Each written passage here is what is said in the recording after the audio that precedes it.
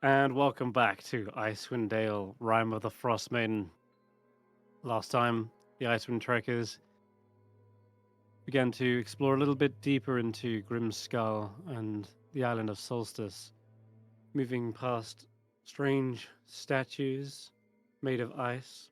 He laid a trap for the frost trolls, ripped out their hearts after killing them, and seemingly made are all pleased. A little ice method named Supo has led you all the way up the mountain towards the fortress. Here you can see there was the nest of the rock all the way at the top. You had to work your way around and in through the interior, where you discovered a bunch of old war gear, tridents, and a massive greatsword, all sized for a frost giant. And you're just about to put them in the bag of holding when Ashanti managed to spot that the bag was sort of getting disrupted and about to burst, and told them a good analogy about how putting too much weight on a wagon is going to buckle the wheels. And thankfully managed to prevent Barry from causing a catastrophe with that. He moved round and discovered a frost giant himself, the last perhaps of his kind, sat there waiting to die. And Super explained that he was once a guardian and one who served under Vassaviken. And now all of his brethren are dead. He only wants to die with honor in a fight. But yeah, he's blind, deaf, and just waiting. Then you moved around, went upstairs into Oral's abode, where you got some icicles land on your head. Moving on from that, you found the actual bed chambers themselves. And then above that was the rock nest, and you looted it of its treasures. And all this was being witnessed by Supo, who seemingly spouted a repeating phrase, which you assumed to be thief. After that, he didn't much talk to you guys. Instead, he perched up with the rest of his kind, a load of other gargoyle like ice methods above a staircase leading to the dungeon. And that's when you descended. And to your surprise, you met a small little, well, I say small, you met a massive walrus. His name was Ukuma, and he was apparently charged with looking after this place, but he kind of got bored and was playing around with some ice, sliding around on the ice rink, and he explained that to the north is a tomb to Vassaviken, and that there are powerful guardians in it. And then to the south is a vault-like chamber, and to access it, you would need to pass some tests, and there are 4 doors on the other corners, which lead to said tests. But as he was playing around, he was using this little chunk of ice as like an ice puck, and he flung it towards Ashanti, who unfortunately wasn't able to defend her goal, and instead it slid all the way through, thudded, and shattered against the doorway. At which point, you heard the distant thuds of something getting closer and closer.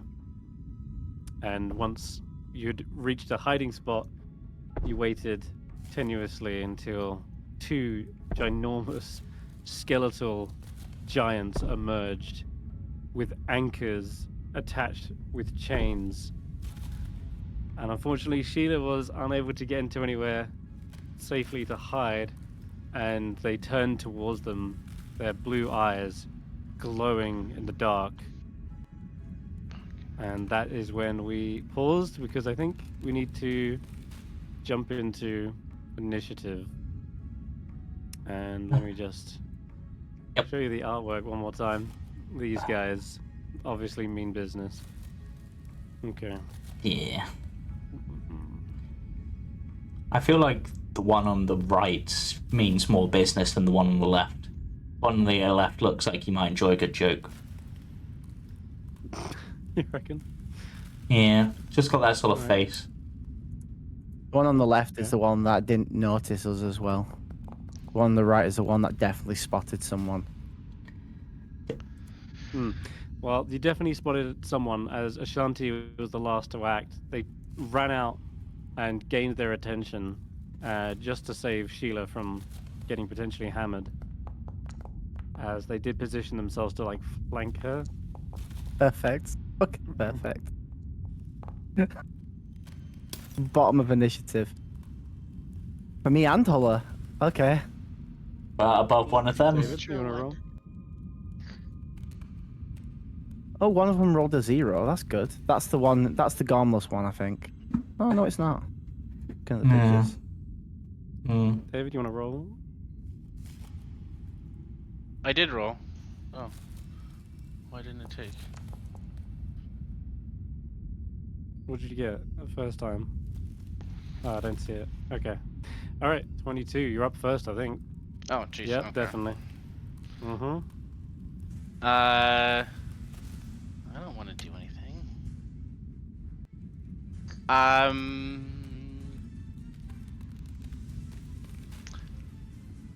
Wasn't ready.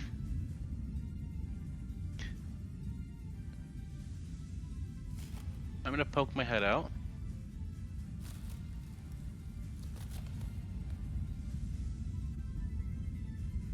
So I can see this guy over here.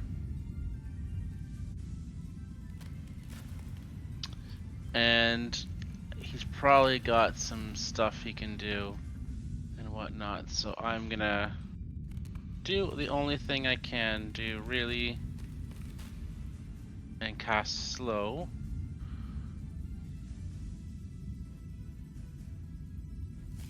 Cast spell. And I can get it on both of them, actually. I'm gonna get them both in the slow here.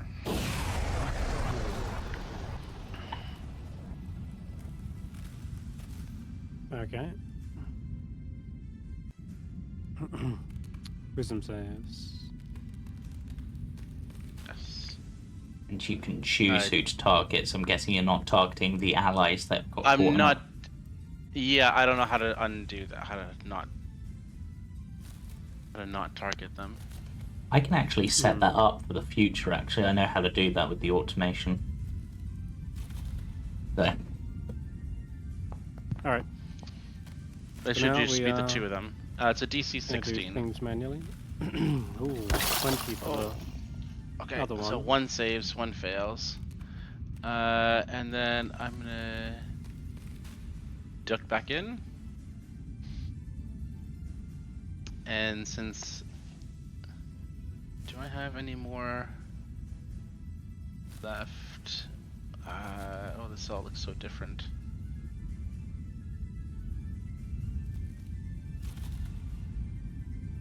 I'm gonna do a quick inspiration to Hulla here.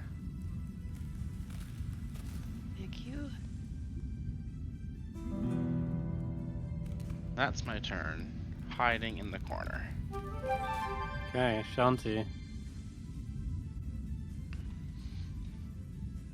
Hey, I am very worried about my friends who are trapped in the corner. So, I am going to run up to this guy. Move. Okay. Alright, and take a big swing. So, out. Okay. Is he targeted? I can't see. Yeah. Okay. Alright, big swing. Alright. 1.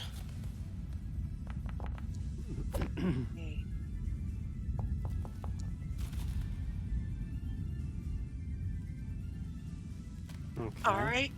And then second attack.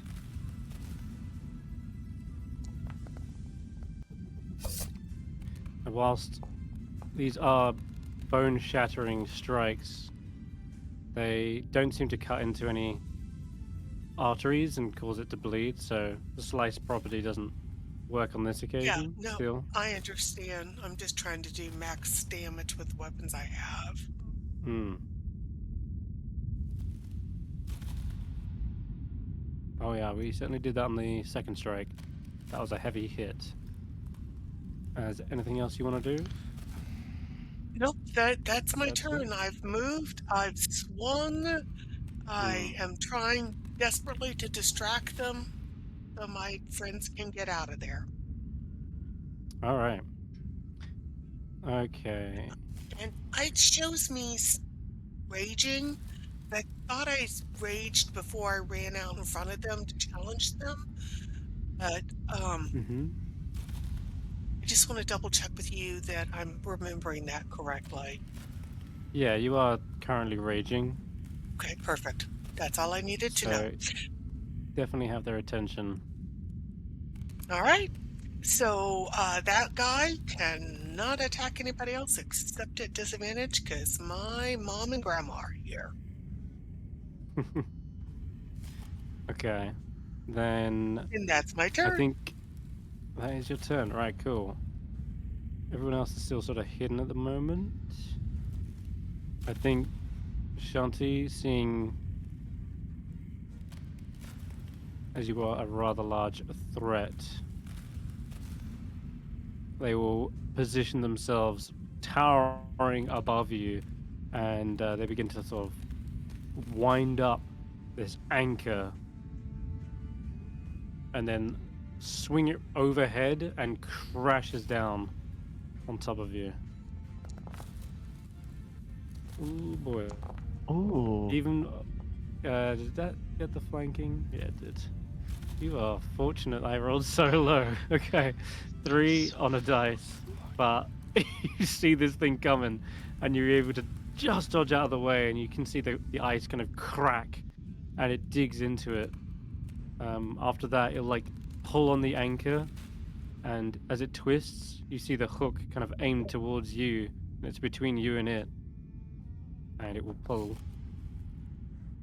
Oh yeah, that's gonna slip under your legs, and as you are pulled down momentarily, your head kind of cracks against the ice, which will stagger you, and you'll take 23 damage halved since you are raging. So, 12. There we go. All right, that's its multi-attack by the looks, and it is Vetter's turn. Still surrounded by fuzzy animals. Yep. I guess as I'm hiding, I would have my advantage, so I might as well use it. And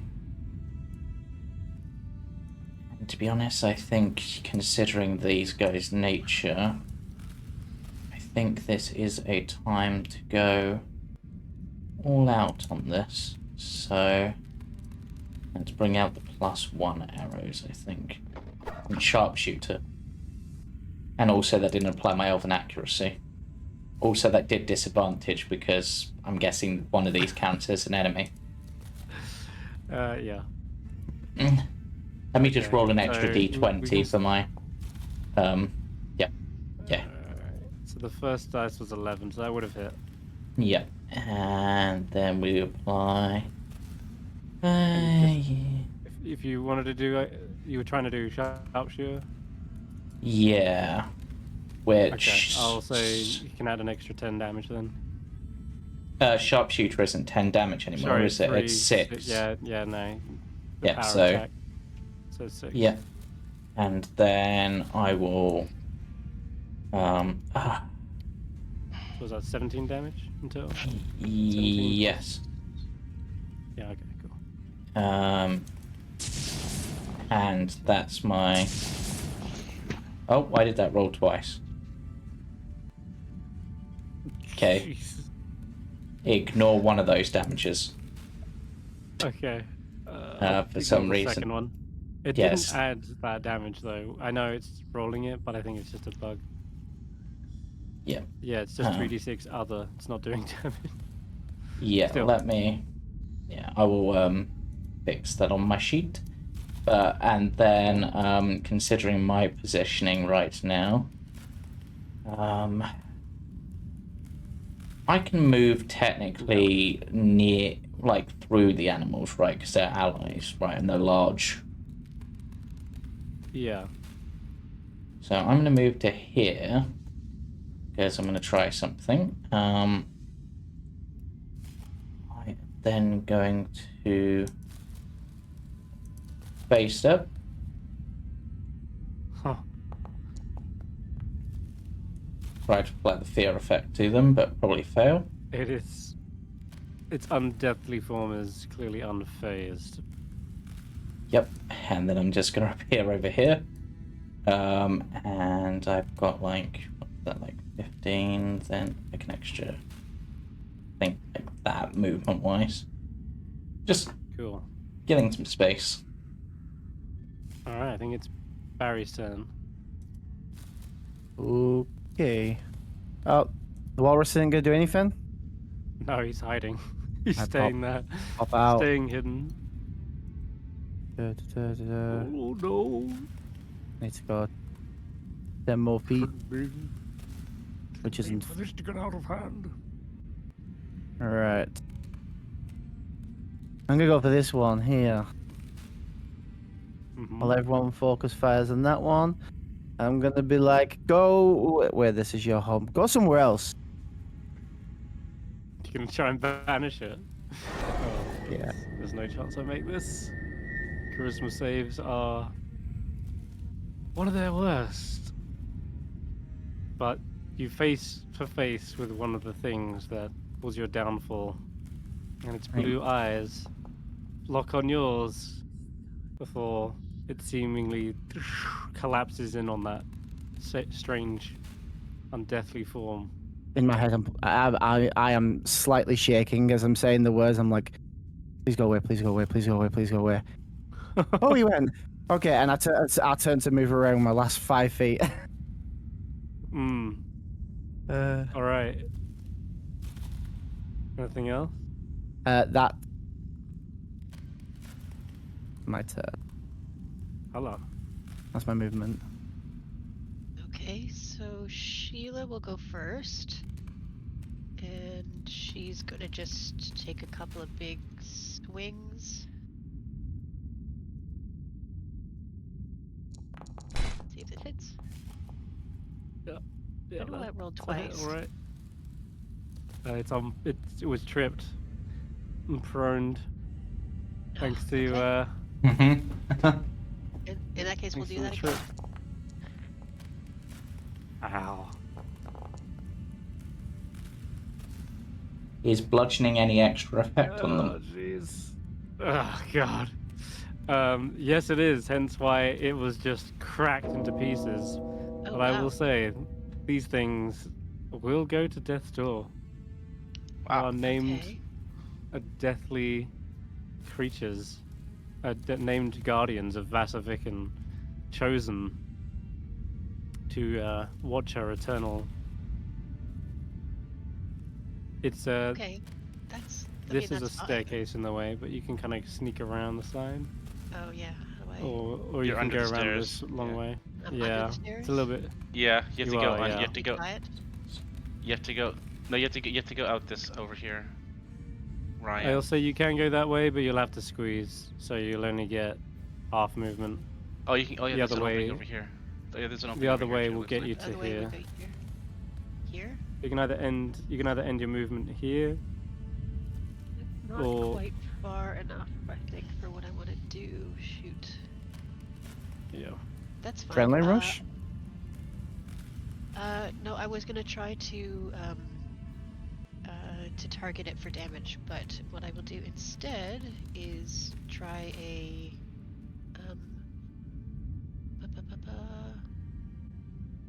just try to use the bow.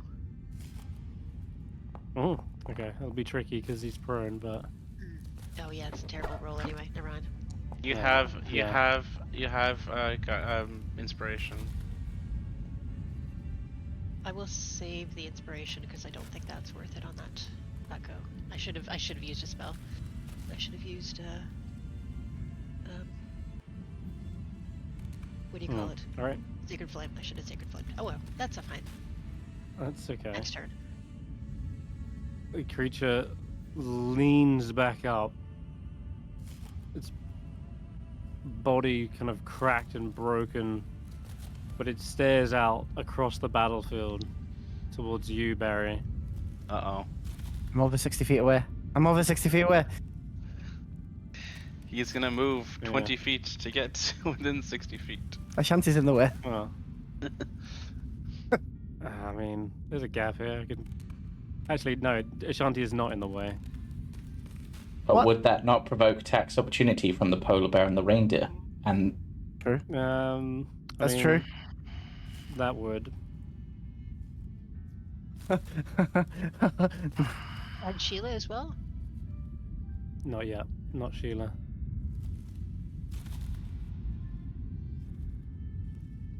But your little pets can make an attack. Okay. Please. I don't have control of the polar bear. I think I might. Yeah, I do. What am I feeling? Bite or claws? Do I have a better chance to hit? No. Matters really. Yeah, I was just seeing if India. Target is only. Because you've got the other thing targeted. Oh, and it's disappeared, so I can't not target it. Mm-hmm. That's annoying. Yeah, yeah. do the Control Alt C or whatever it is, or Control Shift C. Control Alt, Shift Alt C. Shift Alt C. There you go. Mhm. Now I'll target it. Bloody hell.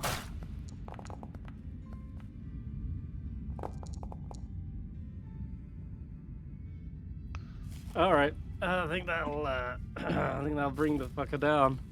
Since Woo! it tries to step forward, its body just gets swiped out from underneath it with the bear's claws. Its rib cage is then trampled on by the reindeer, and its head comes sliding down towards you, much like the ice puck, and it spins around with its eyes facing you, Barry.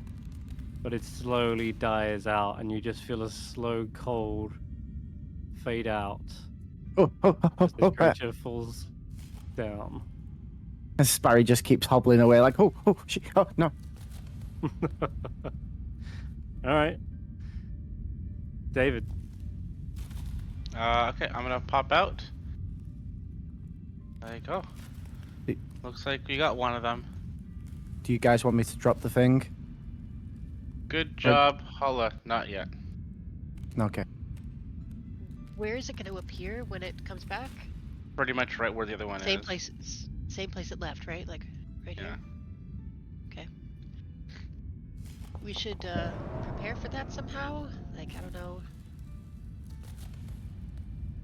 Ooh, thank you, Hulla. I mean, David. For Hulla. Thank you, me. Thank you, me. Yeah, that's what I can do right now. And then I'm not really in the yeah. I don't want to get hit by these things. So I'm gonna back under the stairs, and that's my turn. Shanti. Oh, I guess I could wait and cast. I guess I could hold a cantrip. I could hold Vicious Mockery for if and when the next one appears. Okay. Do you just add I concentration to Oh, your character? because I'm concentrating on slow. No, I'll maintain the anymore. slow. There's no. Oh, is it- there's no slow. Oh, is this guy the slowed one? The dead one?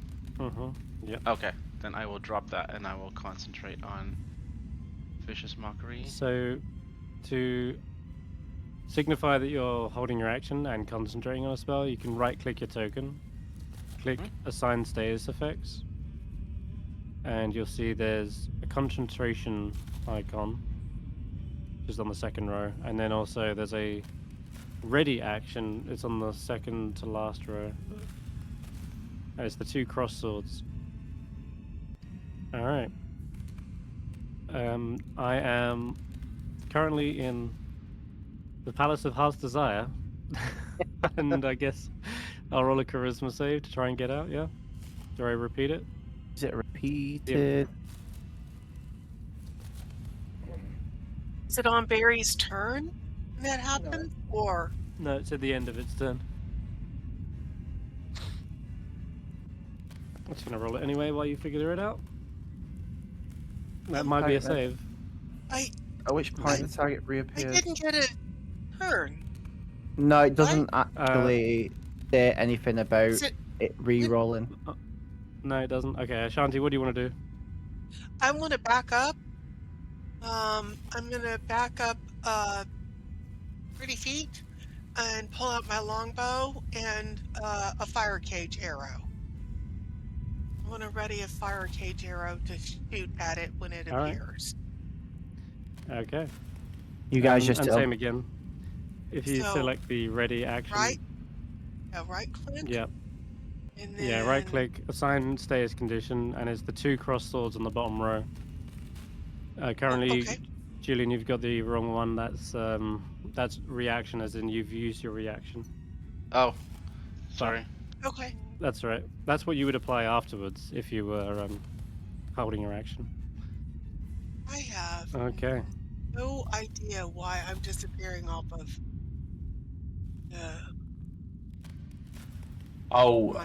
You clicked the toggle combat state one, not the assign status effect one.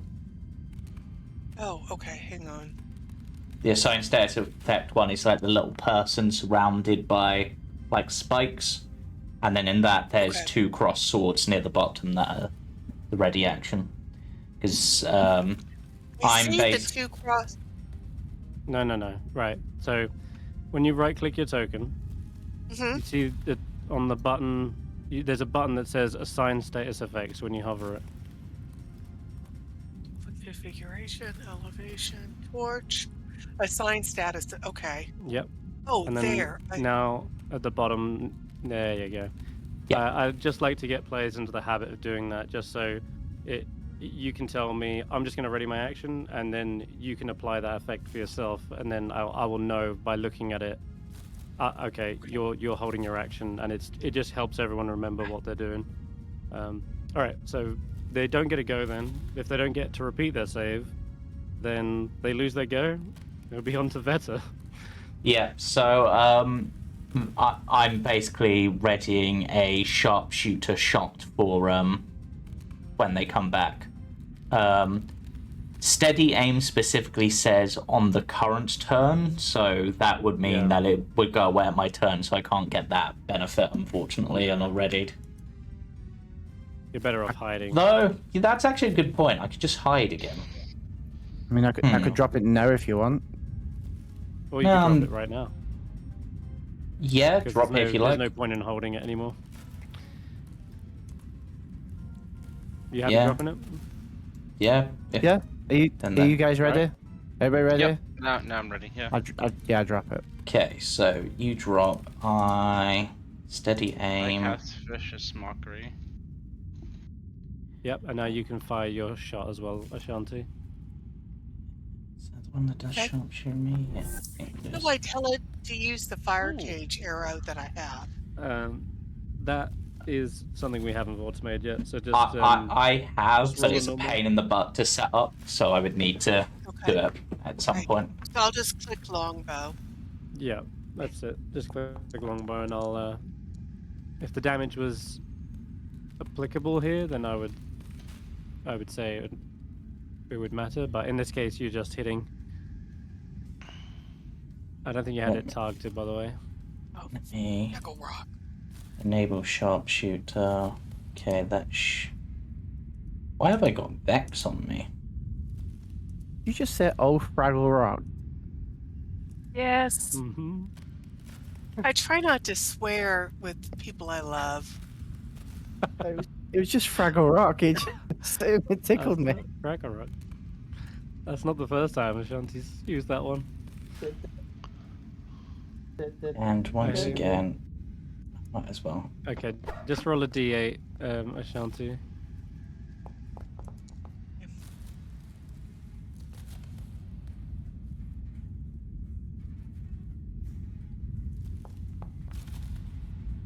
And then your dex is +2, right? So 4 damage. Alright. Yeah. And it I'm does seem effective. Fire does like scorch its bones and chars them slightly, but they don't have any extra damage from it. It's just standard. Yeah. And you know what? Because people are doing ranged attacks now, I will just. That would Did it allow do me the to wisdom move saving more. throw? Fire 0. I don't have a wisdom saving throw one. No, It did, no, yeah. I did one that needs a wisdom saving throw. Ah, no. Oh, well, I just didn't see that if it didn't- actually did the roll or not. So okay. I don't know where it did, but it's taken damage. I Okay. don't see where the roll is, but we'll assume it failed. Oh, it showed just- green for Oscori. Did So that must pass? must have passed if it's green. Maybe? No. I'm There's no green confused. on it. Oh, is it not? It's just the No. name's green. It's just the target. It's just the target, maybe. Yeah, It took the Oh. damage anyway. yeah, and I've Okay. done my 2 bits, which was another 29 damage. Holy crap. 29. Should have been in total. That's looking bloodied. Yeah, you see as it reappears, it swizzles round and immediately just takes the barrage of attacks. And Barry, your turn as well.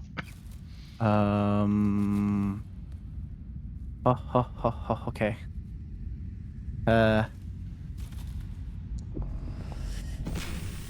Malayas? I like that sound effect. Yeah, that's a really cool sound effect. I like No. whoever did this animation for the vicious mockery. Knock back, slow down. Oh, great. I don't think you can unlock. I don't think you can knock it back with this size category. Oh yeah, Wow. which one is it? Oh, I it's my can telekinetic. This is It's- huge. It can work on anything.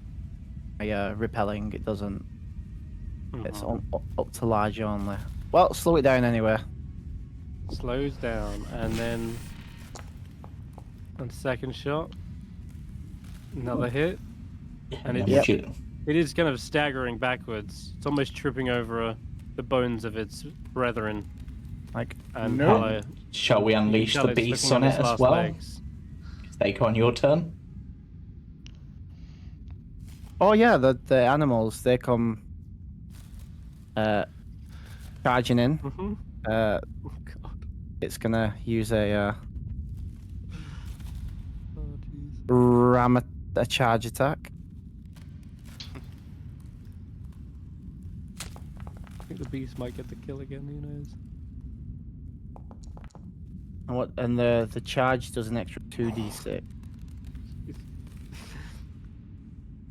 Ah. Also, if you've moved 20 feet in a straight line and rammed, then needs to make a strength save.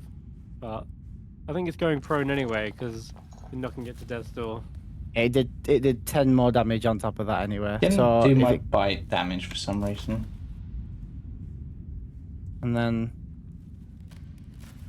I guess the wolf will come in as well. Because it has a name, so it's still alive, Uh-huh. isn't it? So Uh-huh. bite it. Oh god, yeah, I think I Wolf love the finishes it. animals. The wolf comes in Jeez. last because it suddenly has the instinct to grab a bone and How do tries to these rip. animals want to finish? Did they They get- actually? they just- Yes, yes, again, the second one dies to them as well. Embarrassingly. The wolf, because it's fallen forwards onto its back, it goes for the largest bone it can see. That it rips out its spine and starts to run off with the spine, like chucking it and then running for it and grabbing it again as if it's playing with the spine, like it's a toy. Good lord. Well, Which- that Great will wolf is- absolutely rip it to shreds. the last clattering bones go quiet, and the animals are just now playing around with the walrus, who comes out and probably sees there's more animals to have fun with. Oh, everyone's all right. Yes. Oh, good, good. Roll survival, see if I get my arrows back. Well, apologies for the Oh. alerting the guards. But you Look, they seem to weren't be. friends of yours? Oh, no. I don't really know them. Not even in life. Right. They're pretty scary guys, though. Yeah, are they just here to guard the door? Vasavikin's tomb, yes. Well, we killed them. I guess we should check that out. I put. Um, I let the dire wolf play with the walrus. It's like chucking the spine over to a walrus, and then trying to get it back. The polar bear and the reindeer are going to guard the stairs where the mephits are. I'm petting the polar bear on the head. Like, just good boy. Chris, with a 24 on survival, do I get both of my arrows back? Yes. Okay, which are 15. no longer magical. 15 will get you half. 20 will always get you Okay. a full lot. Cool. Okay. Oh. Then No, we said last time the north door is the tomb, the south door is the treasure, and the other ones are the tests to get into the south doors. Am I remembering Yeah. that right? Yeah, I think that's right. So, do you want to See what our check the treasure tomb? I feel like if there's no test to get into the tomb, we should do that first, just in case we die in the tests. That's fair. Yeah. Let's I'll get go. the treasure and then potentially die. Well, what if the book is in the tomb? That's true. Just checking the antechamber. Looks good. Sheila, where are you? There you are. Actually, I'm going to look at the ceiling before I come into this room, just in case. what? Good call. You see me staring back down at you with a microphone in front of the camera. I see God. Characters aren't supposed to look up. Yeah, that's weird. You're looking right at me. Like you just looked at the camera, dude. That's so weird. I was checking for icicles. Yeah, the things that drop from our heads. Oh, right, yeah. Better learned. Sorry, yeah. It was a vague icy sculpture that looks like me, but it's actually just an arrangement of icicles. They are. That guy's a terrible they are beard. not- Wow. Okay. Oh, jeez. Deck save. Looks like you're taking one of these icicles to the eye because you need your eyesight checked. All right. Anyways, no, there doesn't seem to be. Oh God, and you dodge it as well. After it shatters to the floor, you realize it's nothing more than a mundane icicle. Doesn't seem to be any pierces in here. Right. In the chamber, you see a door. There's... Oh no, not much else to describe in this room. It's the next room that clearly has all the... Okay. Is there anything information. particular about this door? If not, I'm just gonna check if it traps before I try to open it. Do you want to send Sheila to go in first? Just It's in not a bad case there's idea. something big on the other side? Yeah, just have Sheila open the door. Okay, I was going to say yes, there was some dwarven Oops. script, Oh, but sorry. that's okay. Yeah, you Sorry. can still open it regardless. What is the it dwarven Wouldn't says- wait script? until you check for traps. I thought. I think yeah. I think I showed you this before, actually. Anyway, it's in Dwarvish, and it reads that. If anyone has Dwarvish, you can read it aloud for them. In I'm ice right. and blood, our folks are born. To our great queen, we raise our horn. We'll fight and plunder in the morn. To Vasavikin we are sworn. You speak Dwarvish? Mhm. But only a little bit. Just a little bit. Just enough to read this specifically. This piece. It was He a took poem a- once. He took a correspondence course. Yeah. Corresponding with Right. his mom. I've been trying to Exactly. learn this language since I was born, surprisingly. Oh, Yeah. that I'm getting rhymes there. with the rest of the poem. So Right. this would If- be if Basilican's you tomb. have... If Sheila is opening the door, then beyond it you see a chamber containing a dead female frost giant encased in a solid block of ice, carved to resemble a standing sarcophagus. The block of ice is 25 feet tall and 12 feet wide and 10 feet thick. Behind the entombed giant, embedded in the north wall, is another door made of ice. And you are not believers. It says the ceiling is carved in the scowling visage of a male frost giant with an icy beard. I shit you not. What? What? Oh my god. That's That's like, huh? Apparently, I can see through walls now. that's insane. See, that's who I was insulting, Chris. I was insulting the frost giant. Yes, yes. No metagaming was. No fourth walls were broken today. We're all good. Yes. Nope. There's just a name that is creased off with a K. Because all the frost giants have names. Ah, yes, he's very creased off. As we go in, I'm just going to be very respectful of the sarcophagus. I'm going to give it like a little pat, as if to say, like, don't worry, we're not here to hurt you, type thing. And just say, let's not disturb the dead if we don't have to, huh? Yep. Yeah.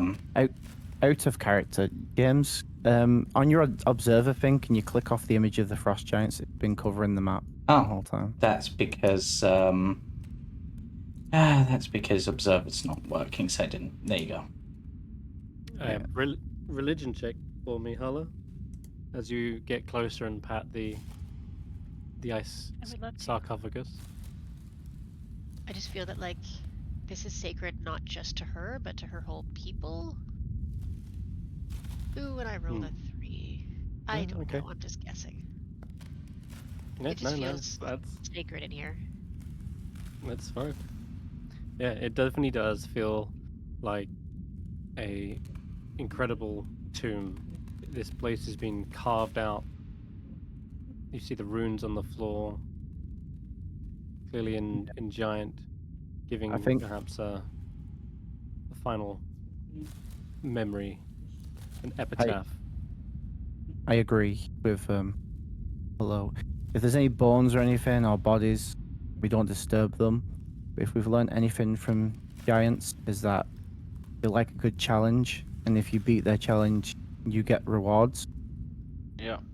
So Yeah. if there's any treasure, I'm sure beating them to it though was maybe the challenge. Or I'm just being greedy. Who knows? And dragons not back, are they? Dragons? Dragons not back? The one that was in your head. Oh no. I just the stuff we've come across has helped us further our adventure and further our saving of the land. So if there's anything good, like another one that shoots out lightning bolts sometimes, then it can't go amiss. True. Is there anything? Are there any books that the corpse is holding by any chance? That would be too easy, right?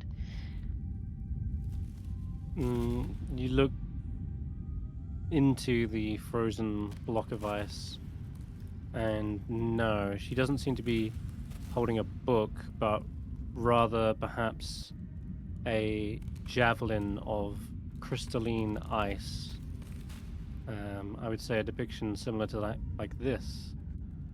Ooh. Oh, Yeah. That's really That's cool nice. looking, but way too. But then again, magical. And those are like, what were they called? Winter wolves. Down at the bottom of Yeah. that art, just to show just how huge he was. do we want to see if it's magical or just an ice thing? Touch it? It's not a bad idea, but I'd rather not directly rob the dead. No, yeah. I guess anyone else who's looking I at can- this can roll a religion as well, Ah, yes. since you're gathered We can around. also do detect magic as a ritual, if we wanted to check it out. It would My just studies take in religion have not told me much about frost giants as of yet. I And- just learned about them recently. Can I roll a -1? Oh, I can roll a -1.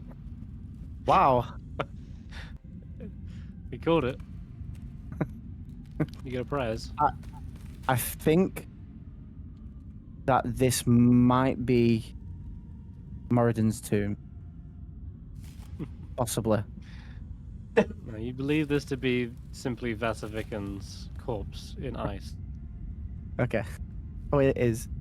Oh, this is her herself. This might be oral, I think. I mean, yeah, it's a theory. I'm not a lot You of think evidence, Oral but is a frost giant? I'm gonna be honest, I really don't know. I'm just throwing names out here. Maybe it's Vasavikan. Though, Maybe it's raise Vetter's next form. I don't know. It could be anything. Could be Sheila. The giants we faced under the ghost giant that we were under the sea with, was that a frost giant or was that a storm giant? Storm. Okay, so different giant. The one So that, yeah, the one that hurled lightning bolts to you? Yeah, Storm. yeah, I just thought I'd double check that I wasn't misremembering. I thought it was storm. There was that thing earlier about raising a horn, but the only horns would be the mammoth horns upstairs.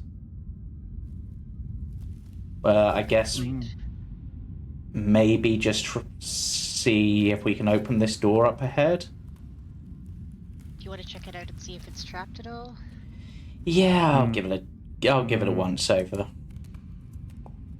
Mm-hmm. Doesn't look like it. It's hard to see the door's structure since it is utterly encased in ice. We might need shield. Actually, we're all pretty strong at the moment. I just try to push it over with my increased strength. Give me an athletics check. Ah, I'm actually proficient in that today, which means the minimum I can get on the dice, even in that one, is a 17. Oh wow. I'm afraid you do try to push against it, and you're finding your feet are kind of just sliding across the slick floor. Haven't got the traction to really dig in and give it your all. Sheila will give it a try. Yep, and I'll stand behind Sheila, holding onto her feet to try to keep her in place, like pressing my feet against like the tomb to like hold her in place. All right. Strength check. Yeah, strength check with advantage.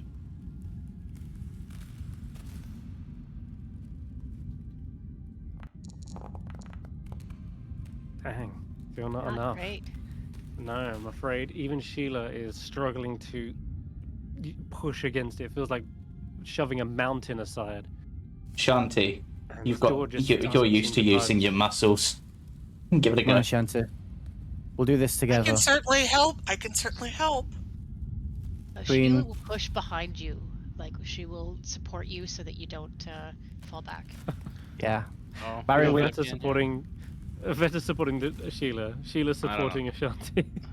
Barry's supporting Ashanti as well. We're all I'll just support push- you guys from out here just in case there's an explosion and you all freeze to death. Oh, I'm outside. Oh, don't do that. All right, try a Okay. 1, a 2, a 3. Ashanti, making us an athletics check with advantage. Push. I'm just in a line, all four of us pushing. If something comes out that door, we're in trouble. Railgun. Oh my god. What is with Nine- the rolls? 19 though. Even with a 19, it doesn't Guidance. feel like you're close. Guidance. I said it doesn't feel like you're Oh close. god, even like Oh, god, it's gonna be like a 30 DC. it's either a 25 or a 30 then. Guidance You- guidance wouldn't help in this scenario. You But you yeah, said tried, you said might. the door was made of ice, right? Or Correct. seemed to be Chipping away at encased in it. help? I was Fire. thinking. Could attempt Burn it. I was Burn it. thinking pulls out Horn of Blasting. Oh, jeez, I'm getting back here then. That will make a huge noise. And Huge it noise. might collapse the ceiling True. on top of us. True, that's you- maybe a bit aggressive. Let me go back to where the walrus is. You guys horn and blast all you want. We have a portable ram in the bag of holding. We have a portable ram. Yep. Do we? We do. What? That's what I we don't. got. Okay. I don't see an ice pick in my inventory. I don't know if anyone else has one. You get a +4 when you use a portable ram to break down doors. You gain a +4 bonus on the strength check. Oh my One god. other character can help you using the ram and giving you advantage on the check. Okay, That I actually might make the difference. yeah, we'll pull Okay. pull it out Yep. for Ashanti to use. Come on. Okay. Sheila and Ashanti. Sheila and Ashanti. Okay. Portable ram. Okay. Give it a go. Ashanti with advantage and +4. Athletics. Yeah, athletics. Sheila strength with advantage. That's- +4. Oh, I was gonna say just let's roll Ashanti because I think she's got Oh, Ashanti. proficiency. Yeah. Okay. What do we get? And 20 she's plus plus 4. 24. Plus guidance. Guidance. Plus guidance. The first that is exactly what you needed. 25 on the dot is exactly what you need. Thanks to the portable ram and Hulla. Yeah, well, Hulla and Hulla, I guess, in that case. You feel the slam reverberate through your own bones, and it shakes the entire foundation of this place. But it does seem to loosen up the ice, and a crack forms in the framework. And after a second Oh my slam, gosh. you see it budge and give way by an inch. And at this point, you realize you can safely push it aside. That's a big ass And axe. inside, leaning Okay. against the back wall of the room, is a formidable weapon. A giant-sized great axe, its steel head resting on the icy floor. Oh, That Guys. is beautiful, guys. I think according to this poem, like you were saying about raising a horn, I think we could only have plundered this in the morning. You think it Blood our opens at folk are times born. of.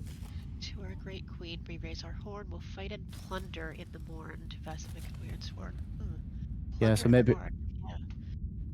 So maybe fighting these guys in the morning, and then you can get the stuff in the morning. Is it morning? It doesn't matter. The door's open, but yeah, Oh. I think I might have just got Oh, it. Maybe okay. I don't know. 'Cause I Um, stood outside in case anything was going to happen, and I'm just looking at this inscription, and then the door opens. I'm like, oh, maybe it's that. It might be worth at You this don't think point. they just use it as a convenient rhyme? There's not a lot of things that rhyme with horn. Scorn. Horn, Dorn. horn. No wait, horn's in there. Horn. No. Corn. Warn. It might be worth at this Sean? point Abnorm. trying your detecting magic thing. Maybe the axe is magical. Horn. I want to wander in and first do a. Forlorn. Yeah. I don't know if it would be a religion check or a perception check, just to see didn't- why this room was blocked off. You didn't cast any concentration spells then, did you, Hulla, in that fight? No, I didn't. No. Okay. Then in that case, you should still be concentrating on detect magic. In fact, such Huh. that, yeah, Handy. because I took it off so that we could fix the pop out. So as soon as you enter into the room, there is a glow of power coming from this axe, and certainly it's something to be admired. There's like a black kind of obsidian crystal on the top. There's jewels embedded down the hilt, and there's a zigzagging, sort of fortified pattern on it. I guess I'll let you roll an Arcana check as well, but it doesn't. As you're like looking around the room for like any sign, what is this doing here? Why is it here? There's not really any inscriptions. There's no like iconography of what this room would be used for. It doesn't feel like it would be a room for storage, but nor does it feel like a place where they would have put a load of treasure. It's hard. I wouldn't say there's anything indicating what this room is for. It's just an empty room with this axe in it. Wonder I if guess this was meant for something else, or I guess you can roll like like a history check.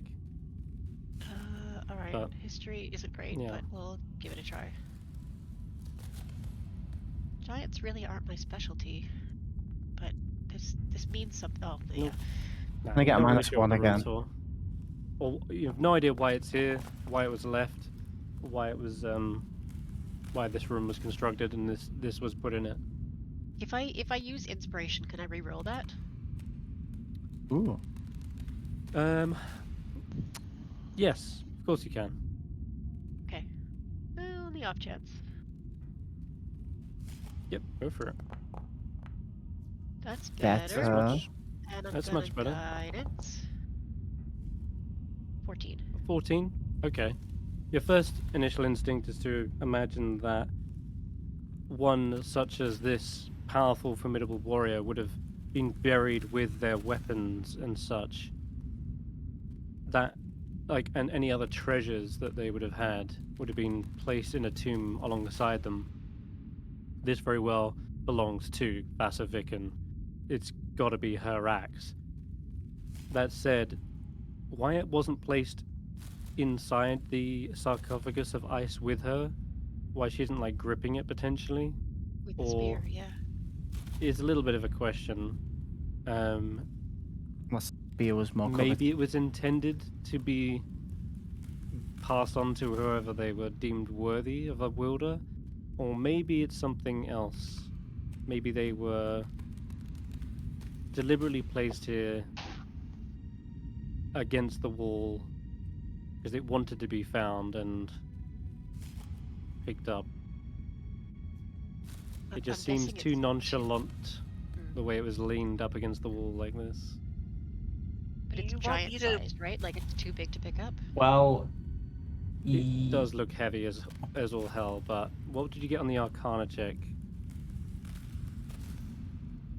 Because you can tell it's magical. Yeah.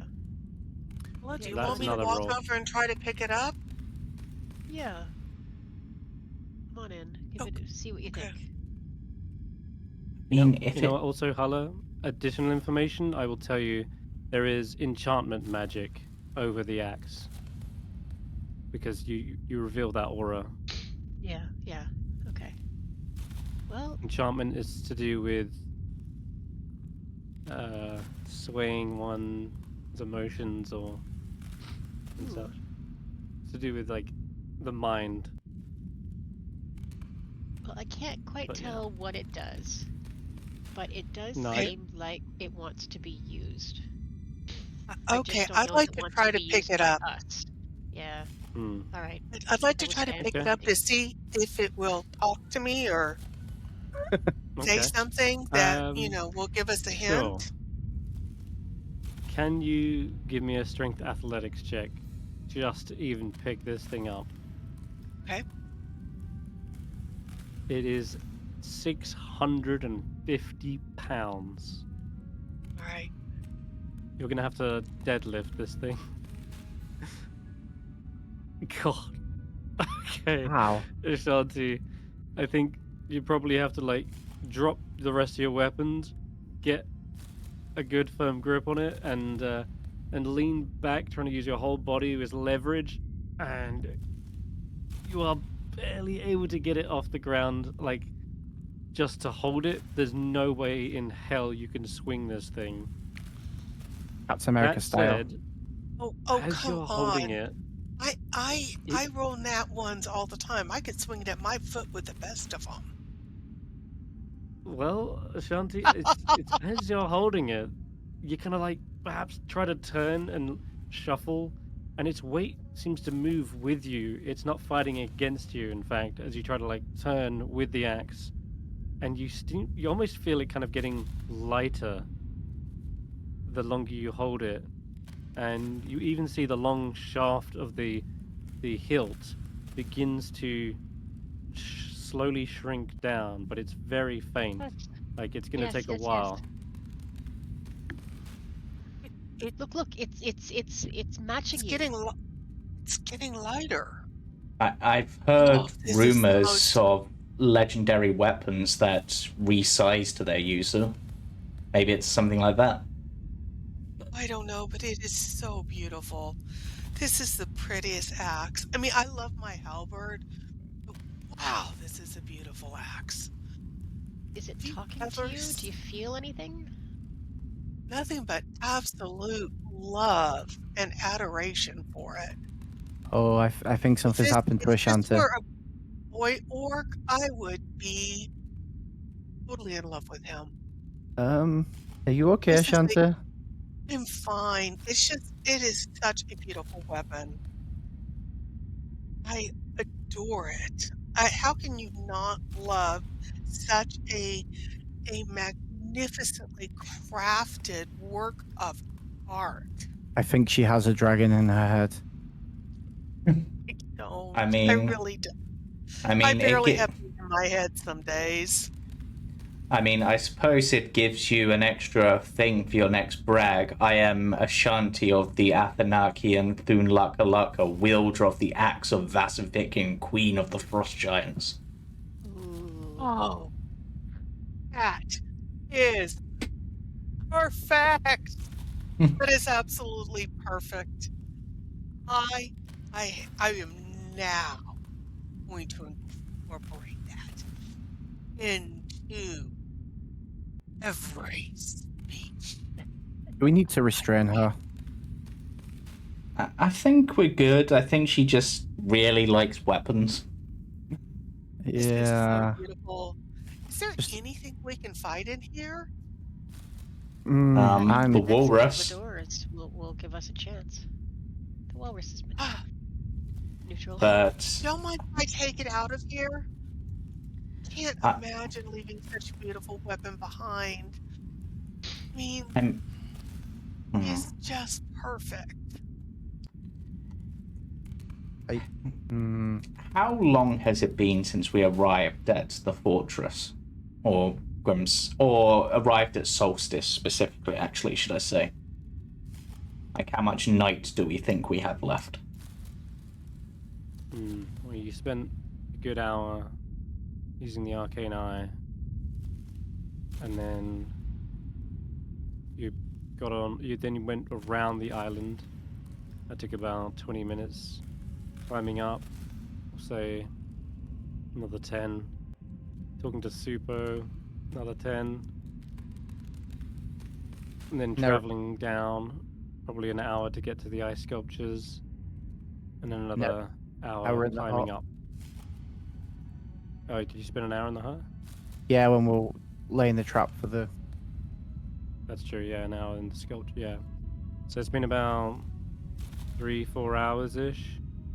I think you also Least- spent 10 minutes in here casting Detect Magic. So call it 4 hours. So we've got, because we sort of arrived as night was falling and we knew the rock was leaving, so we've probably got some time left. I'm wondering is this one of those magically sort of things where you have to spend an hour getting to know it before you can use it properly? AK, I mean, it should we looks like- take a short rest? It is an attunement item. Well, how about we check After out the spending an hour trials? getting to know it. How about we check out what the trial is, or one of them, and then Ashanti can attune to it while we complete one of the trials, if it's non-dangerous. Are we gonna know if it's non-dangerous before starting it? Well, there might be a Or we could be description able on the to do door or trials something. without Ashanti. Yeah, it's just yeah, we could use up an hour, but we wouldn't want to cut close. It'll be worth checking the doors at least to see if there's any clues as to the content of the trials. One of them might be sleep here for an hour and you pass the trial. I doubt it, but you never know. The druid of fatigue. Yeah. Or something like that. The trial of dreams. You have to do something in your sleep. I don't know. You have to not get kicked awake by the fear of falling in your sleep. Oh god, I hate that feeling. I get that when I'm awake sometimes. I'll just be laying there and I feel like I'm falling. It's just not pleasant. I'm gonna look at this door to see if anything's written on it. It's worse when you fall asleep in your chair and you fall out of your chair. I've never really had a chair of my own, so... Alright then, if you are heading over to that door then, you see, well, nothing on the door. You'd have to open it. You head inside. Ukuma, any idea what the trial is in this one? A little bit of health before we go. I mean, I'm fighting fit. I haven't taken a lick of damage in this entire thing yet. I think David and Ashanti are the only ones who really hurt. I could use one, but I don't want to waste time if we're pressed for time. Yeah, we don't want the rock to come back. I don't want to leave my axe behind if it's too heavy for me to really carry right now. I'm just going to sit down and cuddle it. Alright, you can carry it. I was just saying, you're going to have to drag it out. But, you don't have to be in that room with it. Oh, I definitely think... Beautiful weapon. I am not dragging it on the floor. How disrespectful. Yeah. Like, whether you want to shoot it leave, I want to just pat the tomb again and say, I hope you'll agree that we found a worthy successor for your beautiful, beautiful weapon. Yeah, we're sitting down on the floor and cuddling with it. Yeah, we fully think that you should attune to the weapon. What we're saying is maybe one of these we could do while you're taking your hour. Right. Yeah, okay. The tomb, as you pat it, Hulla, there's no response from it. It definitely feels colder than when you patted it last time. Perhaps it's just because you were standing still, observing the X for a while, and the blood of adrenaline is like rushing out of your body from the fight. But yeah, no response other than that. That's weird. I'm going to also harness divine power to get a spell back. Okay. I can do that as a bonus, and I want to use that before we move on to the next fight. Same magical cunning. So what? Looking up at the.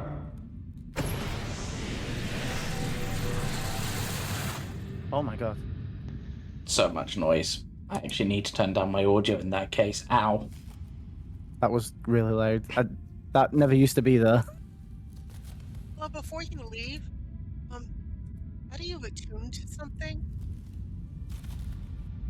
Like you're doing now, singing the axe's praises, observing its heft.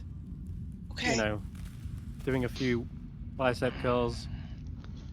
You're doing great. I thought she was talking about mechanically in Foundry, not like. No, I did not mean to. No, meant to everything. And you've seen us attune to stuff before, to be fair. I've seen you do it, but I've never done it. Shanti's never attuned to anything, and she's not a magic user. Oh. That's why everyone has their own method of attunement. It's basically just forming a bond with said magical item, and so however you kind of imagine that, Ashanti, is how that would work. Oh, okay. Then I am sitting. The first thing I'm going to do is clean it, and take a whetstone to the edges, to see if it needs to be, if there's any nicks that need to be fixed or smoothed. Sharpen it, and then I'm going to, once it feels light enough, I'm going to step up and start going through basic forms with it. Got it. Yeah. Definitely is a process of attunement that works for me. I think that the blade is still fairly keen, which is surprising after being all this time. So only a few like touch-ups here and there. The cleanliness of the blade is also still a surprise. It's still got that metallic gleam, and the jets that are embedded in this, and the obsidian crystal still looks like it has that pristine glint. And after a while, it does seem to shrink down to a size suitable enough to get a few swings in and practice. So, but still got a good like 40 minutes left to fully attune to it. Okay. The rest of the party, you're out here. Veta, you wanted to look at this wall, this door. There is a single word carved into the lintel above the door, and it reads in giant. This word here.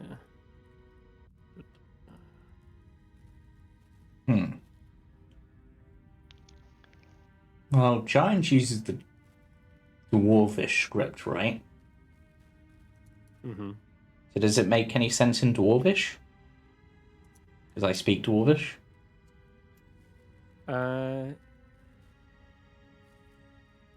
I know they use the same script, but I'm not sure if they use like English and French technically use the same letters for the most part, but you might be able to sort of intuit what it's trying to say.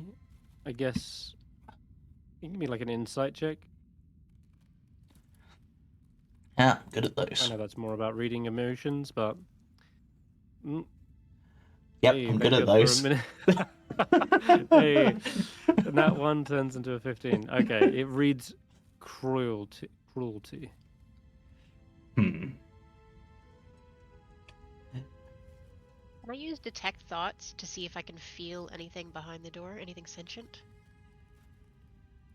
Yes, you can. It'll end your concentration on detect magic, though. Oh, that's a concentration. Okay, never mind. Detect magic. Apparently, this one is about a particularly vicious cup of tea. Because I'm just going that I haven't fully interpreted it because it's. Right. Okay. You know what? I'm just going to ask Akuma. Do you know what's the content of these trials? Oh no, Akuma has never done the trials themselves. Right. Just that some of those who go in seem to be a little bit disturbed when they come back out. Okay. Which one do they seem the least disturbed by when they come back out? Oh, I would say they're all as equally testing as the others. In some cases, some people have never come out of that one, and they gesture towards the south entrance. Oh. Perhaps a final test awaits them. Okay. Interesting. That's good to know. Is this like a situation where one person goes in to do the test on their own? I'm not sure. Have groups gone in before, Akuma? I have seen one go in before, and I have seen both successes and fails from a singular person. So it is certainly doable with one person alone, but I suppose you could always try going in as a group, but... I'd like to I go know in as a it's team if we possible. could. I think, Hmm. given the option. I just Yeah. don't know if these are like designed for individual trials. Maybe it like rejects people if it's a group. Is what I was thinking. But I don't know. That's not a bad thought. Good thinking, David. Because there's five of us and 5 doors. But the So, fifth door you can only do by passing the other 4. So maybe okay, maybe it's gotta be a Good. whole. Yeah. How about we That- each pick a door then? And is there 5 of us? There's 5 of us, right? Oh yeah, Ashanti's There's in 5 there. of us. Ashanti. Yeah. And then Ashanti can do the last door, or do one of us want to do the last door? And Well, We let's. can also maybe one person walks in. If the door closes behind you, then you know it's a single person trial.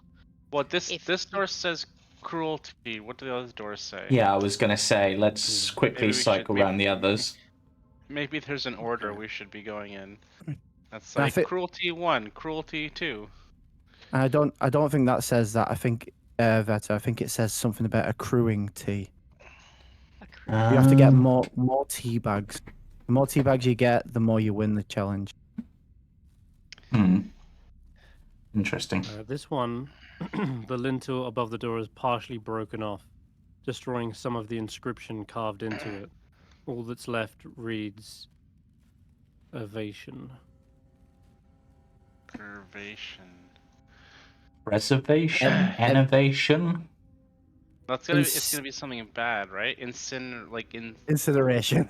I was gonna say incineration, but reservation could work. Like you have to get a Starvation. reservation. You have to get a reservation at the like the hottest restaurant in town. Okay. I think this might be a David one. I think it could be inspiration, like inspiration, but with a V. They've just spelled it wrong. That could Yeah, and maybe. What's this one? Like walking away from that one. Isolation. Isolation, something irvation. Ooh. And then Barry, this one reads Endurance. Ooh, I don't want to do endurance. I'll I'll do the Endurance. irvation. I'll do the if it's a solo thing. I'll do the irvation one. I'll do the isolation if we're doing them solo. I was gonna say that when we did the trial at the top of the mountain to get you back there, I was the one that survived 3 days without you guys. So maybe I'm good at isolation. Yeah, if you want to do isolation. Because I think we were also supposed to be isolated, but for some reason you guys all ended up together, and I ended up with, well, a couple animals. Yeah. I mean, I can try endurance. I mean, I have Yeah. relentless endurance. Maybe. and I am an orc. I can be vicious when I need to, I guess. So I guess I can do cruelty. But do we Are want? we doing them? That assumes we're doing them solo, right? Are we? Yeah, let's. What? How about I try opening this one and see what happens when I walk in? Okay. I think I would like to try doing it as a group if we can. Like, if it doesn't let us, then fine. But if we can do it, at least even if only one person has to do the trial, like have the others there for moral support. Yeah. Let's see what happens when we open the first door and try to walk in. So Veta will open this first door, see what happened. Okay. We'll be right behind you. And I shall step through and see what happens. Anything? The walls of this oddly shaped room are etched with elaborate panoramas of wintry scenes. And set into the back wall is a door inscribed with a large snowflake. And you don't need a religion check at this point to surmise that that snowflake is Taurus. the Frostmaiden's holy symbol. Well, I'll keep going. Nothing seems to be happening. I'm going slowly, and Mhm. I'll check the floor for any like pressure panels, but it all looks like ice to me. Are we going in as a party then, or? I'm It let- inspecting the walls for any runes or symbols. Okay. Yes, hello. You do see some. There's that panorama that sort of is perhaps showing a cruel acts, things like animals being abandoned. Like there's like a baby seal pup just being abandoned by its mother. There is a starving child and a hunter who's got like a big kill over his shoulder, seems to be walking away, and during those panoramas you see there is indeed an inscription, sets of runes that spell out this tenant. They read, compassion makes you vulnerable. Let cruelty be the knife that keeps your enemies at bay. Hey, I whistle the wolf in. I don't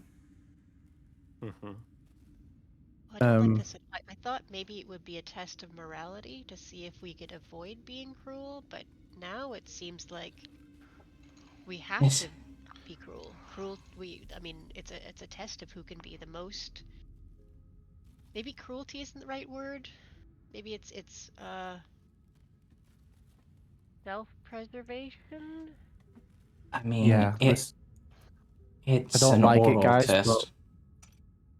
I don't like it, guys. But I'm thinking that maybe we sacrifice one of the animals.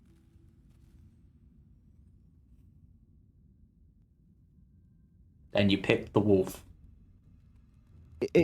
It seemed the one that was most childlike, with it playing with its bone that it got from the But it can come back from the bag, right? So Yeah, I don't know. that's.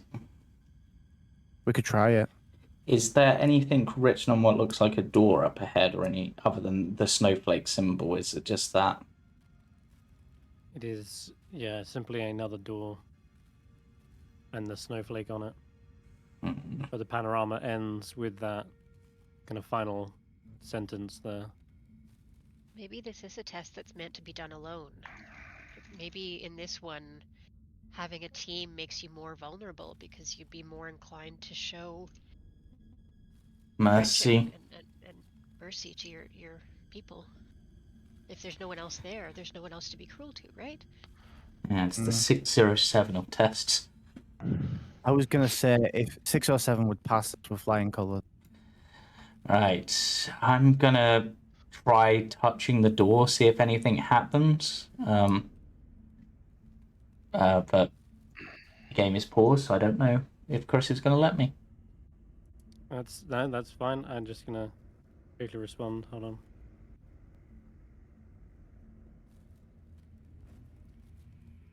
So, if Veta, you do go up to the door and you're pushing it, Mm-hmm. is the rest of the party in agreement? Like this is a solo type venture, and Veta is going to be the one to do it. Is that what's the idea? Yeah. Or are you still all kind of eager to join them? I do think like if this is a 1v1, then maybe the rest are 1v1s. No, I didn't say 1v1. Sorry, sorry. I just because I read your message in the chat. It No, seems like that's I know. My not brain went 1v1. It's a one-on-one, as in one like on I one. will be Yeah, talking to Veta. yeah. Yeah. But I do think that maybe this is a case of one person at a time, like we were describing.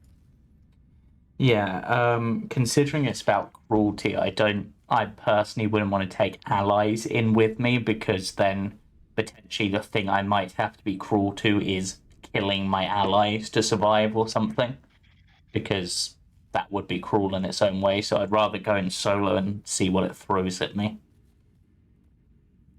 That makes sense Okay. to me, and if you're comfortable with that, then Yeah, I agree. think of the tests, like endurance, definitely not something Vetter's good at. We know this from experience. The evation, no idea. Isolation, they could probably do, but this is probably the one they're most likely to be able to succeed in solo. So I shall try this one-on-one. Okay, in that case, then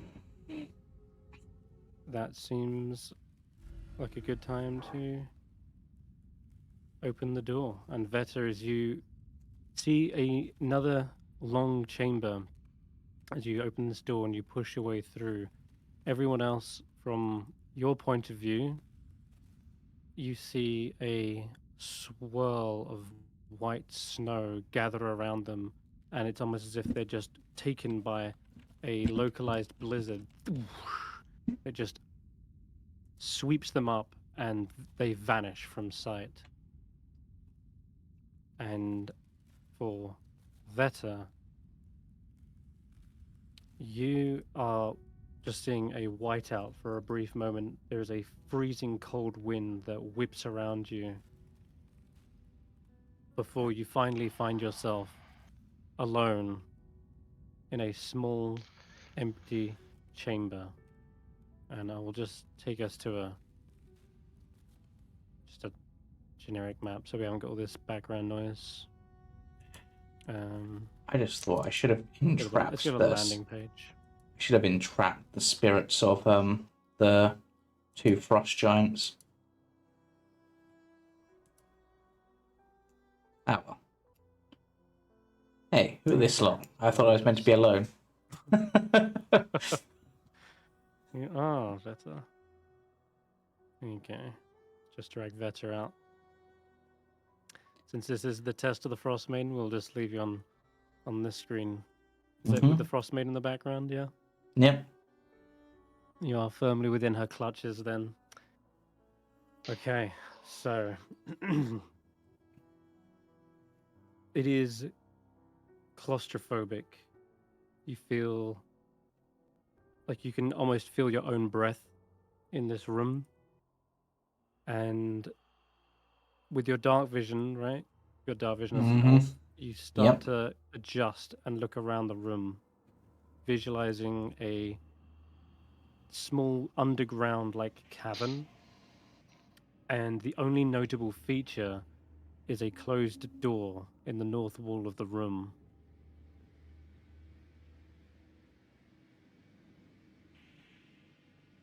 I guess I'll approach the door. See if I can open it. As soon as you notice the door and begin to approach it, you suddenly hear a knocking at it. And a panicked voice accompanies it. Hello? Is anyone there? Please let us out. We're not safe here. Let us out. Who goes there? Oh, someone's there. Oh, thank goodness. The cries of this person, they sound feminine. They sound perhaps maybe older, like an adult. And they say, I'm just a wizard. I was sitting down, just taking a break, trying to keep my mind off things, and then it started to get closer. This thing, it's still here somewhere. I can feel it. It's coming for me. Please, I'm begging you, just let me out. What's your name, wizard?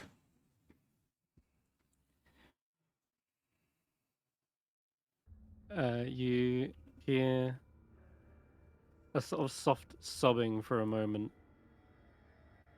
before you hear the voice. Tabra, my name is Tabra. Please, just I'm begging you, just open the door and I can explain everything. If you don't, that creature's sure to get me.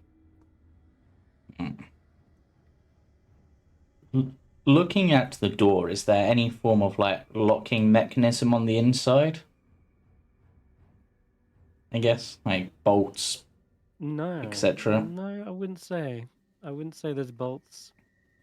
It does look sturdy, that's for sure. And the door handle probably has a latch-like system where you like kind of twist it hard into one way and wrench the metal from the lock.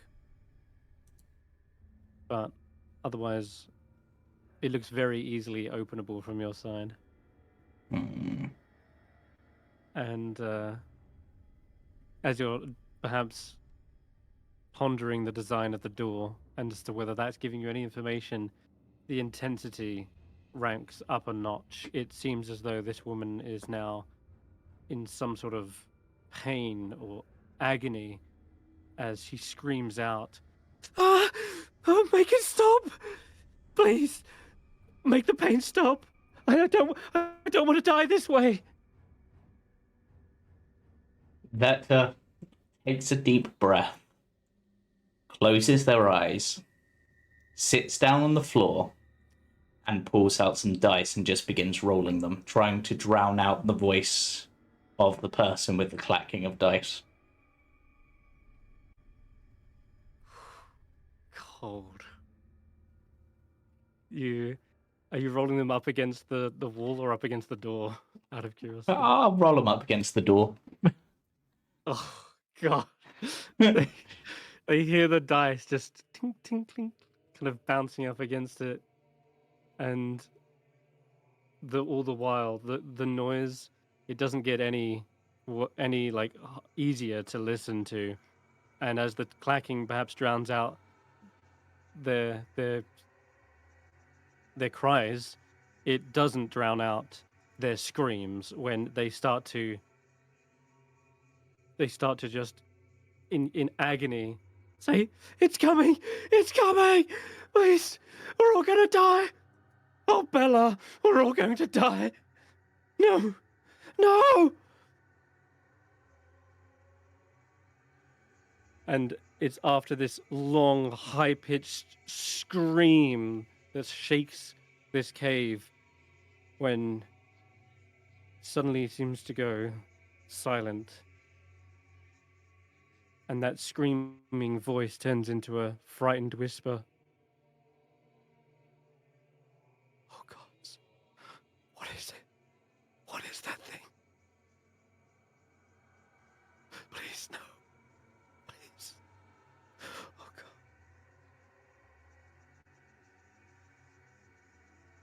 After a moment, you hear something thud against the door, like a slam, and the scream gets cut short very quickly by this kind of squelching cracking of bone.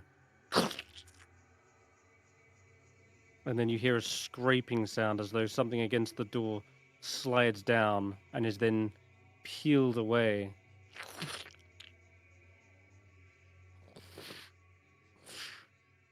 Something is then slowly dragged away from the door. And you hear a crunching as teeth start to rip into something. But there is no growl. There is no voice coming from whatever monster this is. It seems to be just nonchalantly eating this meal quite contently.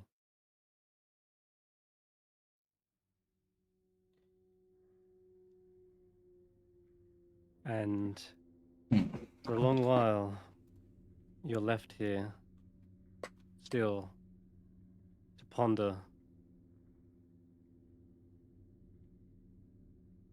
the reality that you had the power in your hands to save this person. True. But whether it be out of... What's the reason Veta didn't open the door? What are they thinking? Well, there's a few things, like taking the sort of literally the words of the thing to heart. Like, being compassionate and opening the door would make me vulnerable to whatever is out there, if there is a threat.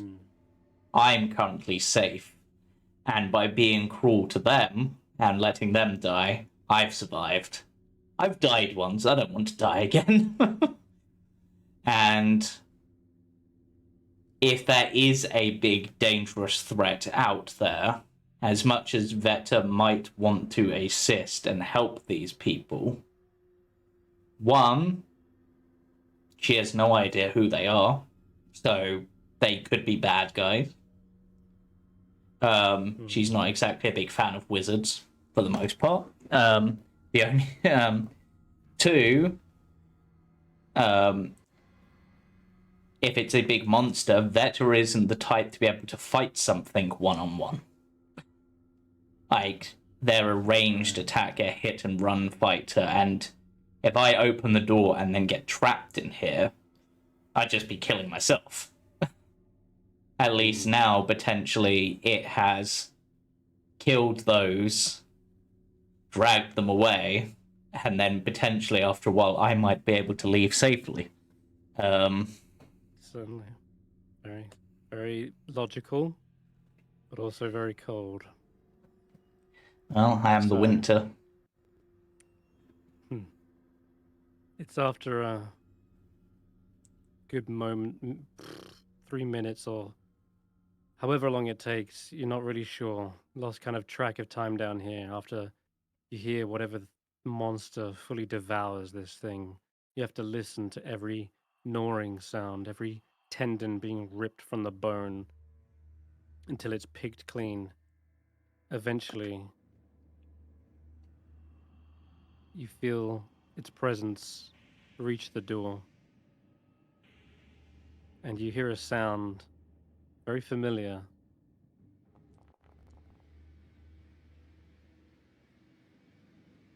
Sounds like the rolling of dice.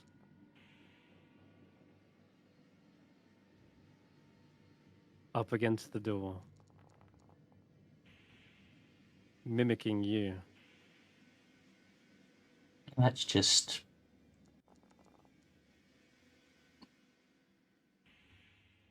the wizard had dice, I guess, or this creature has dice, but it would... the creature wouldn't have been there in order to hear the dice necessarily, so why would they be mimicking me now? Unless Roll a I'm now... perception check. unless I'm now the monster. I have to truly face myself. 18. That is a very introspective look at what's going on. You could consider yourself a monster for not helping her. But the way the sound echoes, it's almost too high above the door frame to be the dice rolling across the ground. It's more like it's at head height.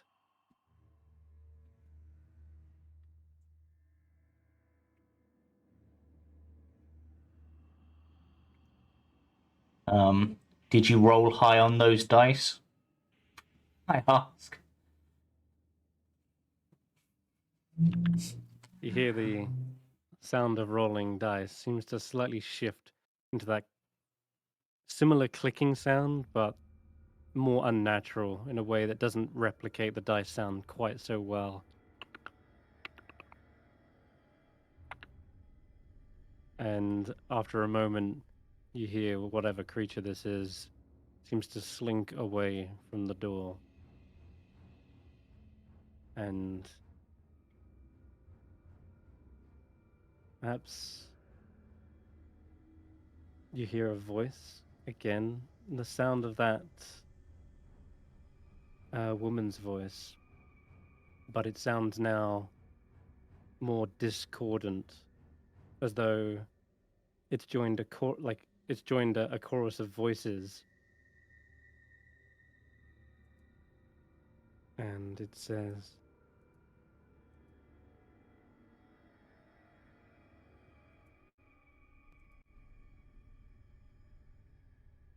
"You are a monster, after all.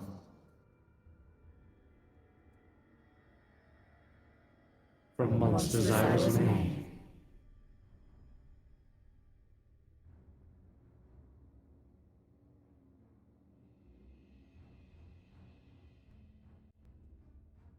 The monsters you'll become."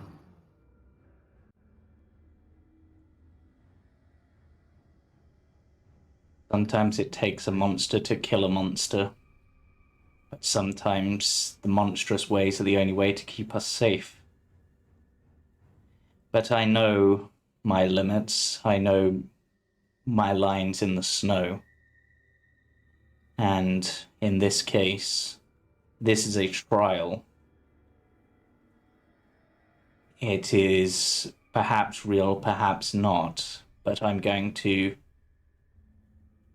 not take the risk either way. I will do what I can to survive.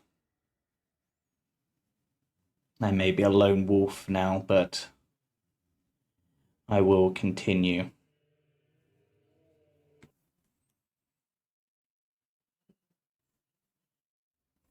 And it's as you're saying these words, you're trying to justify your cold indifference to it all.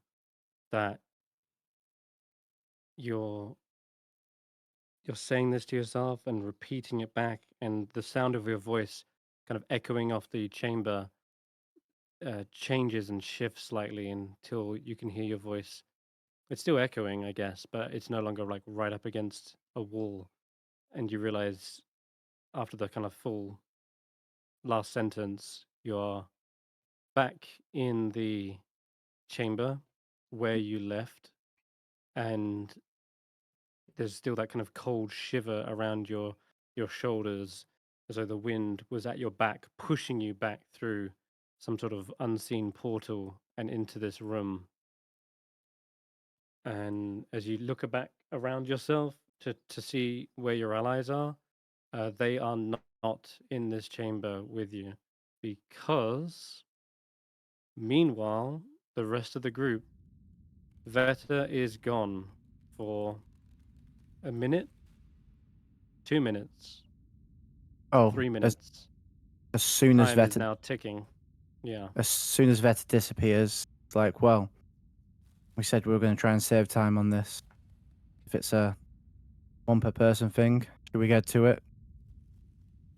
Wait, you don't think we should wait? Just in case she needs help? I don't think we can help her. And I trust that she's got this in the same way that I'm going to trust that you guys have got this too. Oh God, I don't like this. But And I guess This is the only thing I would mention is Hulla did see a swirl of conjuration magic when that white snow appeared. So it's some sort of teleportation. just it'll be okay, Hola. We'll see each other again in a few How many moments. minutes has it been since I found the axe? Honestly, about 4, I think. Oh, I okay. honestly think Okay, they so I'm went still back round to this room, yeah, read the thing, and then just straight into the trial. So okay. All right, then I'm still sitting and absolutely admiring this absolutely beautiful weapon. yeah, Okay. okay. Barry, you seem quite determined and headstrong, and possibly the first to initiate this next chamber. But before you go in, did you want to Oh read the yeah, dwarven script? yeah, I do want to actually. Yeah, let's not miss things because Okay. Yeah, in a similar fashion, there's a panorama, and it depicts acts of preservation. Is this? Oh wait, which one did you want to try and do? This is sorry. This isn't preservation. This one's isolation. isolation. Yeah, correct. Right. And in this, you see there's dwarven messages engraved on the walls that say, "In solitude, you can understand and harness your full potential. Depending on others makes you weak.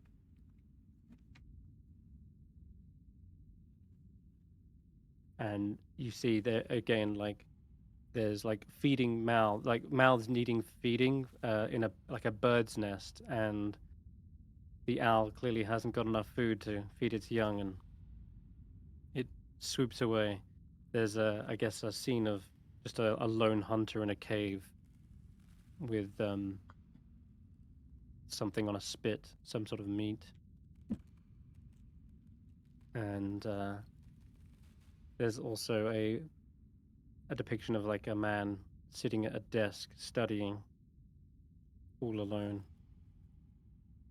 But yeah, either way, you can head on into the chamber, and as soon as the door opens, you feel that flurry of snow whip up and swoop you away. And I guess we'll take Barry to test of isolation. How? Yes. Ow? I do have a map for this. Oh, okay. That doesn't sound good. Mm-hmm. Hmm. This one we can go to. Yeah. Okay. Plunk you there. Check the lighting. Cool. All right. Let's take you to this map. And I'm gonna change the title as well, since you don't know where you are. I'm just gonna call this study. Okay. Off we go. Now, the others might not be able to see, so The observer can, though. the observer can. All right. Yeah, looks I think, like anyway. Yeah, I've just got a black screen right now. Mm-hmm. I'll drag on a token to let you have a look.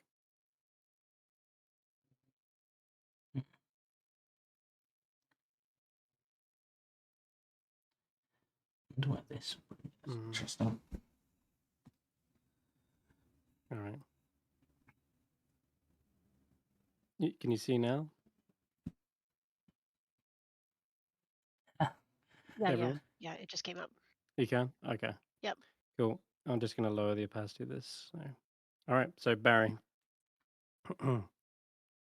for you, you arrive in some kind of study, and you standing right here over a large circular pit in the middle of the room.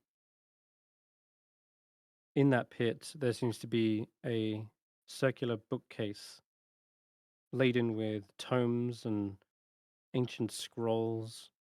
Looks like this place was once a fabulous library of academia, but now it's sort of old and dusty, covered in webs here and there.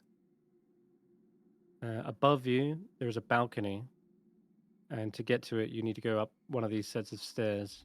But you can probably tell just from the view, you can see the tops of bookshelves. There's more to this library on the upper floor as well. And to the south, there is a very thin, kind of almost arrow slit like window that looks out over a view. Ooh. I'll take a gun. You want to? Yeah, okay. In that case, then, let me get you an image.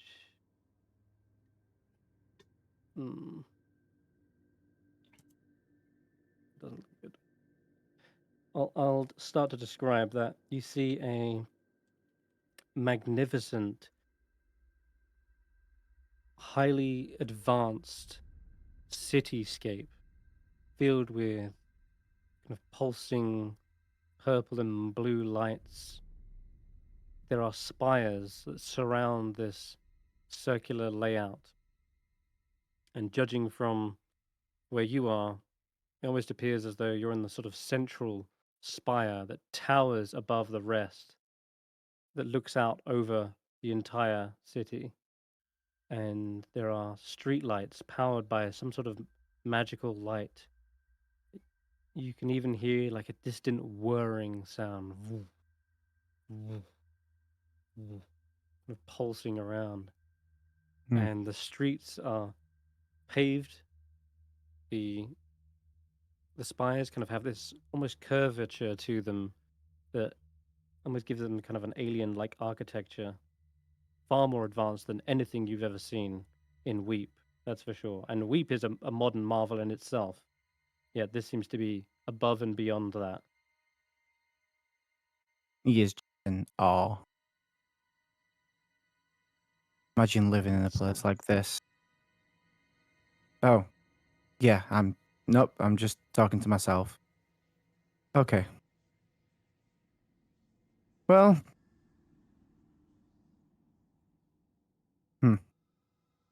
considering I'm supposed to be alone here, we've been in a test of isolation before. Keep myself busy. Keep myself busy. And he just slides everything off the table and starts pulling out stuff out of his bag and just, like every night when he's alone in his workshop, starts to tinker. Starts to tinker. All right. That should have been common. Let's leave that. Oh, I did find the picture I wanted to show you. Let's give you this little image here first. So, yeah, what are you tinkering on? Anything in particular, or just trying to keep yourself busy? Just keeping my. That's trying to make something out of what knuckle head fish bones he's got left. He's not got anything that needs fixing. Just like I've just been fixing for a while. Let's try and make something. He tries to make a because this is Arl's home, so to speak. Well, not this room, but where he's just coming from. Tries to make like a snowflake out of the fish bones. Hmm. All right. Here you go. This is Ooh. this is sort of an image I would imagine that you would see. Kind of a dark, cloudy sky. There doesn't seem to be even a single shred of natural living things. No like mountains or trees or the like. But just city as far as the eye can see, really. And then beyond that, dark, roiling clouds. But yeah, it feels like you're at the very top of this central spire, sort of looking out over the city like that. So yeah, you can tinker away. Give me your tinker tools check.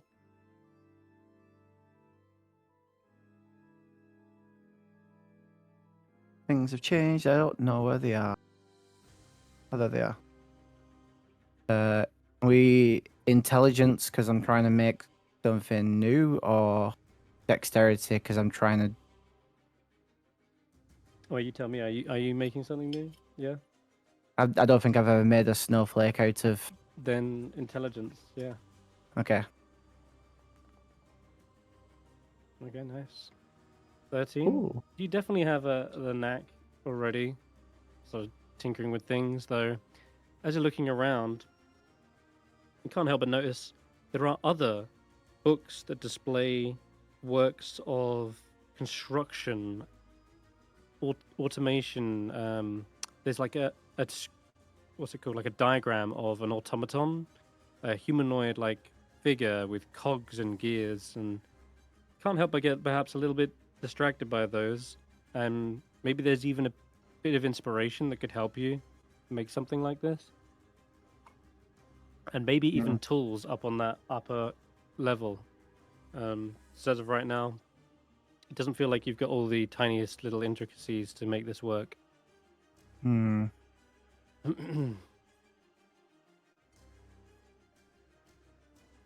Need. He thinks about it and he goes to walk up the stairs, and then he thinks to himself, "None of those are mine. I'm supposed to rely on just myself." All right. I think I have no clue. Maybe I should just not touch anything. It's like, Sure. does that count as relying on others, regardless of me being in isolation? And he's saying all this out loud as if somebody's here, but he's alone. No, no. Don't rely on anyone. I am strong by myself. I can do this by myself. And his fingers are covered in glue. And he just continues on. Okay. All right. It's only been like, what, 5 minutes, and he's already talking to himself. I'm sure his sanity is going to hold up. This is this is probably what he does in his own thinker Okay. shop. Give me... I imagine it in a sense. It's like when his dad taught him and would talk to him, but currently it's like how he would talk to his son if his son was here, but it's just him. So yeah, this is probably how he speaks when he's doing stuff in his workshop. Like when he was getting angry at the amulet and he was shouting at it, and when he was bashing it the first episode. Right. He's a very vocal worker, even though he's on his own. Yeah. Okay. Yeah. Just to sort of almost bounce off your own ideas, I guess. Cool. All right. Give me another Tinker's Tools check. This time with dexterity, as after a long period of time, you do start to figure out the intricacies and a better design. But you find that just your fingers are a bit too what's the word, fudgy to be able to get the tiny little details just right. And every time it's like trying to thread a needle, and it just seems to be not taking hold with these tiny little gears and such. I'm getting glue on my fingers, so every time I'm trying to stick a piece of the bone to another piece of bone, I'm actually just pulling the bone off because it's stuck to my fingers. And yeah, it's a long and tedious, frustrating little trinket to try and craft. All right. He lets the glue set on his fingers, and he just goes, "You know what? Screw your books. I got my own book." And he needs to take a moment from his work, and he's just gonna start reading the Northlander Myths book, Volume 2, that he grabbed. Yeah. Okay. The first one was about the Dwarven Valley. I don't know what this one's about. The Northlander book is it's a riveting read.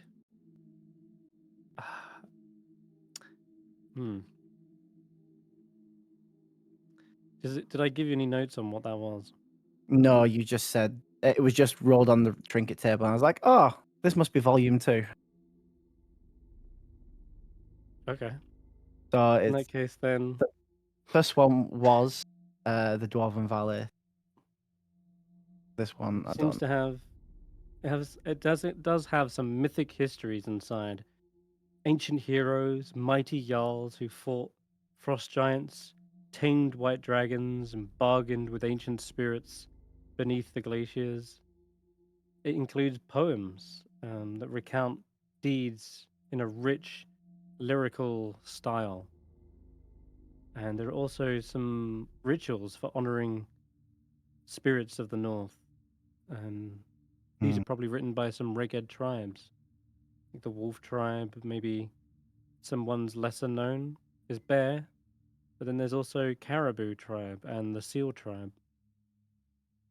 What's a There are caribou? also caribou. That you know what it is, right? No, but Out of game, you know what a caribou is? yes. It's a reindeer. Like, Yeah, exactly. Yeah, yeah. but Barry Okay, doesn't know cool. what a caribou would probably say out loud, like, what's a caribou? Yeah, it's like as you say that, you look around the room. There is actually a section that is perhaps labeled like you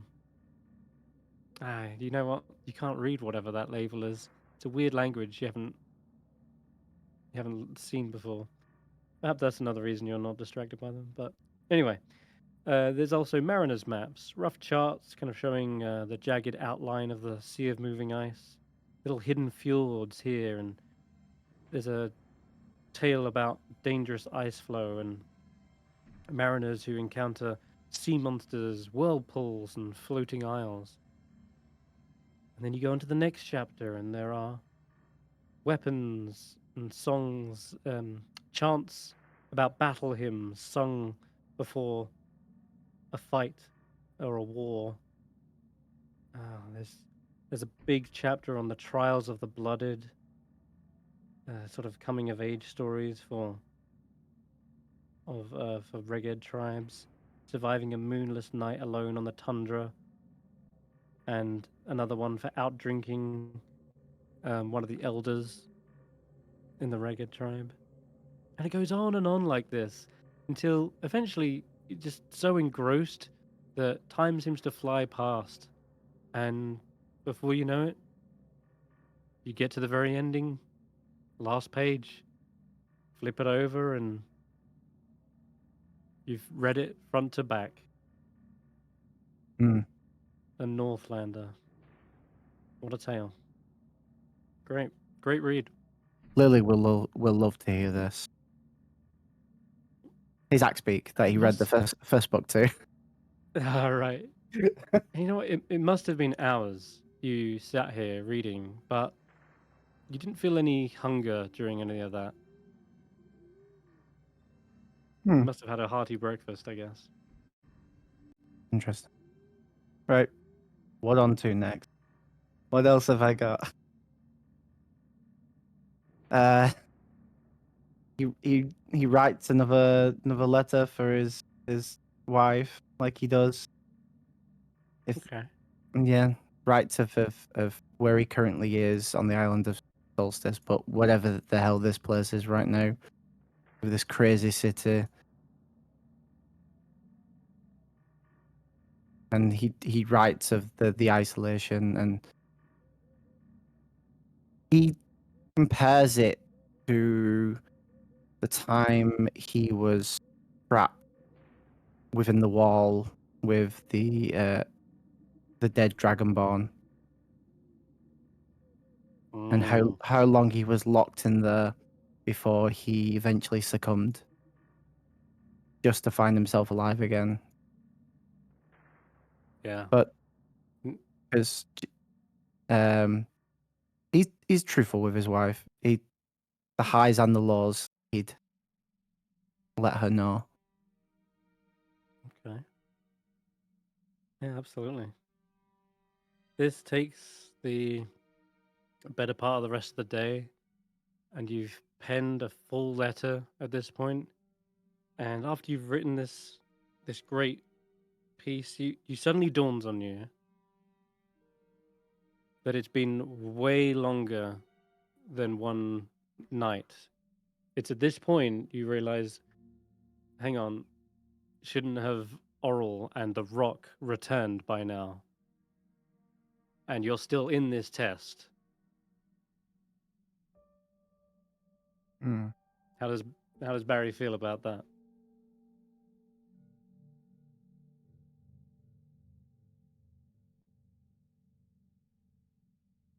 Okay. I guess I'm safe here. If it has been a whole night.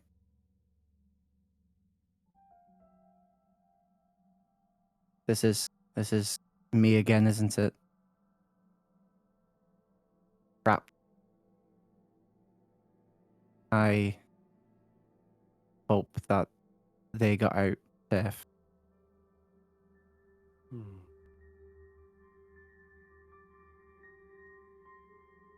It's not the first time he's been alone, and won't be the last.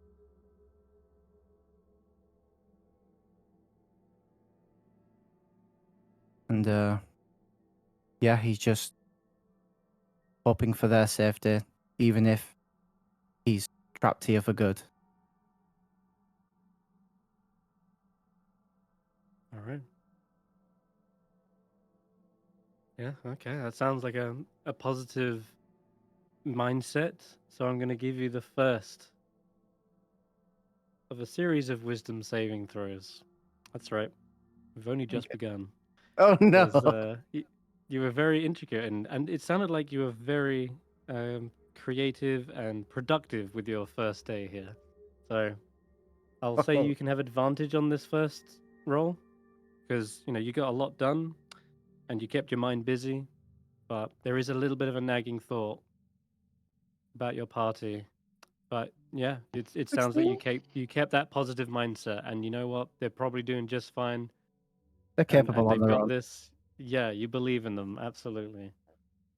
Okay, cool. Hours turn into nights. What do you do during the next day? You definitely have. It's definitely been a day. You can confirm that probably just by the activities you've done and judging how long they would have usually taken you. So it's the second day now. What does Barry do? So he definitely doesn't give up on his sculpture. He may have, Hmm. he's always wanted to try and try again until he gets something right, or until he breaks what he's making to the point Persistence. of no fix. All right. Yeah. Persistence is definitely an admirable trait. Let's see if you can get it this time. Give me another Dex Tinker's tools. You've had some rest. Oh come on! God damn, just every single time trying to get these little bits to stick where you want them to, and then you think you've got it, and then you go to move around and turn it to the other side, and then it falls down, or a slight movement or nudge on one side causes it to mess up the other side, and then you look at it, you think you've got it, and then it's uneven, and you adjust it, and then the whole thing kind of falls apart again, or it gets stuck to your hands. It's a nightmare.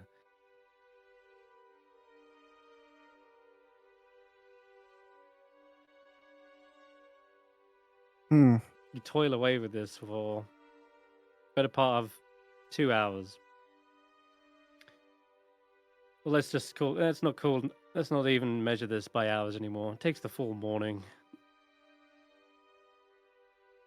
You can't even keep track of hours at this point. Okay.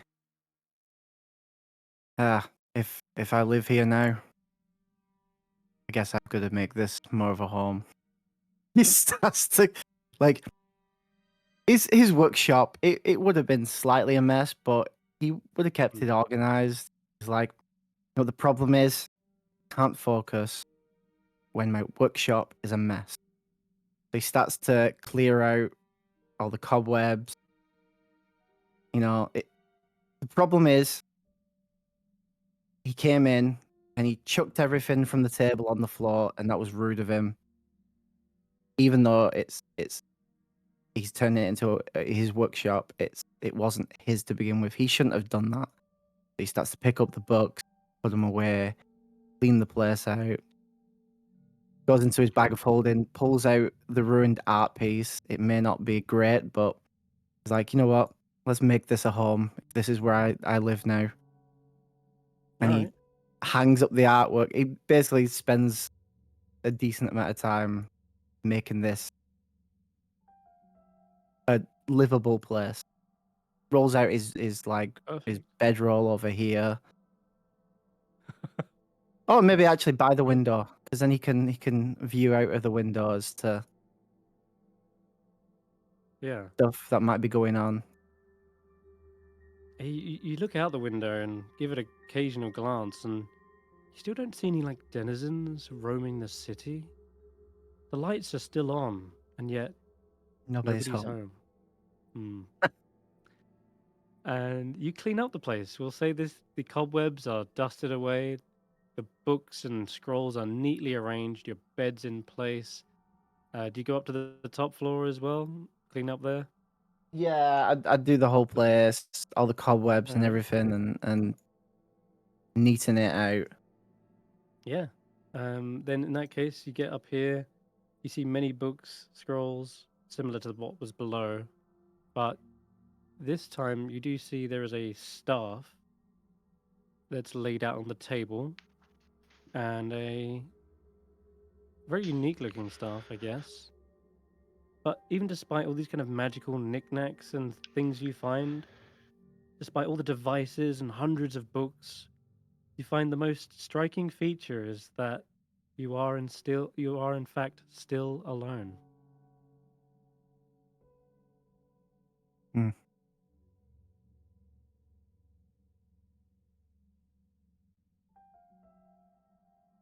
Yeah.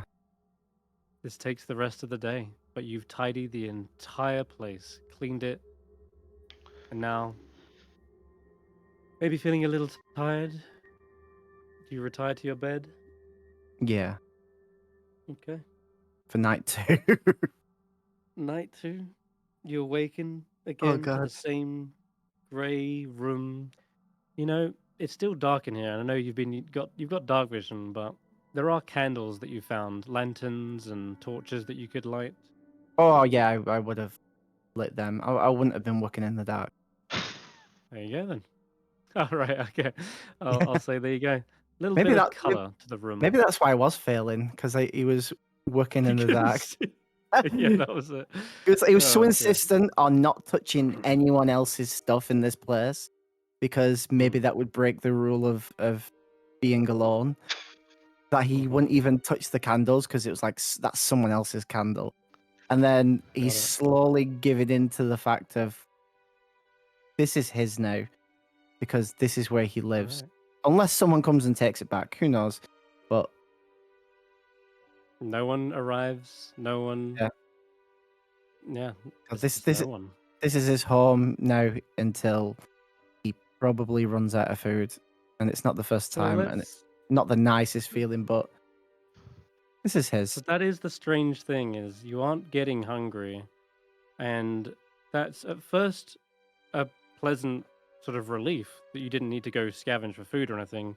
But then that starts to turn into perhaps a nagging Strange. worry, and that you can't starve to death here. And I need another wisdom saving throw.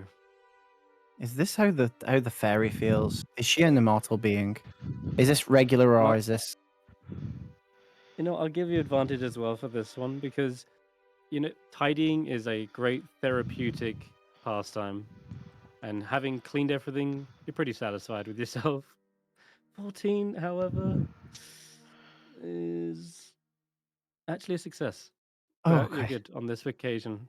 Yeah, it's only a nagging thought that perhaps not being able to or not needing food is a worry, but maybe the full weight of that hasn't sunk in yet.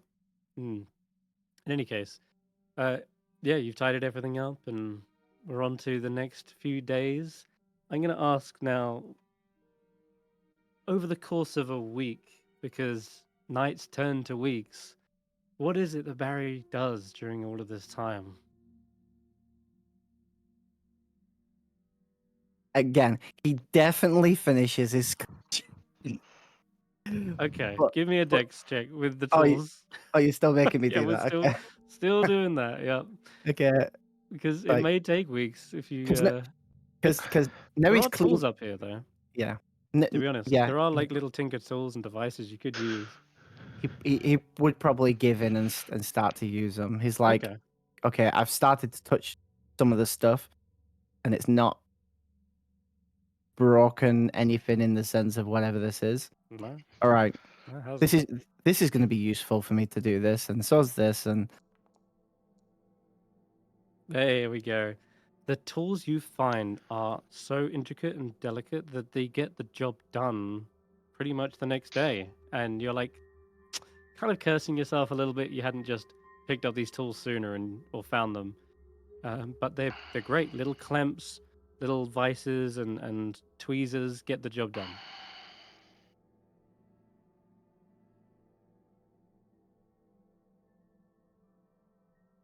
okay.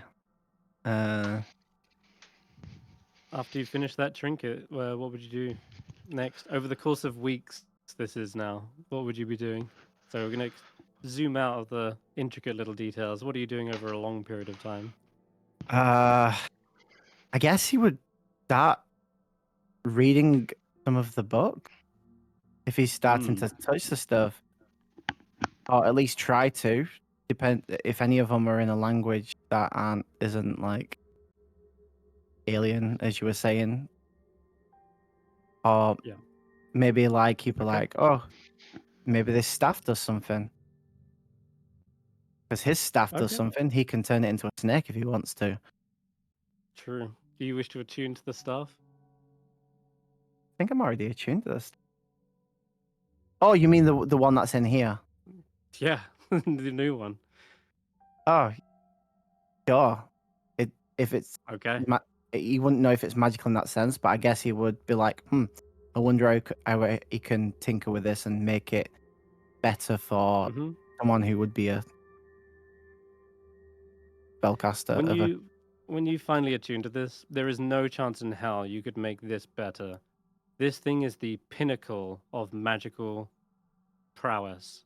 It is known as a staff of power, Holy crap. and a very rare magical staff attuned by warlocks, sorcerers, and wizards.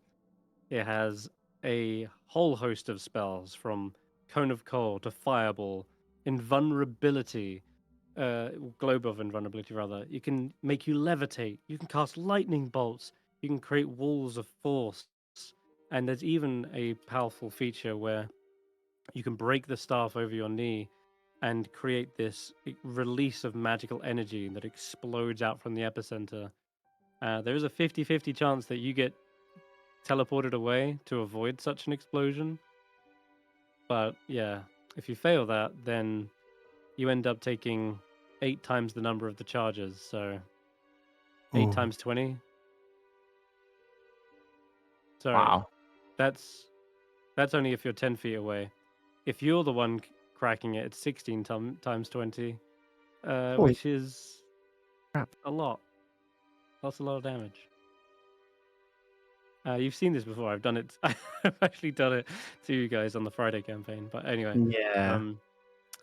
this is a magnificent staff, probably built for the likes of an archmage or something. And it's as you're nosying around these books, sure enough, you start to realize some of these are journals penned by a powerful wizard by the name of Eriolathas.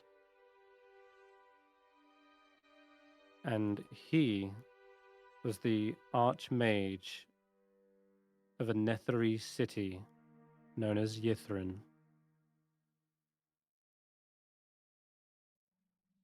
Barry's. Is this the same city? I wonder. Although he called it the wrong thing, it's clearly Icelantis.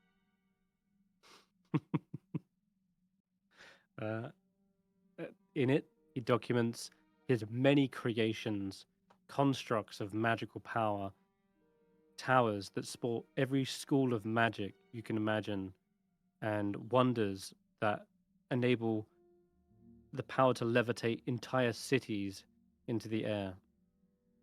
Amongst the tomes, there are also horrors of the Underdark that he himself has designed constructs to defend against. He even made something known as a tomb trapper that was sent down into the Underdark to hunt and kill these creatures. creatures known as Rime. They are an enslaving magical race of beings that seek to dominate the entire multiverse. Wow. Seems like he's a prosperous leader who's led his people into a new age of magic, unlocking the secrets of the weave, and yet nowhere to be seen. And these next few weeks, they turn into months as you begin reading through every single tome, one by one by one. And the thought of your allies, they're but a fleeting, distant memory at this point.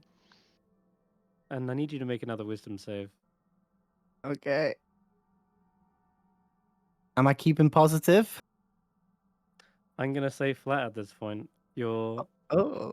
you're just sort of engrossing yourself in magic, and okay, that is a fail. That is definitely a fail this Have time. I actually been sleeping though, in the sense of a long rest? Yeah, no, you do not click a long rest. Oh, it doesn't so it doesn't actually No, count as me getting any of my abilities back no, not over this necessarily. time.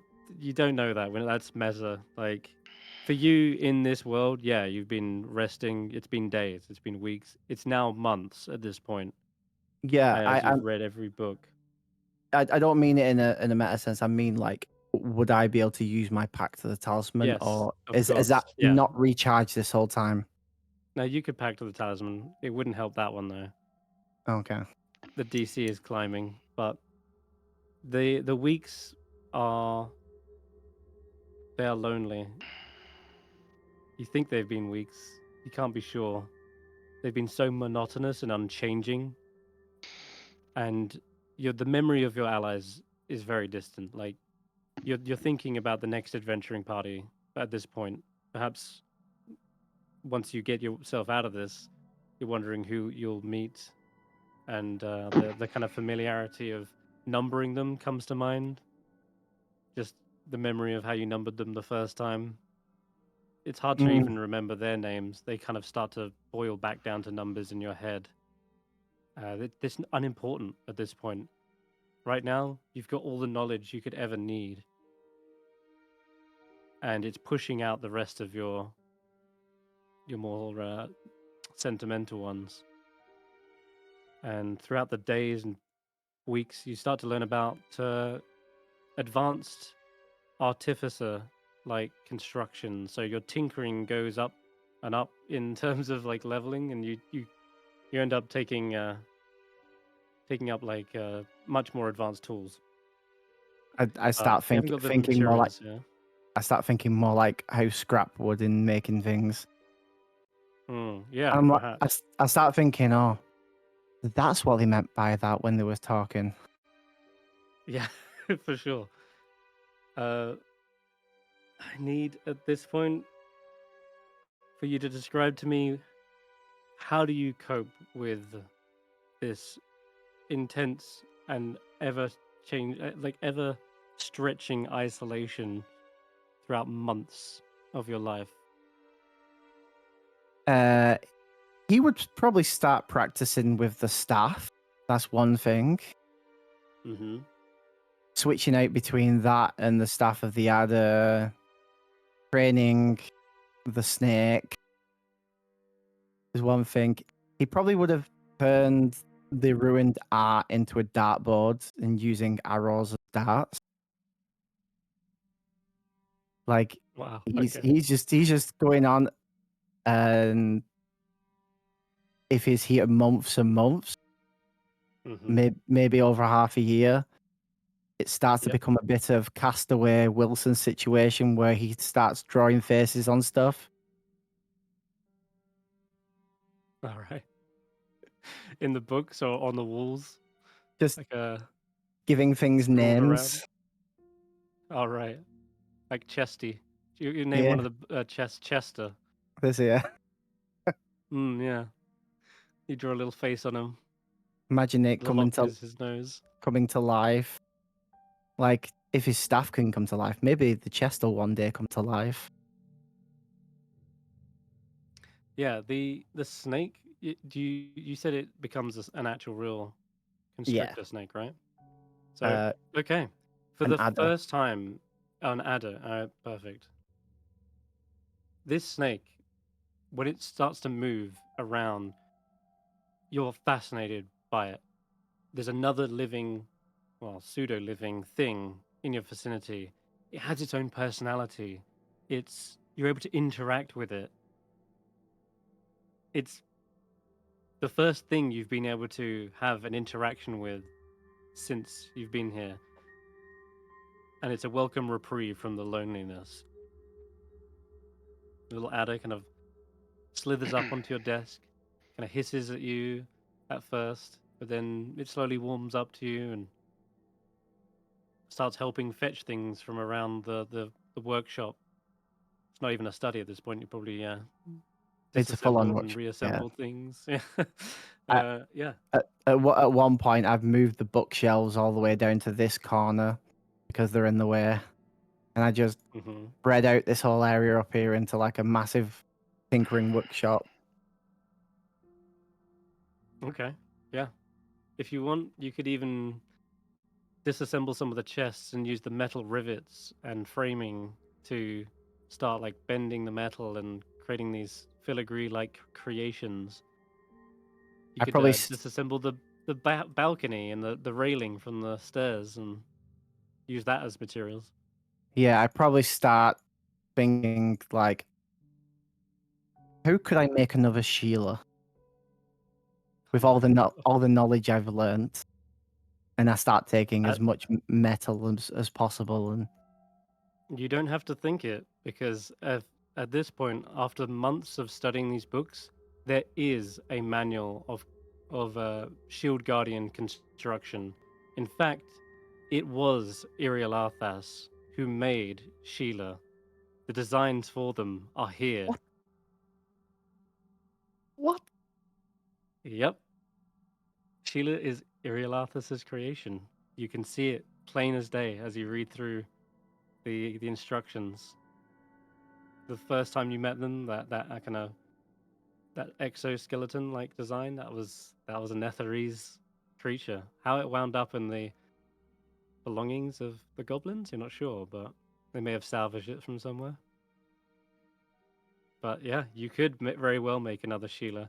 So I guess give me a Tinker's Tools check, and this time you can add your charisma to it since it's a higher bonus.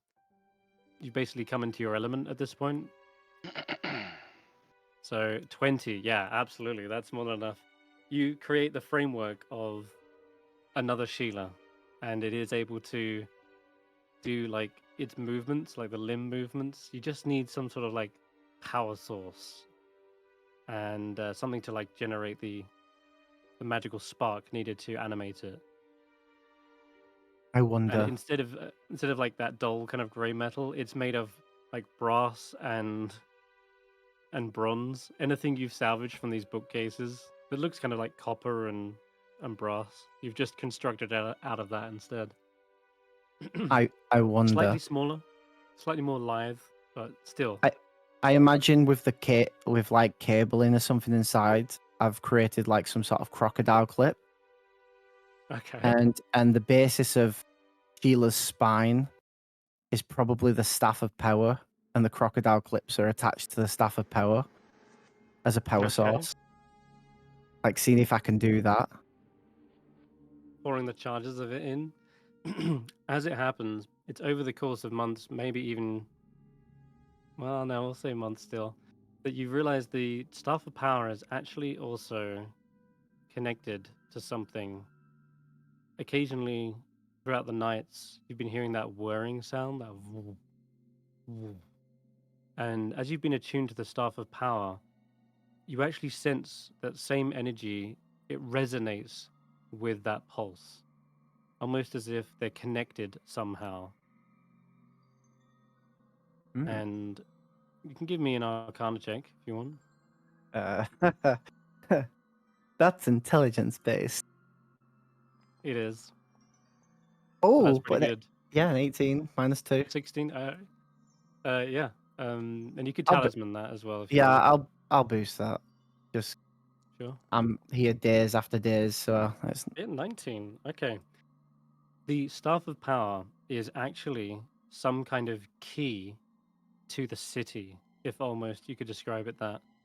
And you sense a deep connection to its power source, the very thing that generates lift as you soar through the clouds. It's connected to a whirring power generator, and the Staff of Power itself can draw from it, as well as turn it on, shut it off, etc. And you dare not turn it off for fear of just dropping the city out of the sky, and it probably is a bit more involved than just thinking it. In any case, you can absolutely use the Staff of Power as a power source, and Sheila 2.0 comes to life as it is surged with the charges of the Staff of Power. amazing.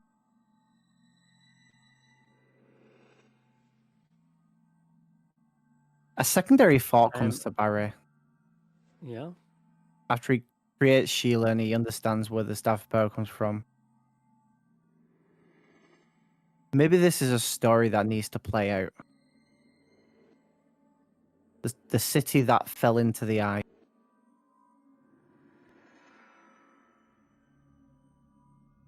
You're isolated, and then isolation leads to an end. Maybe it's supposed to play out the ending of the Neverese city. Maybe he's supposed to break the Staff of Power. And he puts it off for a moment, for probably a couple of months, but it's something that he wonders. Maybe he's stuck here in this trial. If it still is a trial at this point. But it's always a thought in the back of his head. The fact that you remember this is still a trial is impressive, you think to yourself.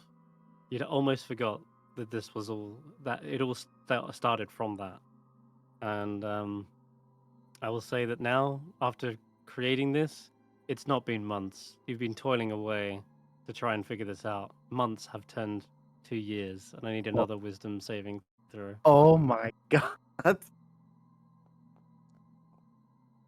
15. Ooh. Yeah. That's really good. That's a success. You know, keeping your mind busy, creating something that can both interact with you and has its own kind of personality has kept you from descending into madness, from being alone for so long. And maybe that's what you feel Irialathas perhaps went through. He'd reached the pinnacle, the height.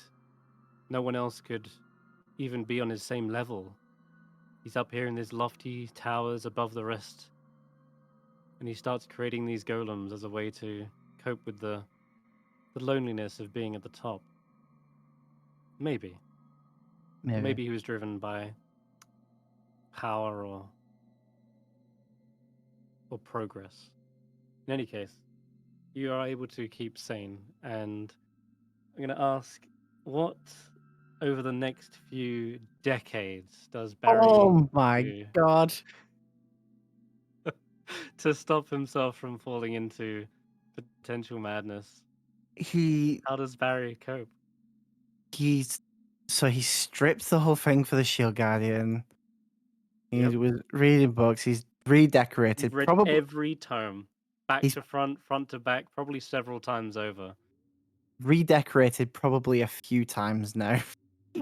Oh, you've learnt Definitely. Loros, the ancient Netherese language. You would have had to do that. That was one of the first ever books you read. Just to understand the rest, you had to be fluent in Loros. But yeah, Wow. sorry, yeah. You've Okay. learnt a whole language. Wow.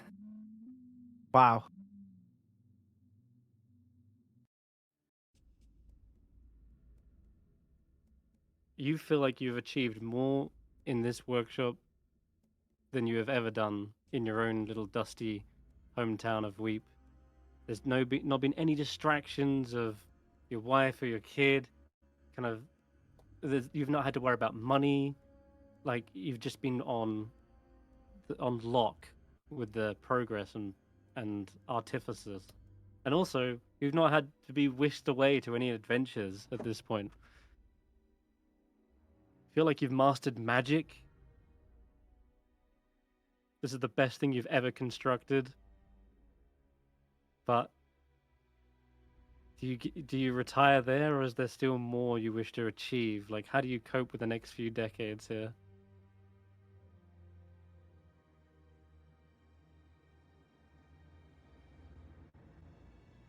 John, Silence it just stretches on. what else do I have that I can continue on? He probably would have spent some of that time, even though it's cracked, using the spyglass to see what he could see out into the city. That's one thing. But yeah, I think at some point he would think that this is not fun anymore. Mm. He's in his mind, he's probably become an old man. He's been here decades. And isolation and this idea of the story must play out if this is what he thinks it is, the city that fell into the ice.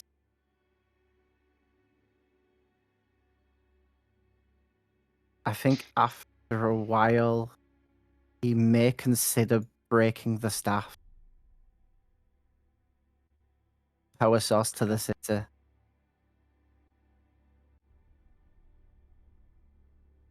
Because living in isolation can only end one way. Life comes to an end. He's died so many times, maybe he's not going to see his family anymore. He's stuck here.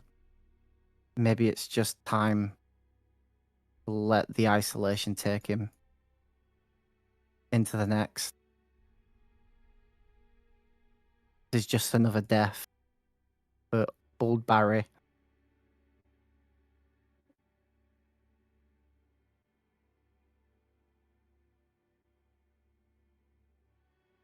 Yeah, I think after so long, I think that might be what Barry does. Do you feel like he's achieved the height of everything he set out to do, or everything that he could possibly do here? He's okay. He's toiled for every book. He's renovated the room enough times for a lifetime. He's all right. Oh, he's probably pulled animals out of the bag enough times as well over the decades. Mm-hmm. At some points to play games, other times to see who would win in a fight between them, to see if he could take them on. Okay. To the point of being knocked unconscious to better himself. This is over the years, and then at the very end, he probably would be like, "Yeah, I think it's time." He'd say goodbye to the animals and the snake. Say goodbye to Brassica. Brassica, okay, yeah. And Brassica kind of nods. They step away from you. Powers to them the other side of the room. Yeah, powers. Oh, you want to power them down? Because that's the staff is powering them. Yeah, that's true. Yeah, you take the staff out and they their head lowers down, breaking eye contact with you. And he takes one last glance out of the window. One last glance. He at wonders. The magnificent, glowing city. He wonders if this is what the Archmage did, or whether this is something more, and this is actually him that does it. Maybe this isn't a case of because he's forgotten about the trial at this point. He's wondering if maybe he was the Archmage all along under a different moniker. Maybe this is his story of bringing down the city. And he snaps the staff. All right. And when you snap it, we are going to snap away. Because I'm going to leave that little cliffhanger. When we come back, we're going to roll that 50-50 to see whether you are blown to smithereens or teleported away. But yeah, as you like ponder about to snap it, jump back to the others and leave him in isolation just for a little bit longer. So thank you guys for your patience waiting with that one. Let's see what else what we were up to. How you feeling, Julian? Feeling a bit better? Doing okay. Yeah. Okay. All right. Which of you would like to go next? There's What's two left? tests. Preservation and endurance. endurance. I think I'm gonna go preservation because I think you are hardier than me. Yeah, that's a good call. While they are doing their quests, can you tell me if Mhm. this is going to be a battle axe or a great axe? I'm looking at the homebrew rules, trying to make sure I understand the weapon properties and masteries and everything. Yeah, absolutely. I will tell you. It is a.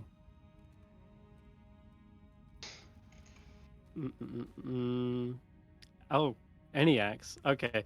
I will let you decide as it's reshaping and shrinking to your suitable form whether you would like it to be a battle axe or a great axe. You can decide that because you're attuning to it and shaping it. Oh. So, there you go. Heck, even a hand axe. No, no, But no, yeah. no, no. It's just the difference between cleave or sweep and popple. Yeah. I'll let you think about that a little longer, but Okay, thank you. all right. Okay, so it is Hulla and David's go. Sorry. Yeah, David, you want to go first? I'll go preservation. Yeah, I can't seem Preservation. to move without dragging Sheila and the polar So, bear. I don't know how this keeps happening to me all the time. Drag It a just square randomly seems. and it's just drag a square to unselect you, and then reselect David. There we go. There you go. Okay. All right. It keeps on happening So randomly. in this, it's a bug or something, but it's because you got permission over multiple tokens, I think. So it's like trying to give you. Oh, okay. You do have David assigned as your character. You know what? That's probably the reason.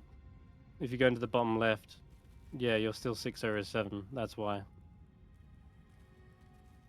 So in the bottom left, if you click down here, you should see a button to release your character. If you click your name and configure it, you can release 607 and then select David.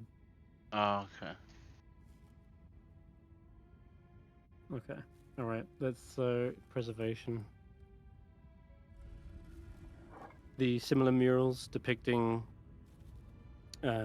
sculptures of ice, beautiful things, powerful things, dragons, remoras, but also a stag with glowing horns. You can see like rays of light sort of depicted in the carvings, and in the and the wording reads,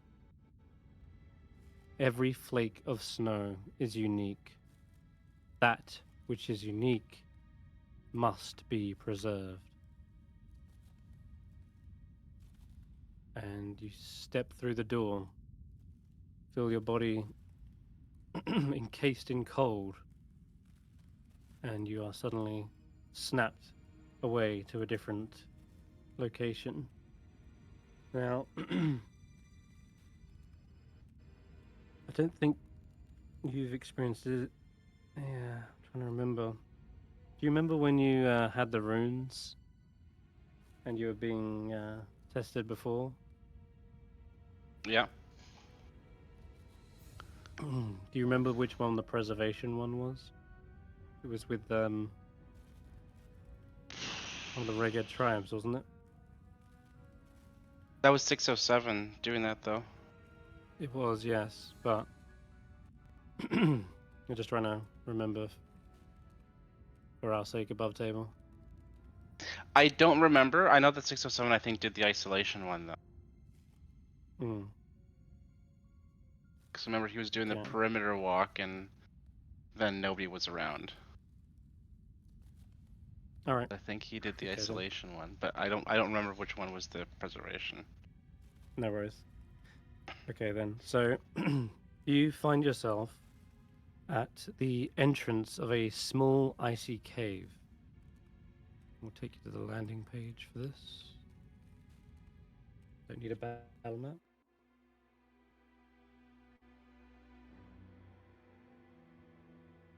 Okay, where's David? Oh, Vetter's Yeah. here too. Okay. No. Oh, there she is. The wind and snow at your back. It feels like you're in a blizzard, and you can feel blades of wind gnawing at your skin as it rages around you. But you can see into the cave. There is a small fire already lit and giving off some warmth and semblance of safety.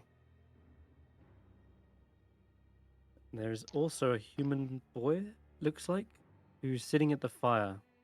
They can't be that old, maybe about 12, and they're shivering. And even the clothes seem to be too large for his small, thin body, do little to keep out the cold. And your appearance here, your sort of sudden teleportation seems to have caught his attention. And the boy is shivering and looks up at you. Hello. And you can hear him. You say hello. He suddenly pleads. I don't want to die here. Are you in need of warmth as well? You wanna... Not just yet, but probably soon. Yeah. I need to count all the snowflakes. Maybe I don't know. Did you want to come inside? Sure, if I can. Yeah. Yeah. Okay. I'll come inside. Okay. You're not gonna like kill me or anything, are you? No. You look kind of dangerous. Me? Yeah. He looks up at you with kind of innocent eyes. He doesn't look like he would be strong enough to overpower you, maybe, but you never know. He kind of smiles. Maybe he kind of interprets that as a joke. No, I'm not as strong as the rest of my clan or tribe.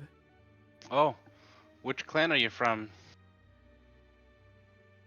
Oh, Is it the Tiger clan or the Wolf clan or the Bear clan or the what was the other ones? Elk clan or the Caribou clan? I'm from the Wolf tribe. Oh, we have one of those. What's your My name? name is. I'm Eric's Vokatoth. I don't know who that is. Okay, you're new. Are you alive? Maybe for a little while longer. Yes. Oh, But that makes it's- you unique. And everything that is unique must be preserved. So, Eric's, let's preserve you. Okay. He kind of shrugs. Says, "Sure. Yeah. Step inside." As Yeah, you I say, stepped like, inside. let's preserve you. You feel like a sort of power almost come over you, and you feel like this freezing cold at your fingertips, and it's blistering at the moment, but you don't see any kind of frostbite over them.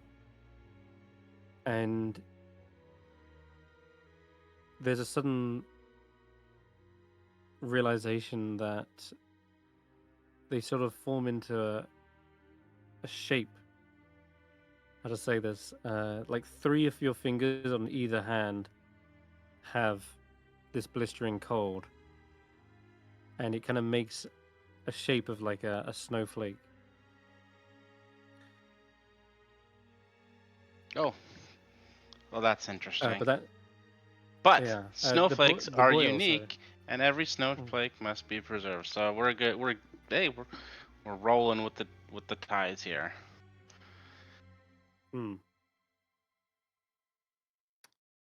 But you just feel like if you were to touch anything, it would basically freeze over.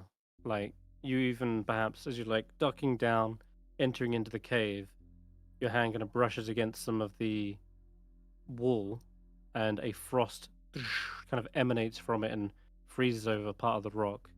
But Eric's doesn't seem to notice this as he is grabbing another log and putting it onto the fire. Ah.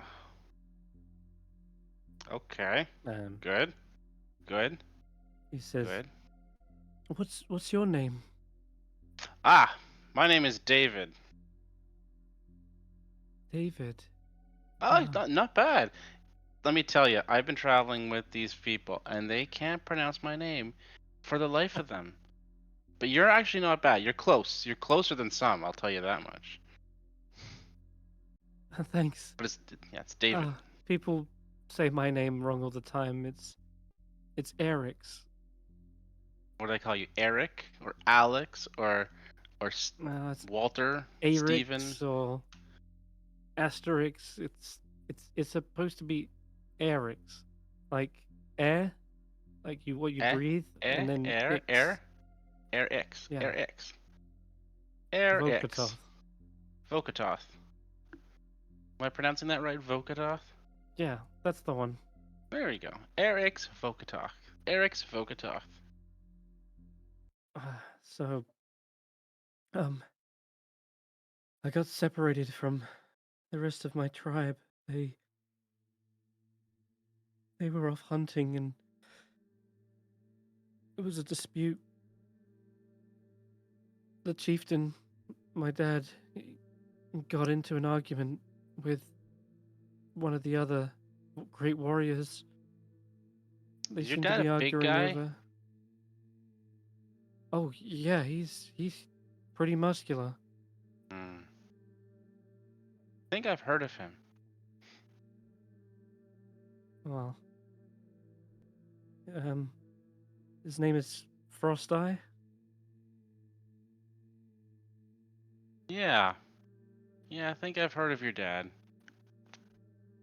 Well, Well known in these parts. Yeah, well known. He and Issar got into a feud. And then About what? leadership. Isn't that always the case? Mm-hmm. It started to turn into a fight. Wolf tribe against wolf tribe. And I was told to run, escape into the blizzard. And I ended up here. I don't have much firewood left, but salvage what I could on the way. But I don't want to die here. I don't want to die. It's so cold. How long have you been here? That fight must have been some time ago. As you ask that, you noticeably see him kind of, there's these bags under his eyes, and he tries to put on a kind of brave smile. You see wrinkles kind of form at his chin and his cheeks. And he says, I've only been here for the night. I don't know if I'll make the night, but it's a while. I mean, and you can tell his voice is getting deeper as well. Like he's aging, or just? Mm-hmm. You start to see facial hair growing on him as well. Well, You've only been here for the night, and if I could survive a weekend on my own, you can survive the night, so you'll be just fine. And I'm gonna reach over and just pat him on the shoulder. Oh, well, thank you for the vote of confidence. I must say, and as soon as you reach over and pat him, you see an ice start to stretch over them. Wait, what are you doing? I, I'm cold. It's so You will cold. be preserved. And I'm gonna just hug him if I can. Yeah, he seems to be locked up in place, unable to escape your embrace.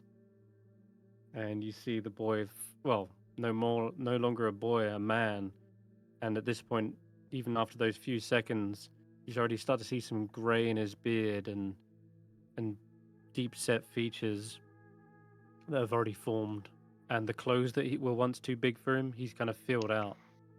And yeah, you freeze that whole image over his eyes, kind of no longer darting around, suddenly freeze in place. His mouth still mid-sentence, jaw completely locks up, and the icy cold completely encases them in a block of ice. I have become that which I sought to destroy.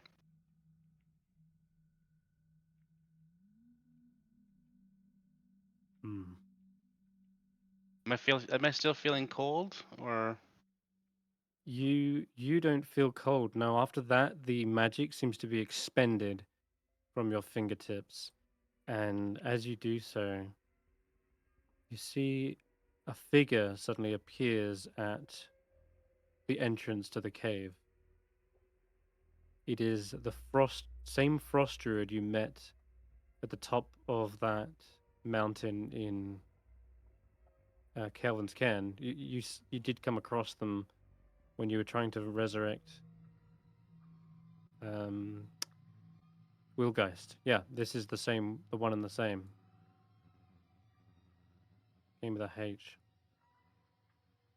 Halifa. Oh no, that's your hunter friend. That's Oh. Aleifir. Yeah, this Right. is There's someone it's- notes here somewhere. There's notes here somewhere. Hold on. The druidy person. Oh god, I don't remember the one them. who helped resurrect Vettrgeist. Yeah, I'm drawing a blank as well, actually. Um, either way, it is her who appears and looks into the cave, kind of inquisitively at first, and then when she sees the boy, oh, it's Gildebrand. I just remembered Dildebrand. Oh, okay. I was trying to find it. Gildebrand. She looks in and says, "Hmm. The boy may well have been the last of his lineage." Maybe. But it doesn't have to be. He seemed nice. Isar. Yes. Isar now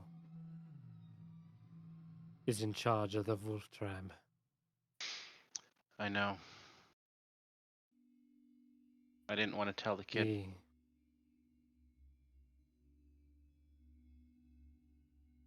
may have killed the rest of them, his family, his father, Why do you think he was but you told to preserved run? them.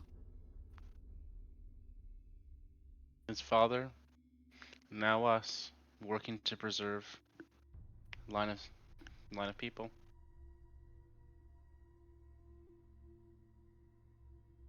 And what of you? You seem to have somehow been preserved in this world. Your spirit is still frozen here. For a time.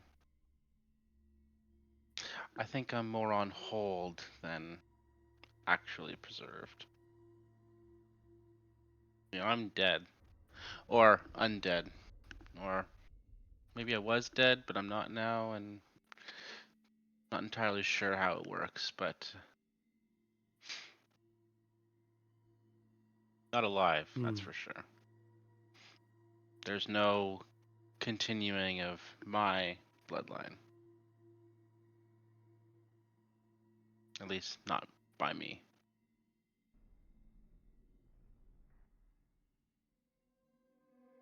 Yet, so long as you are here in this body, your memory is preserved.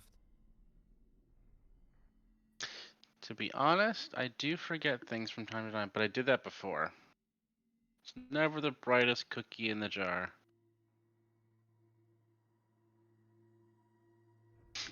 But yes, memories, personality. At least I know how to pronounce my own name.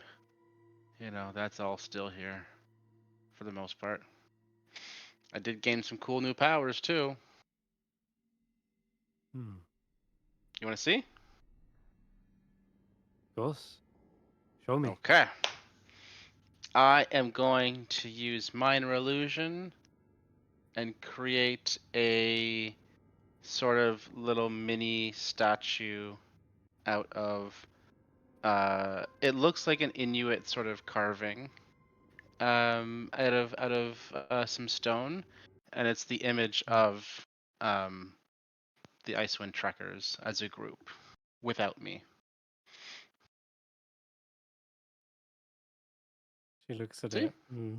I can make stuff appear out of nowhere. This isn't real, of course. It's just These are your friends. yeah. These are the ones who well, saved me. Helped save my my hometown, my family. And yeah, these are the more heroic ones amongst us.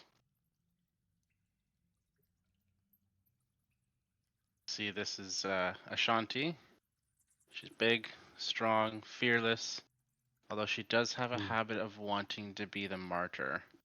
I think she wants to die in battle secretly, but won't admit it to herself. That's I Barry. He has died in battle a couple times apparently, but his god won't let him move on. He needs to become a hero. Well, more of a hero. He's already one, really, in my eyes. That's Vetter. She's also died. Was a dude, now a woman. Part of the resurrection process, I think. But yeah, died in battle and come back. Has unfinished business. Part of the wolf tribe, I might add. Hmm. Um, and that's Hulla. I don't think she's died in battle, but she's, you know, also very close to death. She's the one that keeps the rest of us moving, really, as best she can. And then there's And Bits. what of you? Bits is the best boy. Ah, I got to know Bits quite well during your Oh, did previous you? tests. Yeah, Bits is And great. Barry as well. Bits is terrible at archery, but otherwise, pretty good dog. And what of you and your unfinished business? Hmm? Mm. Why do you still cling to this mortal coil? Preservation of my home,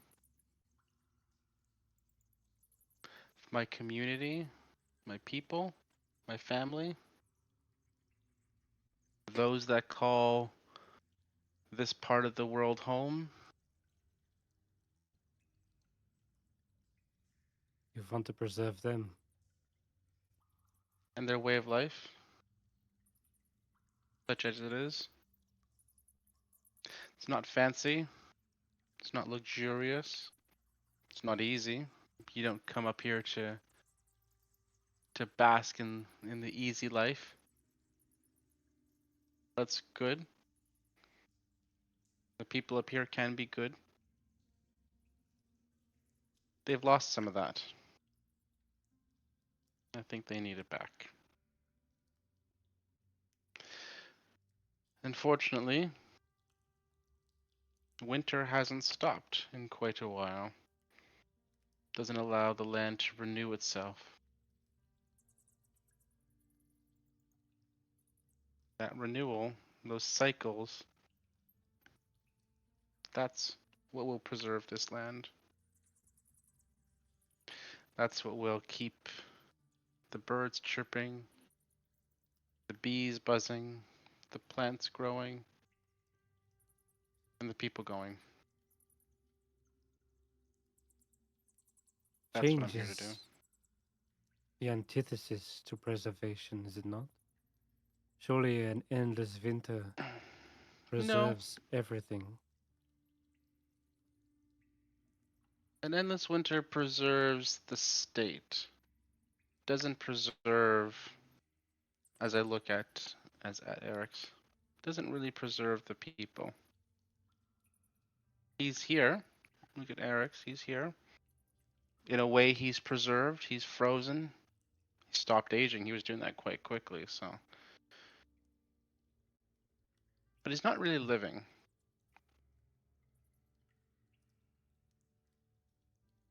For me, that's not necessarily preservation.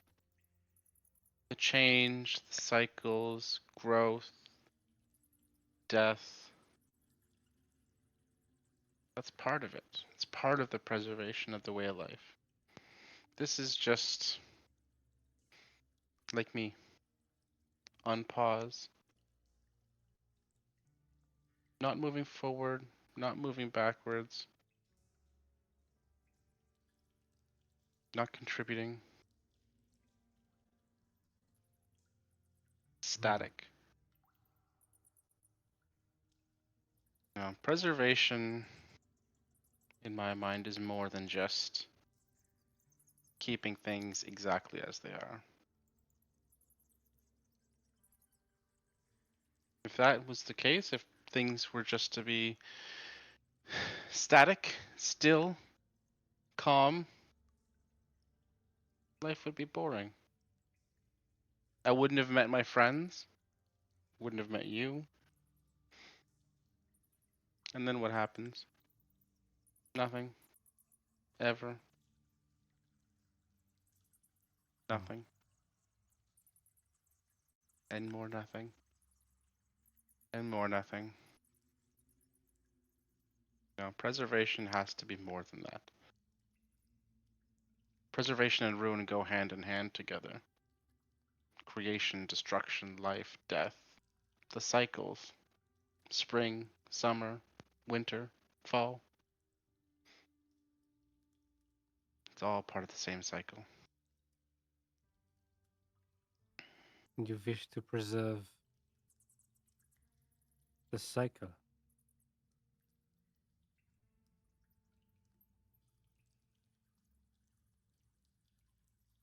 In a way, yes. Preserve the cycle, restore the cycle, preserve the people. Let them flourish, Preserve let life. them grow. You know, if you put She seems to turn Oh. away as she seems to be pondering this. It's almost as if she doesn't want to face at Eric's as you're mentioning this. She sort of goes to the entrance of the cavern. And you see her form slightly change. The twisting horns, the wolf pelt, the stave, they all seem to get blown away by an errant gust of wind and are replaced with a kind of a dark hooded cloak. And as she turns back for a moment, you see cold, glowing blue eyes, and her skin complexion has changed completely to a cold blue, pale as well. And she says,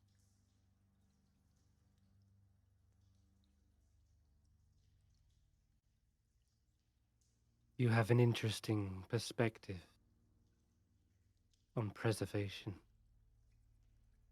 preservation is just part of the whole. That's all. It's one facet of it.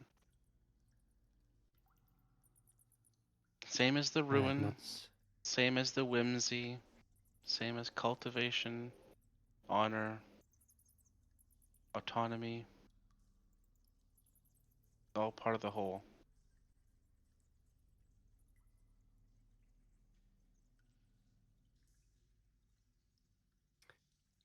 She seems to say nothing more, but kind of nods to you. Are you You've given me oral? a lot to ponder.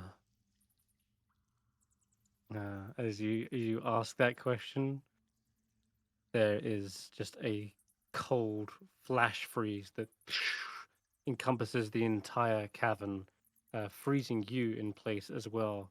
And it's like those words, that name, cannot fully escape your lips. It's like you say the first syllable, and then your tongue, your saliva turns to ice.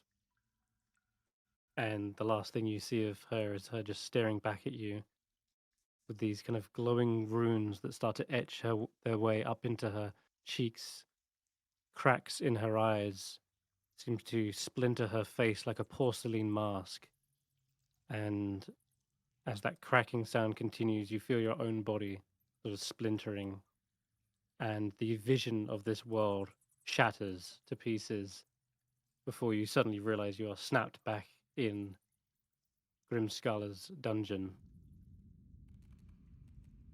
And that ringing in your ears as that shatter goes off persists for a moment longer before you look around the room. You see chunks of ice kind of land around you, breaking like glass. I hope the others had an interesting time as well. Well, 3 tests down, and that leaves 1 remaining. Hulla.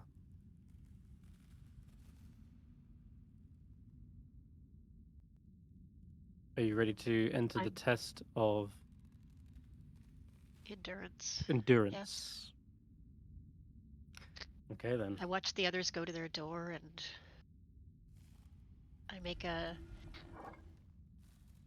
quick gesture of prayer to hope that they're okay. And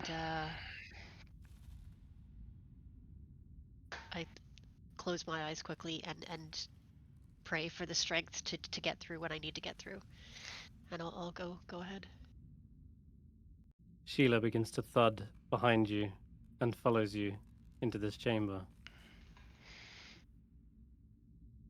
Thud, thud, thud. They Give stop Sheila when a you pat stop on the at the door. chest and go, well, you can come with. I might as well do this together.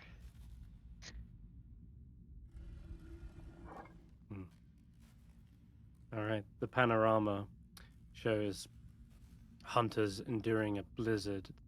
There is the outline of a yeti as well on top of a mountain. There is images of whales underwater, enduring the immense pressures of the sea.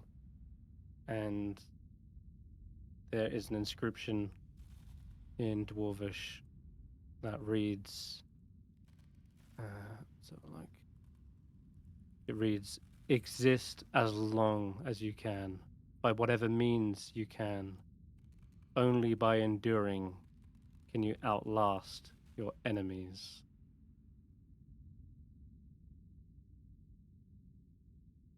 Okay. And yeah, as soon as you enter the door,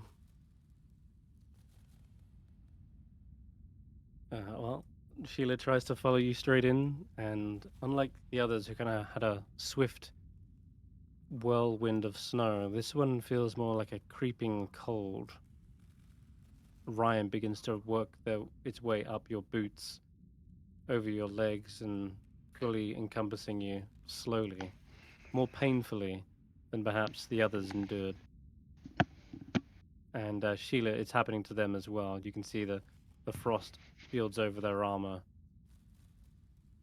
before their I'll joints take kind of Sheila's lock up. hand so that we're Okay. connected. Yeah. Yeah. All right. Yeah. You take Sheila's hands, and you're both whisked away after a while. Test of endurance. Let's see. Oh boy. The last time, if I can ask, it was a watery one, if I remember. And who was it who did the test? Was it Willgeist? I don't remember. Oh, What test? What test? Sorry. Who previously did the test of endurance? Did Was we it- do a You test of have endurance had. already? You've all had. Yeah. You basically, to resurrect Vettrgeist, you went through a series of tests. Do you remember? Isn't Oh, it me? Ashanti? You were done. Yeah, maybe could have been. Um, I'm trying to remember. Because we I th- fought the orcs. That was part of the trials. yeah. We That's climbed. right. That was the the- test of cruelty We because climbed you with the avalanche. executed the orcs. Yeah. Ah, that's right. The test of endurance was the avalanche. Of course it Yeah. was. Okay, We then. all did And that. then the test of isolation was Barry, because Yeah. he was the only one who didn't go in there. And then Yeah. you all together did a test of test of preservation, right? That was it. Okay, I'm caught up. Oh, I Just see. wanted to remember. Oh, I refused to do it because I thought isolation was the thing that we You were were all like, going I'm to not do. Yeah. gonna do this. Yeah, and then it was like, and then she was like, yeah, you passed the test of isolation because you stayed out of, and you were there for 3 days, by the way. Do you remember? Just Yeah. isolated on your own. Yeah. That's why I Okay. picked this. I didn't think it was going to be decades and decades. Like, holy Oh crap. yeah, you got a taster, and she was preparing you. Gildebrand was trying to prepare you for these tests. She's done them herself. Anyway, right, I'm caught up. I just wanted to make sure I knew where I wasn't mixing up things. It's a little tricky when you've run 2 groups. Not only have you run 2 groups, you've run 2 sets of tests for each group. Anyway, sorry. Hulla, I'm going to take you and Sheila to the landing page, and we'll. I blinded you. Well, oops. Let's take you to the landing page. Don't need a battle map for this one, but we'll take away that and put you down here. Okay. When you reappear after the frost bite finally reaches your eyes and it seems to cover them in opaque ice, you suddenly awaken in a small cavern dimly lit by bioluminescent crystals. And there's no apparent exit or entrance in here, except for perhaps a center of the cave, which is filled with a pool of water. It seems to go deeper into the subterranean, but it's frozen over by a thick sheet of ice. The ice is clear, however, allowing you to see into the depths, and there's a small glowing sigil somewhere way at the bottom. Difficult to judge how deep it is, but something there at least. And Sheila is by your side as well. They kind of crack their knuckles. Are we still You covered need in to. frost? No, that seems to have faded away now as you've reappeared in this cavern, and you definitely see Sheila kind of shaking it off, and flexing their arms to make sure mobility is functional.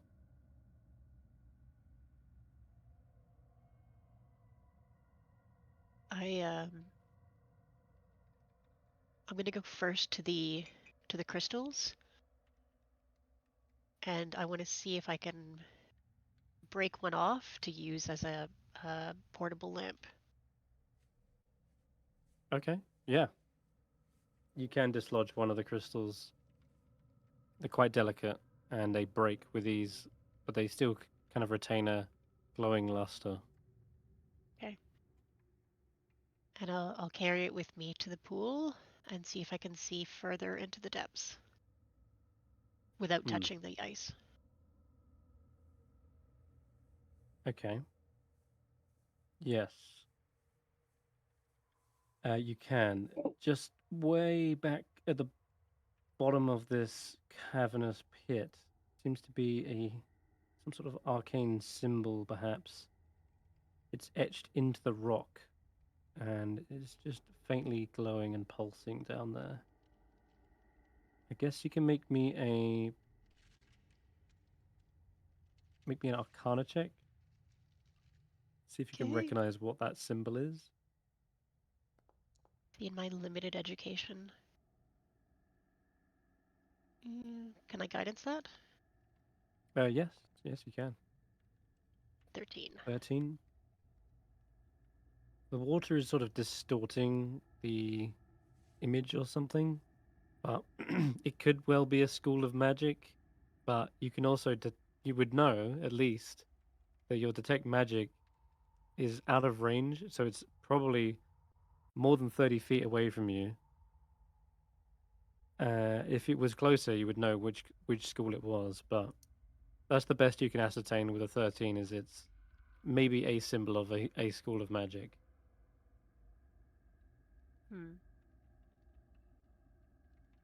I'm not going to get in the water myself, but I am going to use my my warhammer to crack the ice on the top, and I'm going to send Okay. Sheila down. All right. And I'll say, buddy, I want you to go down there, and whatever symbol it is, come back and recreate it for me. Sheila nods, turns, and gets right up to the edge of the ice and waits for you to crack it open. And yeah, your warhammer, you can bring it down with a heavy swing. You want to make a big enough hole for Sheila, so I imagine you give it a good impact. And when that shatters, you suddenly realize the water sort of churns and swooshes around a lot. And after a second or two, it starts to lap up against the broken ice. And it was only about a an inch thick, sorry. It's only an inch thick, and so broke with ease, but now it's like spilling out over the top of the ice. And Sheila is wasting no time and follows your orders. They go onto the hole and jump down and crack through even further, kind of shattering a bit at the corners with their arms, and they begin to swim down into the freezing cold. Sheila doesn't have I guess, what's the word? System shock from the cold, so No. they just ignore the freezing cold temperature, and they can't be exhausted either. So you just push on through. They can't be paralyzed either. Apparently, I'm just looking at all their immunities. So yeah, they wouldn't even be affected by the immediate temperature change. But I will say, they're gonna need to give me a strength check, as Okay. they feel a sudden resistance, almost like there's a tide or current in the water, and you're noticing it as well. Sheila seems to be having trouble going down, Huh. Okay. and it's made abundantly clear as to why when the water not just laps up against the edge, but starts to surge over it, like there's water being pumped up, and you see the cave has not much space in it, but you start to realize it is now filling up with water, and you can feel it lapping up against your boots as well, pooling around your feet like a puddle. I as much as I can back up away out of the range of the water. Like, is it if I go right up against the wall, is the water reaching there as well? It isn't at the moment, but it is going to eventually. You can tell, but yeah, you can get up against the wall and wait. I Give me will. that Yeah. strength check. Yes.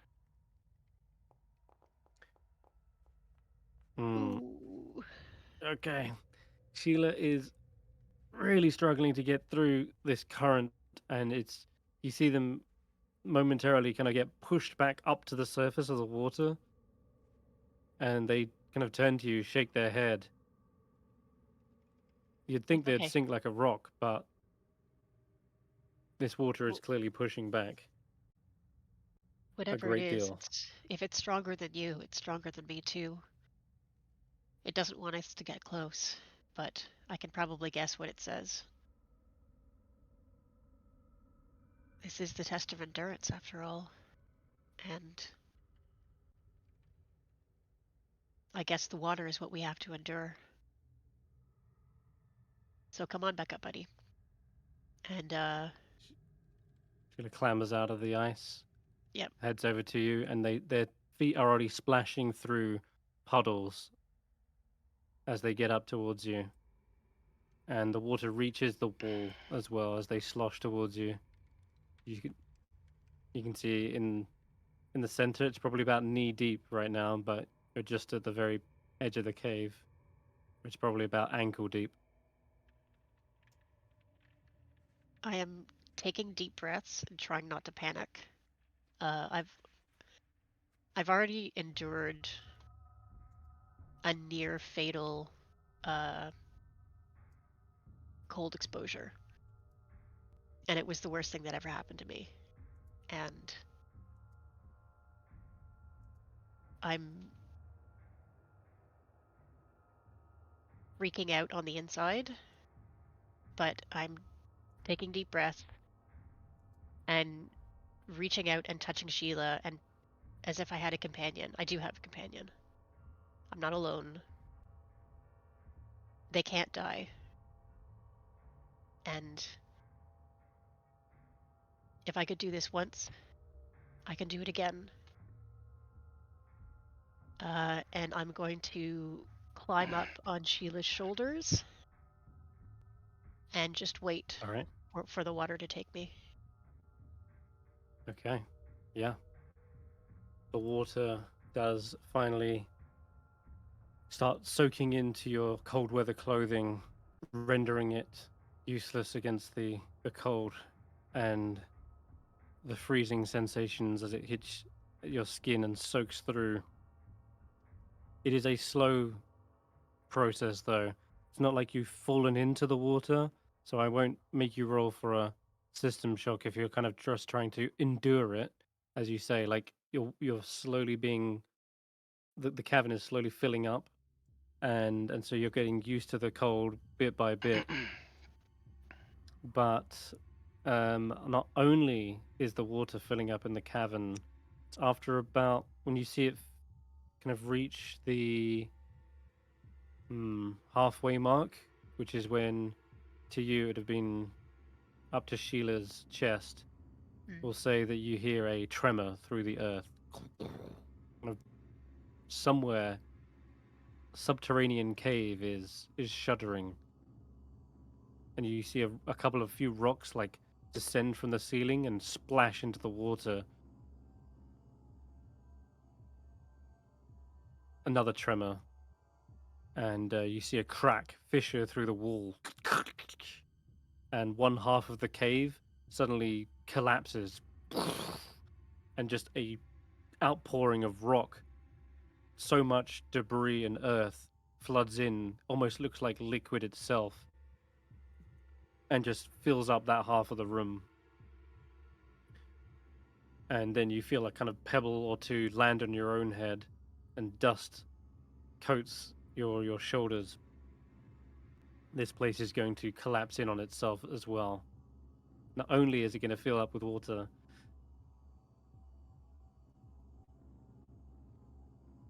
the entire cavern system will be collapsing.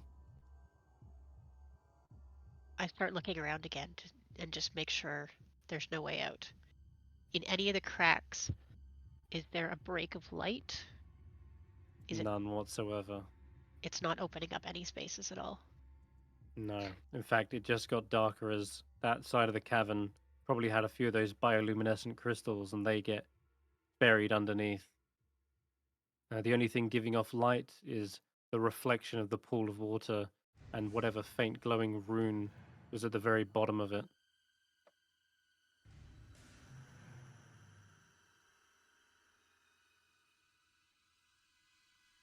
And Hala, Sheila wanted to remark that when you said, if I'm not strong enough, sorry, if you're not strong enough, then there's no way I can make it. I will say that Sheila actually did respond to that and they shook their head and they do gesture towards your arm and they kind of flex their own and they kind of gesture to your pumped up muscles from the blessing of Malar that's still active on you and still has given you supernatural strength for a 10-day. Oof. Yeah, I know. You are actually as strong as Hulla. I mean, sorry, your color is as strong as Sheila. And they kind of remind you of that and give you a I know. nod. I just really don't want to go in there. I was hoping that there was another option that we could... Maybe if we stayed in here long enough, just to the brink of death, it would accept that as tribute and let us go at the very end. But if the cave is collapsing, I don't think we have that long. I don't think that's the goal. And she will still have the crystal in her hand. Mm-hmm. And she will take off her cold weather clothing, which is weighing her down, and leave it with Sheila. And take her gear and take a couple of deep breaths and then swim down. Okay. And yeah, likewise, I need a athletics check from you to try and push through this some seemingly magical tide that's just surging you back to the surface, pushing you away from the rune.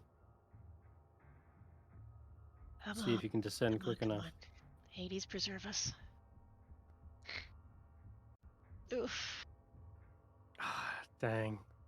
Come on, I'm giving me 4. You get a 15. guidance there? Okay. All right, a 15 does give you progress. Certainly not enough to get to the very bottom, but are you like front stroke or you like butterfly? Well, well, swimming is swimming straight down. You know, I am putting my hands in a diving position and kicking with my feet and Right. trying to push through Got the it. water. Okay, yeah. So as you push with your feet, trying to keep your body streamlined and as least resistance as possible, somehow this water seems to tossle you around, almost like there's a swirling kind of reverse whirlpool like effect that's spinning you back up, and it's that which is kind of tipping you off and tipping you over sometimes, and so it's hard to remain kind of straight and narrow when the water is tossing you around from side to side.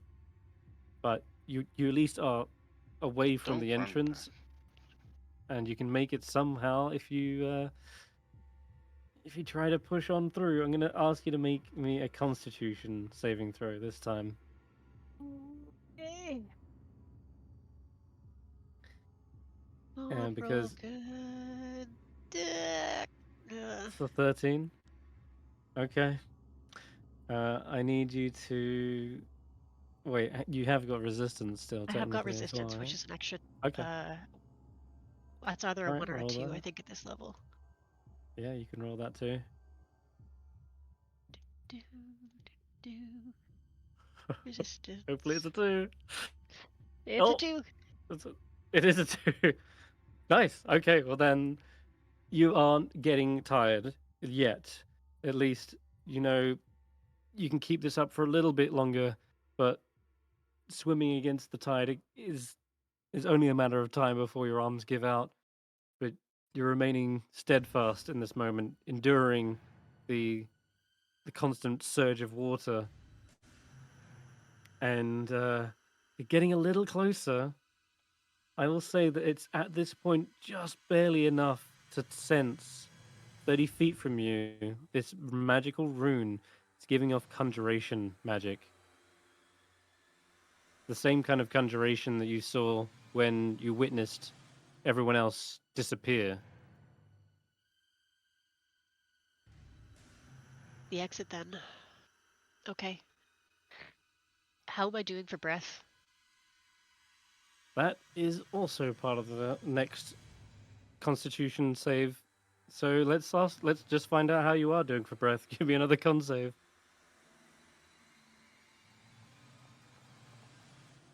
Ooh, I may need to try this again.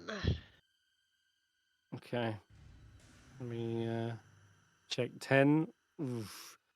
That is not good. Breath is giving out. You know, you wouldn't be able to make it with the current progress you are. You wouldn't be able to make it to the bottom before you ran out of breath. Yeah, I'm gonna turn around and kick back up. Okay. Say, okay, I might need to do this. When Maybe just you get practice to a the couple of top, times. Yep. you see Sheila grabs a hold of you and hoists you out with your hand. But yeah, this is the symbol you see at the bottom. Mm. It's like an upside down triangle with a little swirl through it. Do I recognize what it means? Conjuration, yeah. I It's just the school of magic of teleportation and summoning things. okay. But Huh. without, you're reminded again of there being no other exit in this place as more and more of the earth kind of cracks and crumbles, consuming the light, plunging you into darkness. Okay, let's try again. I'm gonna grab the biggest rock that I can find that I can carry in my arms Oh, as that's a actually pretty genius.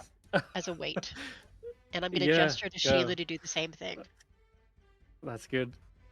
No, I hadn't even considered that. Another big cave in from the side you were standing at suddenly releases a huge boulder that comes crashing into the ground. Perfect opportunity as it rolls towards you to grab onto it, lean into the roll, and splash into the water. Sheila just grabs another big boulder as well, and then follows in afterwards. Yeah, you can give me a strength check with advantage this time. Okay.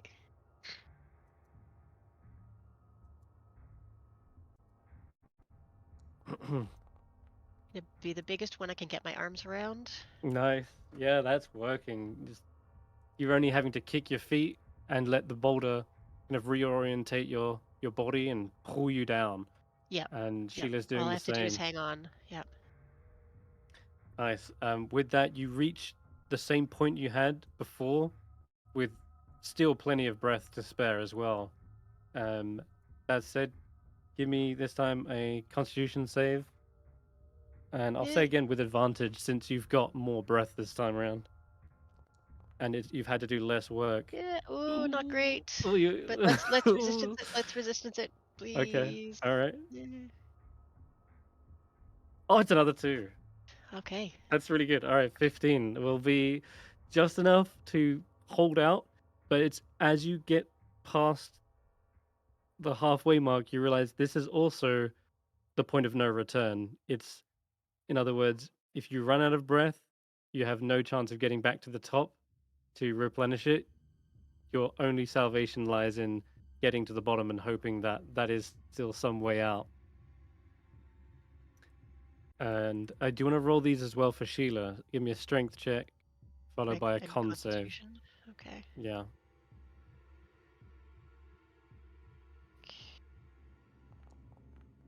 Come on, girl. Ooh, that's not Oh great shit. for her. Oh no.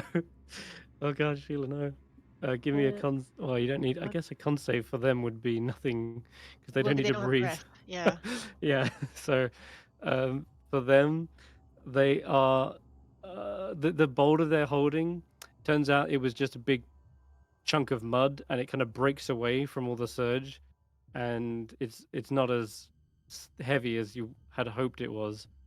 Sheila kind of just gets spun around, and they haven't got big flippers like you have for feet. They're just going to be kind of big, bulky weights, and they get kind of tousled and crashed into the side as well, and sort of pinned there for a moment. But you look on to see the rune is getting closer. You look back to see Sheila, and they just give you like the go go go kind of hand signal. I'm gonna nod back at her because I know that because she doesn't need breath, she can do this. She can reattempt this as many times as she needs to. Like if she needs to Yeah, they swim give you a back big. up to get another boulder, she can keep going because she doesn't have to worry about breathing. So So in a way, they it's give you a almost big comforting. thumbs up. Yep. All right, Hulla. In that case, then, give me another strength save. As you get close and you draw so close to this thing, you can feel where the pressure is coming from. It's almost as if this conjuration rune has created a portal of never-ending pressured water that's just jetting up towards you, and it's like a funnel. You can sense its pressure is highest in the center, and then it fans out like a cone Mm. up, and that's kind of creating that whirlpool effect at the top that's spinning you around. But So if I kick off to the side, is the pressure less? Can I approach it from the yes, side? Okay. yeah, you can, and I'll say you can have Yes. advantage Yeah. since that is a pretty good move to avoid the jet that's surging from it. And in my head, I'm going, "Come on, do you want me to get there or not? What's the deal here?" Uh, I'm kind of arguing with the symbol in my head. Like, make up your mind, please. This is bad enough without you pushing me away. But I will swim off to the side and just use my legs to kick off and let Okay. the weight of the boulder still pull me down. Yeah. Give me strength with advantage. Okay.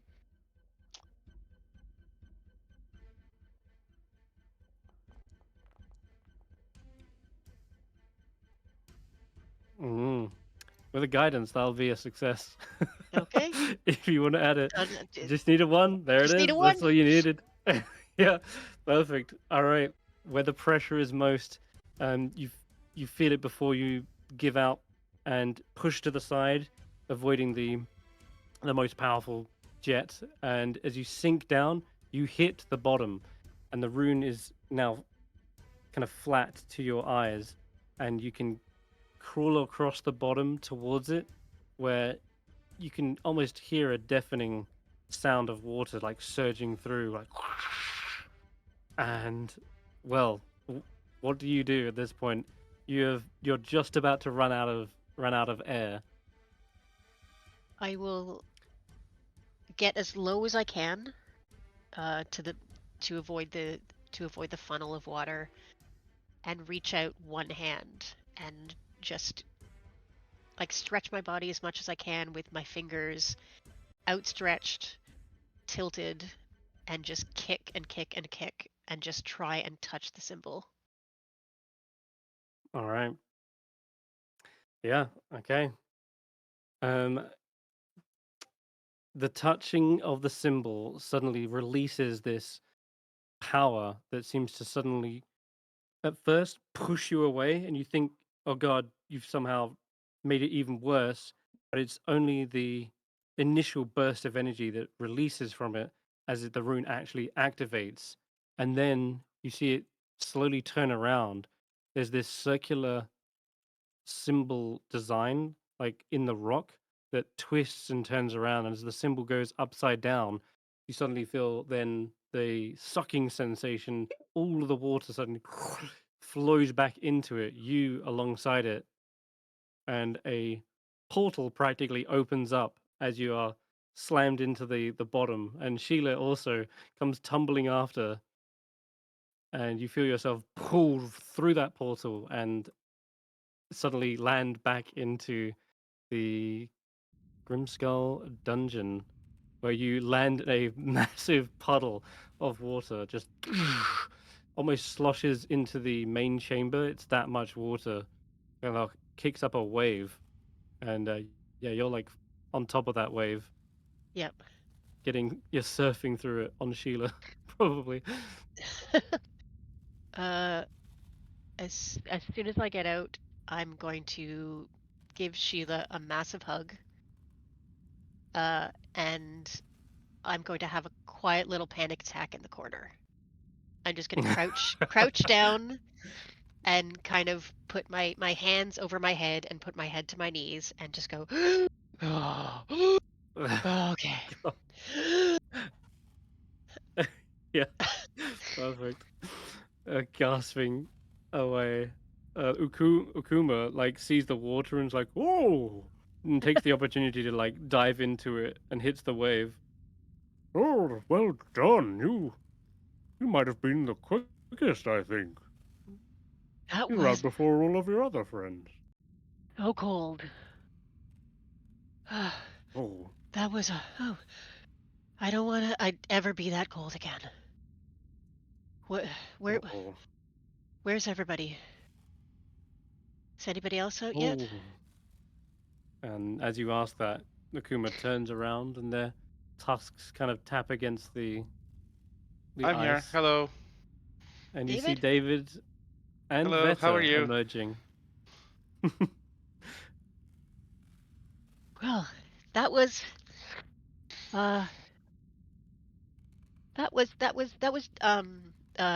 difficult. That was uncomfortable. That was terrifying. That almost killed me. And I don't even think it was a test of endurance so much as a test of strength. So like, false advertising. How did you guys do? Oh, I'm with you on the false advertising. It wasn't so much as preserving. But that's okay. I had a nice conversation. I survived.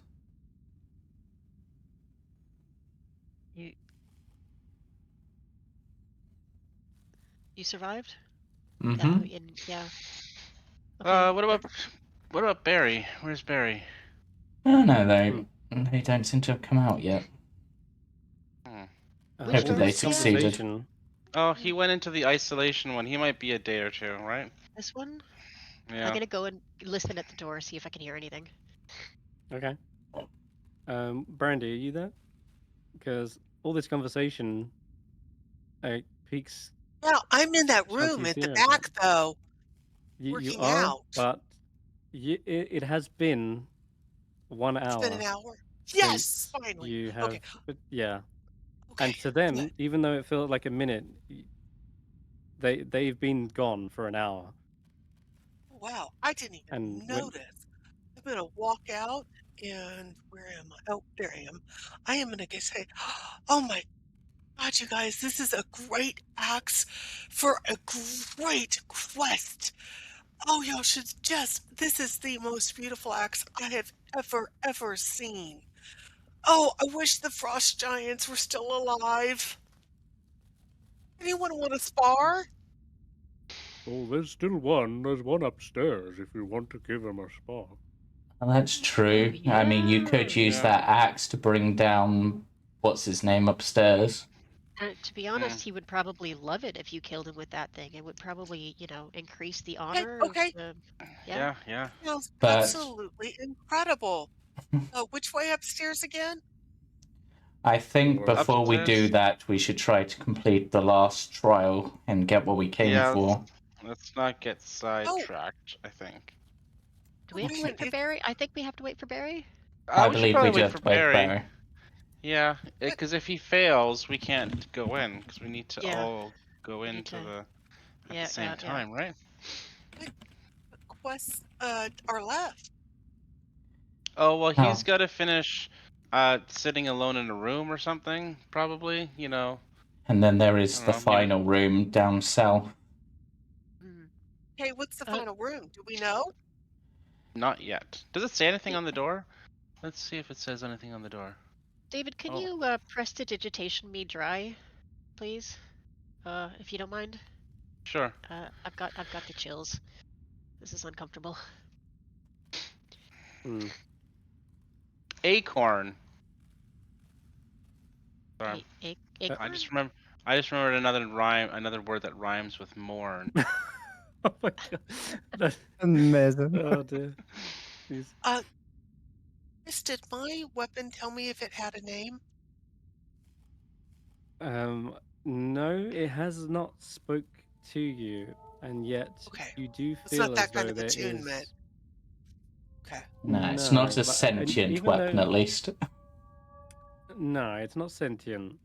But everything you said has absolutely been in line with what the weapon would urge you to do, I guess is a better sensation. Yeah, there's no voice or anything, but certainly, It is. like you said, beautiful weapon, powerful in your hands, urge to go and test it, test your own strength and metal, and yeah, absolutely. You look almost unfavorably at the rest of your weapons. They could never compare to this thing, even with the enchantments and care that you tended to them.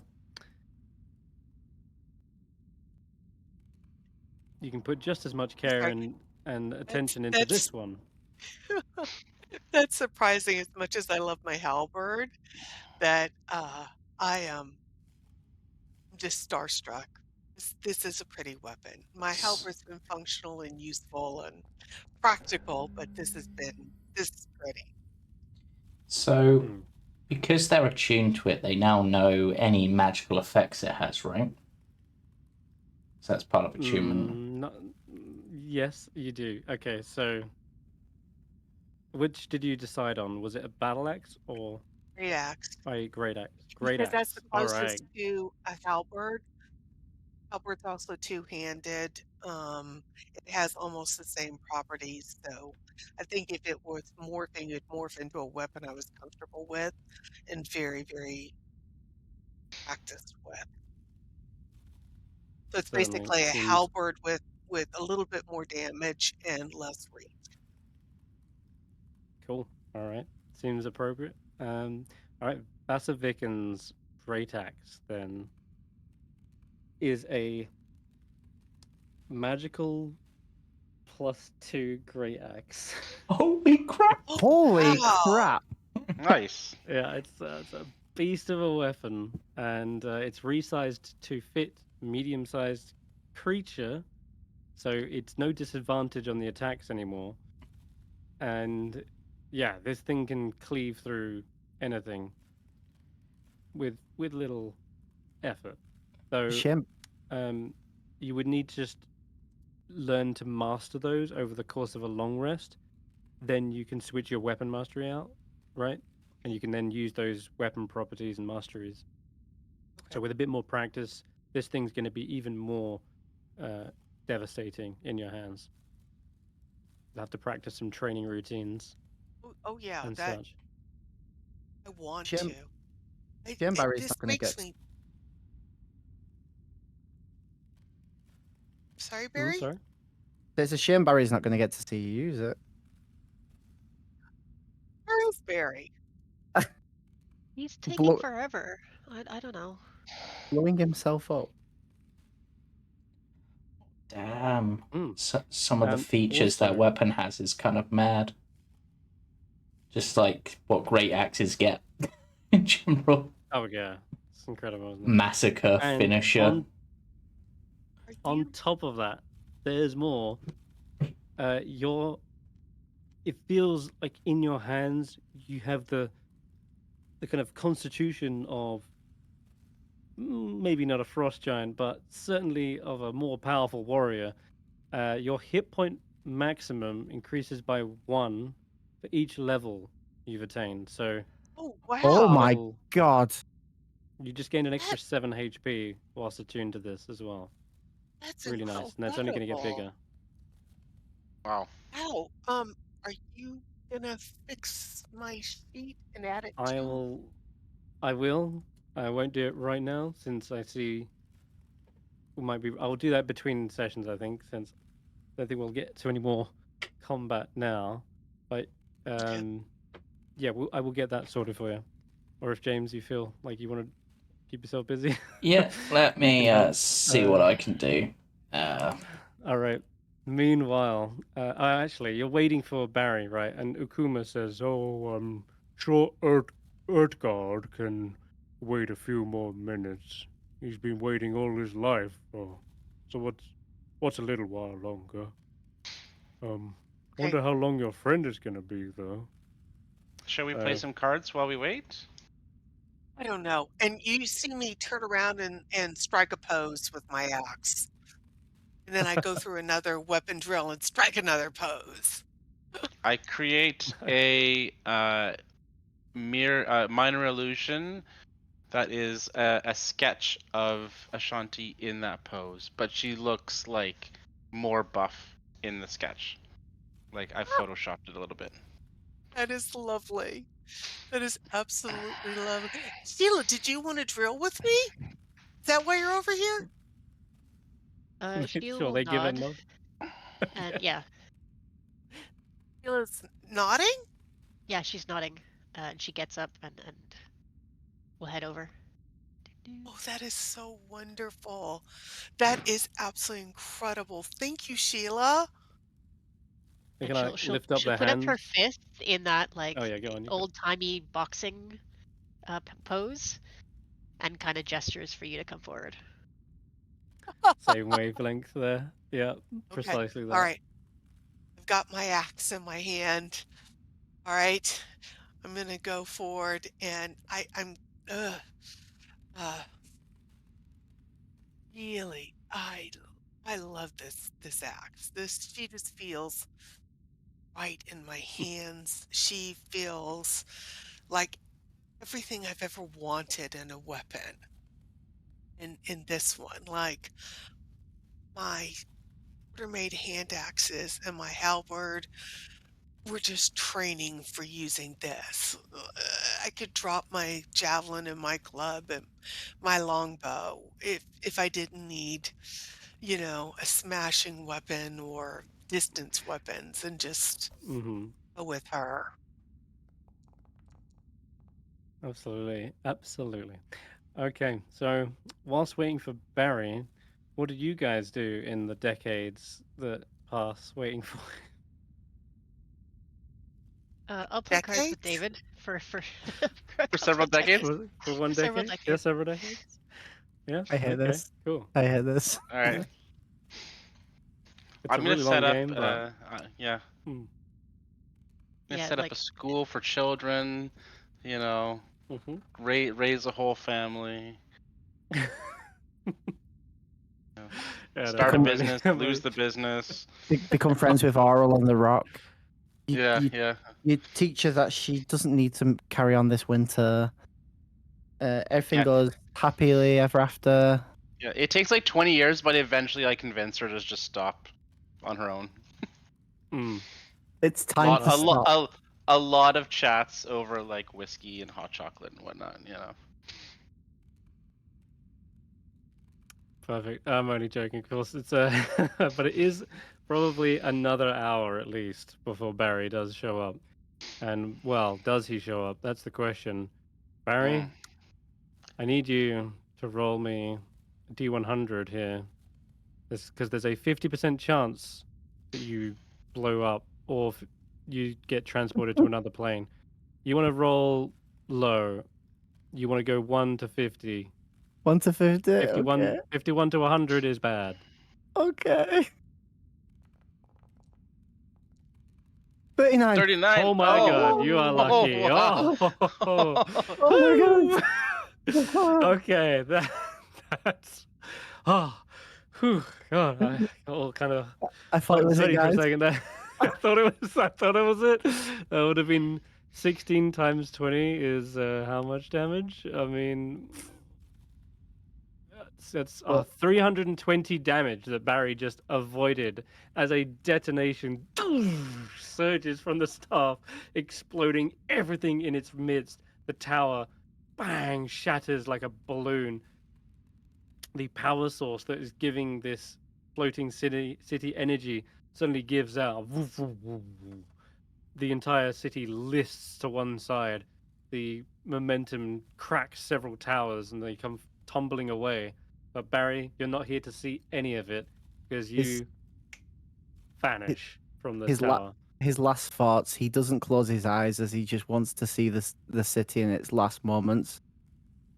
And his last thoughts is probably his family, and that it wasn't a fulfilling life despite learning all this, but it wasn't a bad one, and he just thinks he's gonna take again, Oh, he but just for good, but for good, because yeah. he There is.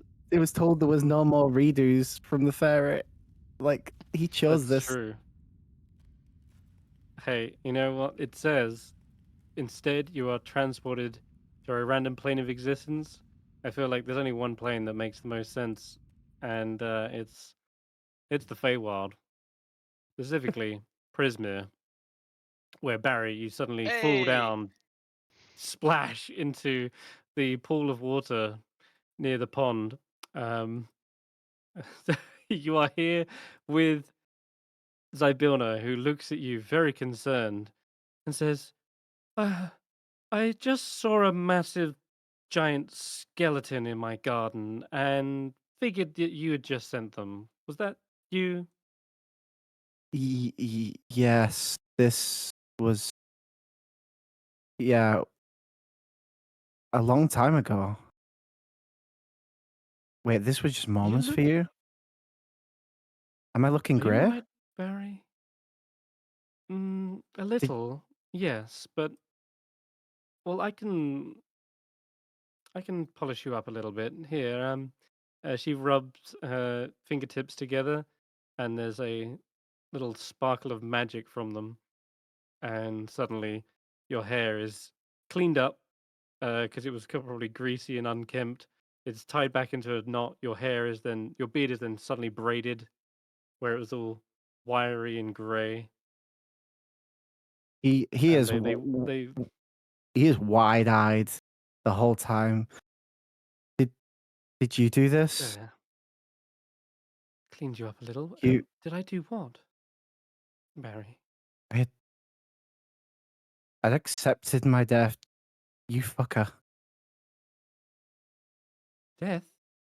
And No, he you're just you're not dead. I would have known if you were dead. he starts tearing because he doesn't his emotions are just confused as to Do you do you need a hug? You look like you need a hug. Here, and she embraces you, and you feel human contact, well, fey contact, for the first time in what feels like forever. And the touch of another person is um, a relief that you didn't know you needed. And uh, yeah, the tears just start going. and being able to for the first time in what feels like decades, I guess. He tells the whole story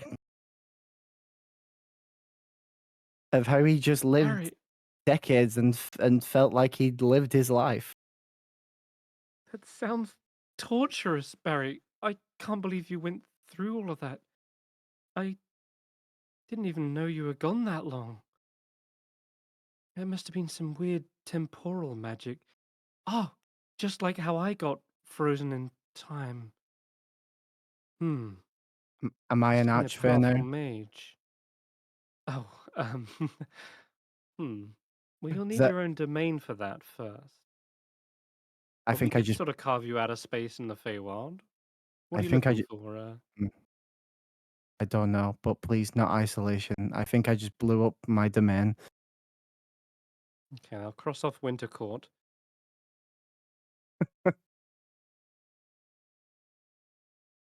Look, How I know it feels like it might be a cop out, but if you wish to forget those long years, I can erase those torturous memories for you. no, every experience is the experience of a hero.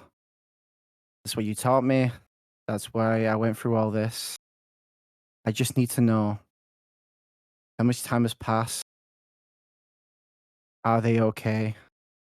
And did they save the Dales? You can ask them yourself. And she turns and gestures with her hand, and a portal opens up in the Stonehenge. You see the Grimskull dungeon before you.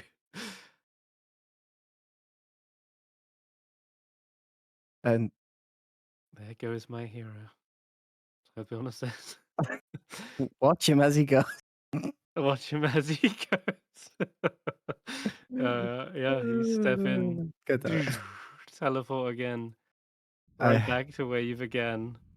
he did Except, go to say thank you, um, but then like hesitates again. He's like, "What do you say to someone in this place?" Not thank you. yeah. Oh no, she closes up the portal before you mistakenly say that. Um, Uh, since we had another hour waiting for mhm. Barry, did we get a short rest? Yes, you could have. Everyone Okay. here would have gained a Oh. short rest. Thank you. Hey. Did I? God. Did What? I get a decade of short rest? Or decades of short rest? In reality, you've only really been on a short rest. How long? 2 hours. But I will allow you to get a short rest. Do you even need a short rest? You look like you're full. Yeah. You look Oh great. no, actually, that's true. You're I doing actually, fine. yeah. Oh, I didn't actually use much. Yeah. Yeah. There you go then. You see, what do they see, Barry, as you stagger out of there? You're all cleaned up, technically, thanks to that Yeah. door, so they wouldn't know. Cleaned up, freshly braided. He looks Mhm. like he looks because of Zybilna, he looks like he's not gone through anything except for the Mm. fact that Oh. he walks back into the room and his eyes, he's still wide-eyed. He's still confused as to everything that gone on. He accepted his death and he's just like, Well, that I'm took you long enough. Ah, you're back. longer than Isolation. You long enough. Ice. Sarah-Jane, that was brutal. That was good. That was good. longer than you think. Did you enjoy it? I honestly thought you would have been done with saving the Dales by now. Well, Uh, it's not like we I have days or weeks to do this. We're on a tight schedule. I Oh my God, you guys. I just lived out my whole life in a tower and almost Excuse me? died. Like from a baby? No, well, no, like from me now to like, I felt like I'd gone grey, like I'd mastered so much. Felt like I became like on par with Skrapp, maybe more. I built Sheila version 2. Oh, sweet. Which Did you bring her back? Oh no, but Ah, maybe I could upgrade Sheila now. Although she was made of brass, and I called her Brassica. it's a good name. I learned a Netherese language. Does that transfer over, Chris? Oh, I have a Um, Netherese book. Do you want to read it? Maybe you can trust it out. It would be handy to have that. I have Barry. scrolls in Netherese. Yes, Barry. You can add Loros to your languages. Oh my god. Nice. I don't know how I'll do that, but... And I just start reading out these things like... Honestly, I thought that you guys would have moved on and just assumed I'd died. I got Why? a really... Because I was in there for decades. Like an Decades and hour decades. and a half max. It wasn't for me. I just started teaching these people how to play euchre again. It did not take me 5 minutes to make a whole new Shield Guardian, or to learn a whole language, read a whole library of books. Also, I made one of the first things I did was make a nice little fish snowflake. Snowflake. You Oh! have that still. That you have on you. because that was out of my own stuff. But Mm-hmm. yeah, I was locked in the Neverese Tower for what felt like decades. I think it was the city that fell into the ice. Oh, did it look nice? Oh, it was so advanced beyond anything I could imagine from any of the cities I've been in and traded in. And then I think Is it still there? You think it's I still don't there? I don't well, know. we think it's the towers that we went into, right? It's like it fell apart.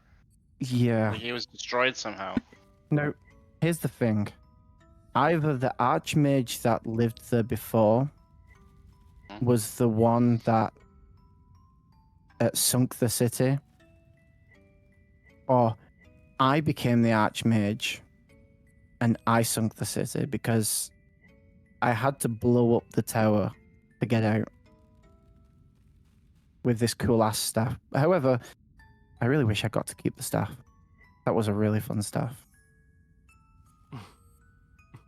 So, like, But it, when we get there, are you gonna know how to get around and stuff? Like, have you got all this, bonus knowledge that'll get maybe us around?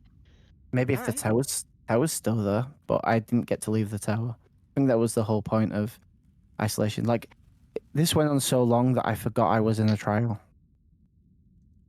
Oh. Oh. I had come to Wait. what I felt was the end of my life, and I used the staff to blow myself up. So you were there for decades. How long did yours last? Couple of minutes.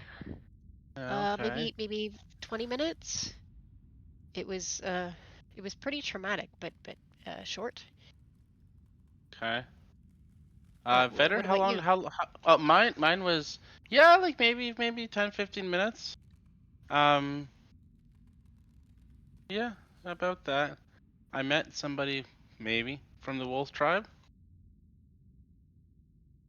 and had a chat with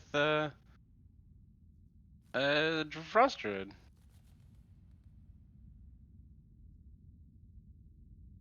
Ah, I see. That's all you had to do?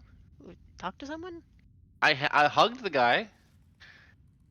And then I had a little chat. And then I came back here. Huh. Well, I I almost died. Yeah. It's Came pretty horrible. close to dying. And, thank God for Sheila. Yeah.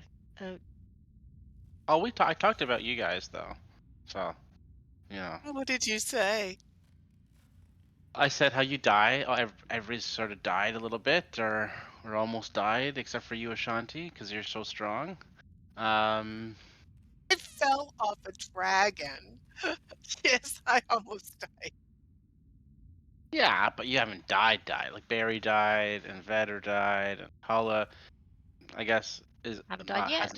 hasn't died yet, but I guess maybe almost. And I die, I'm dead. So, yeah, Yep. had a little. Hey, Had a little chat. Yeah, Vetter, how did your goes? Did you have to like kill a rabbit or something? or did you accrue any tea? I did what I needed to do. Let's leave it at that. Okay. Barry, look, I have a new axe. Isn't it just amazing? Do you see? There's this incredible black stone on top, and look at the design, and it's just flawless. I mean, I need a little tiny bit of cleaning up and a little nick here and there, but it's flawless. Look at this, and it just moves. I mean, like magic in my hands. Harry just tears up a little bit, just like, I'm so glad you guys are all right, and I missed you guys. Do you remember our names since you were gone for Yeah. a long time? So Veta was number 2. Hulla was number 3. Ashanti was number 4. I guess you'll be number 5, David. It was 6 or 7. I think didn't I make you roll that wisdom save to see if you could remember them, and that was Yeah. the one you failed on. Yeah. So yeah, you say 3, 4, 5. You haven't remembered their names, but Okay. you But know, yeah, so I don't make say it- the names, but I say, yeah, you were number 1 and you were number yeah. you were number 2, you were number Yeah.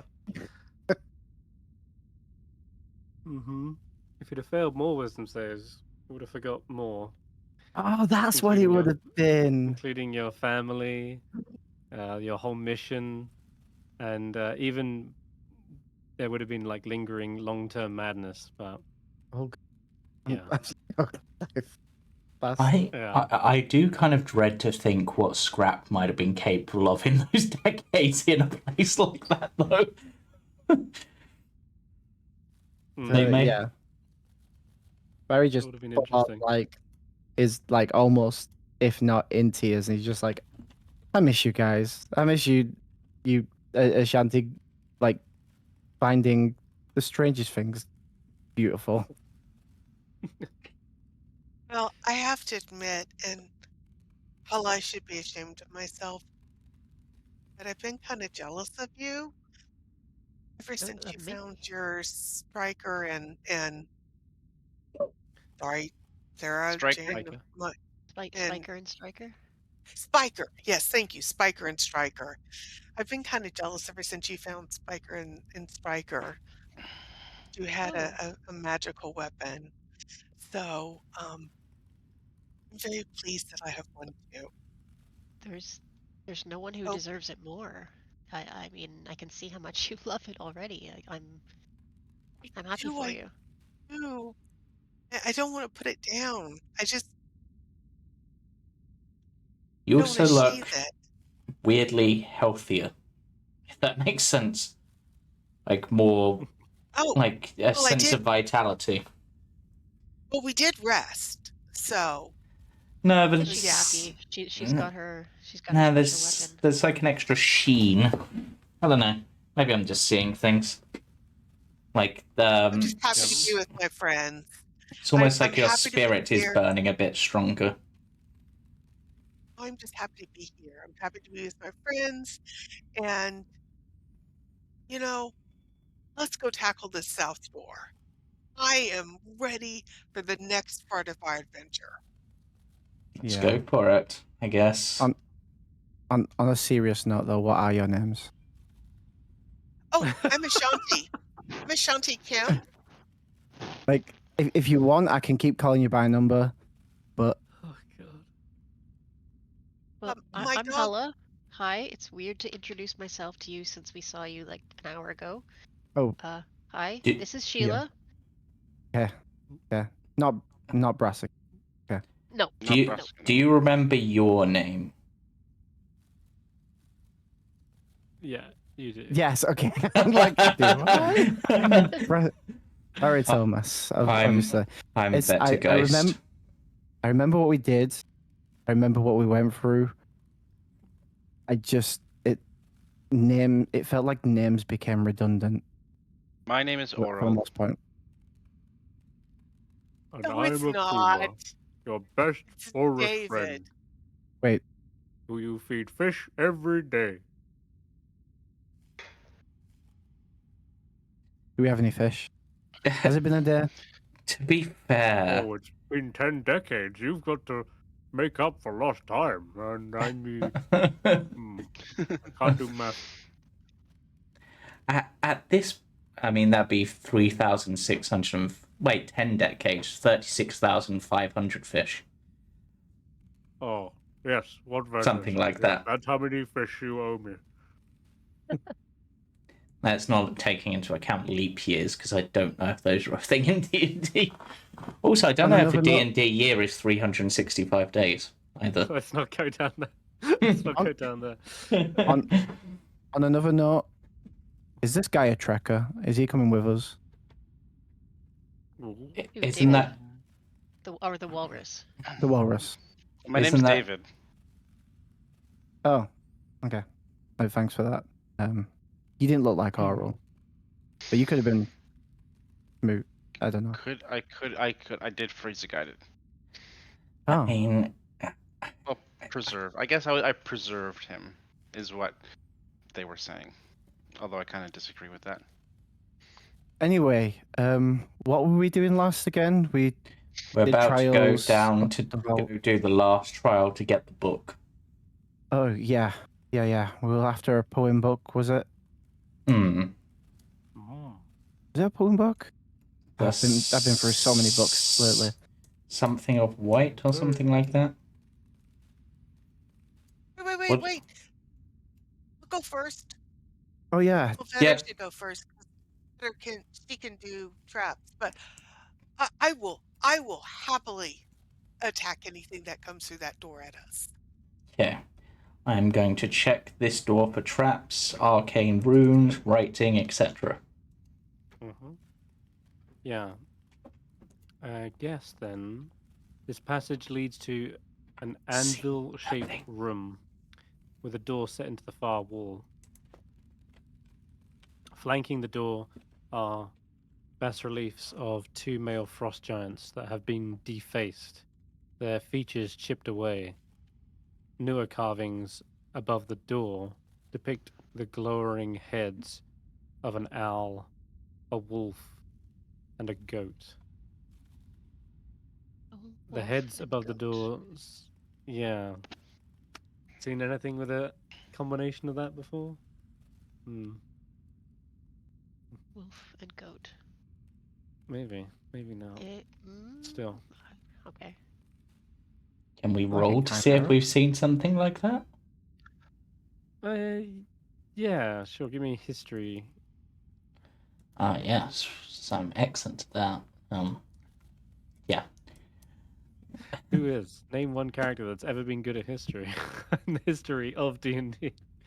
No one takes history. That's why I use it for remembering things. Because I'm like, in all the gotta use books history for something.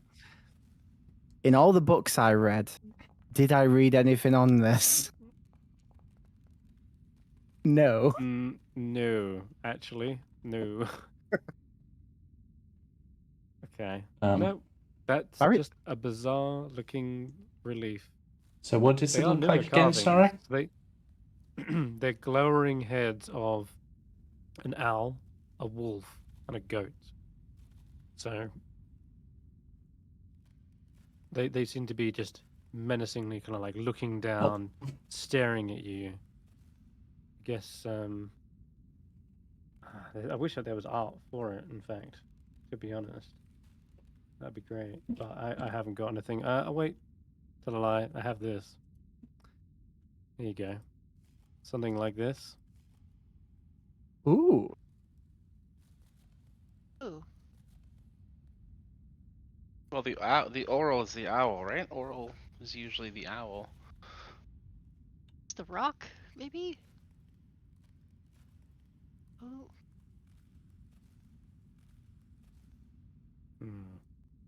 And as you're like pondering over this, you perhaps hear this disembodied voice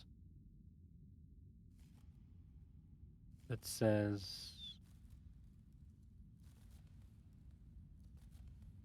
"This way is shut to all those, except for those who pass the tests of cruelty, endurance, isolation, and preservation." Oh. Oh, Ashanti needs to go and do one of the tests. Okay, I can do one of the tests. So, do you not. want to go live by yourself for several decades, Don't do it. or do you want to? You can almost drown. Or do whatever Vetter did, or have maybe a nice chat. I have the ring of swimming. I'll take the swimming one. Where's the swimming one at? Oh, that's endurance. Can I take my axe? I will I don't save leave my you axe the. behind. I mean, I mean, if you want to go to a test, you by all means you can. Um, Well, if I can't go with my friends and I have to do a test, I'll go do a test. mm. But I don't leave my axe behind. Just got it. Is that like a What? cursed What? axe? You don't want to like let go of it. Are you sure? Can you put it Oh, down? she is not. You take Are you that able to? back, Are you like David. just I could put just her. I could put her down. I'm just not going to. just put it on the ground for like No, 5 seconds? don't say that. Listen, How dare you say that? how about this, Ashanti? And I'll give it you back, but can I admire the act just for a moment? Well, see, and I'm gonna hold it out so you can see. And I will attempt to take the axe and admire it. I think you should look do you- with your eyes. Do you let go of the axe as I go to admire it? I'll give it you back. You can trust me. I guess. And I But take am the not axe. a happy Ashanti. I admire the axe. Give me both an athletics check. Athletics. Oh, is this? Yeah, Oh, both give me athletics checks. even though she was Normal? willing. Normal or advantage or Yeah, just normal. Yeah. And yes, even though you went, all right, yes, oh, I guess. we tied. Not Oh, quite. no, Your we didn't. natural strength is the thanks to your proficiency in athletics. So, Barry, you hear Ashanti say, "All right, go on then," and then as you go to pull the axe away, there's still a vice-like grip on it, as Ashanti doesn't seem to let go. Ashanti, you need to unfurl your fingers. I did. I'm sorry. Maybe this is a bad idea.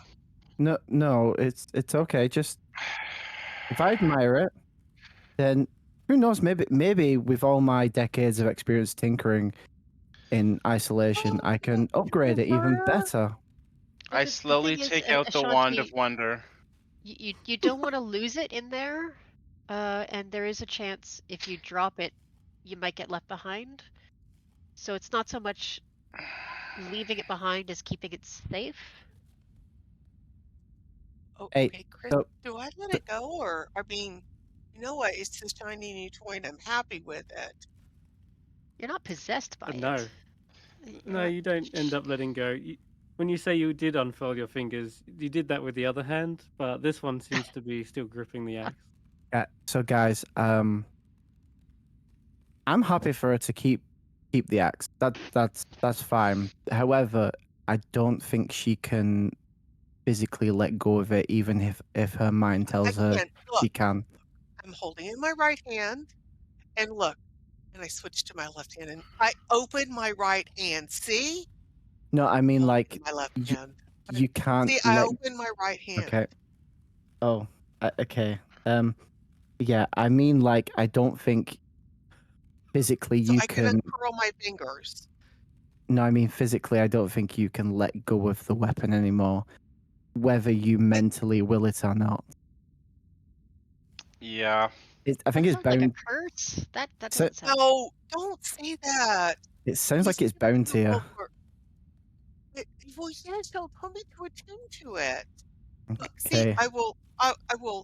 Just gonna put it in my belt to sheath it. But it's still on you. You can do that. Yeah. So hit. Okay, it's sheathed. See, Okay, look, sheath, just see, and then both my hands are uncurled. Right. If you keep your arms crossed, I'm just gonna go and admire the axe, and I go to grab the axe, and I'm fully expecting her one of her arms to stop me. hmm As I go to grab the axe from the sheath. You've got to go around like behind Ashanti Yeah. to get it, I guess. Yeah. You're gonna let me do Ashanti this, yeah, moves- Shanta? Moves to the corner. I'm sorry, why are you behind me? No, I wait, see. hang on, I hang on, see. what? Stop. There's nothing wrong with my axe. My axe is fine. Okay. My first magical weapon's the only one I've got. Y'all have all gotten stuff. I No. deserve something too. Hulla said so. No, we're not saying you don't deserve it. I'm just we're just proving a point here about the magical properties of that axe, which seems to have some side effects. How about this, Ashanti? Keep the axe, but take out your halberd. Okay. Ooh, that is a fair point. I want to see if I can do that. if I mean, the axe if the axe will allow you Yeah. to use another weapon. Yeah, I mean, You pull out your halberd, no problem. okay. I'll take a couple of swings with it and say Ow. it Doesn't feels the same as always. It doesn't feel any different. So as long as you have the weapon on you, your body is okay with it. But if someone tries to take it from you, even if you're willing to give it to them, your body is unwilling to let go of the weapon. It seems. As I don't love that. That she's. I mean, if that's so the only attached to it. downside of it, that's not that bad a thing. No. If that's the only downside to it. And she'll have to. I don't feel any different. I don't feel any different at all. Except So that you how can are there be a unable to let downside? go of the axe that you have. Whilst Ashanti is swinging a halberd, does there seem like, as we've seen her fight with this a lot, does there seem anything off, like even slightly about her swings that suggests maybe? Yeah. Roll insight checks. If you wish Oh. to do a little bit of that. Can I do that as well, since I was probing? Everyone can roll it. Mm-hmm. An 18. Okay. And what do you want to get? Yeah. Yeah. I'm worried. I am gonna 13. add a d6 to that. Mm-hmm. So knowledge from a past life. I'm gonna guidance mine. Give 17. That's a 17 for me. Okay. 17 is good. Wisdom 18 as well. And then what did you get on the d6, David?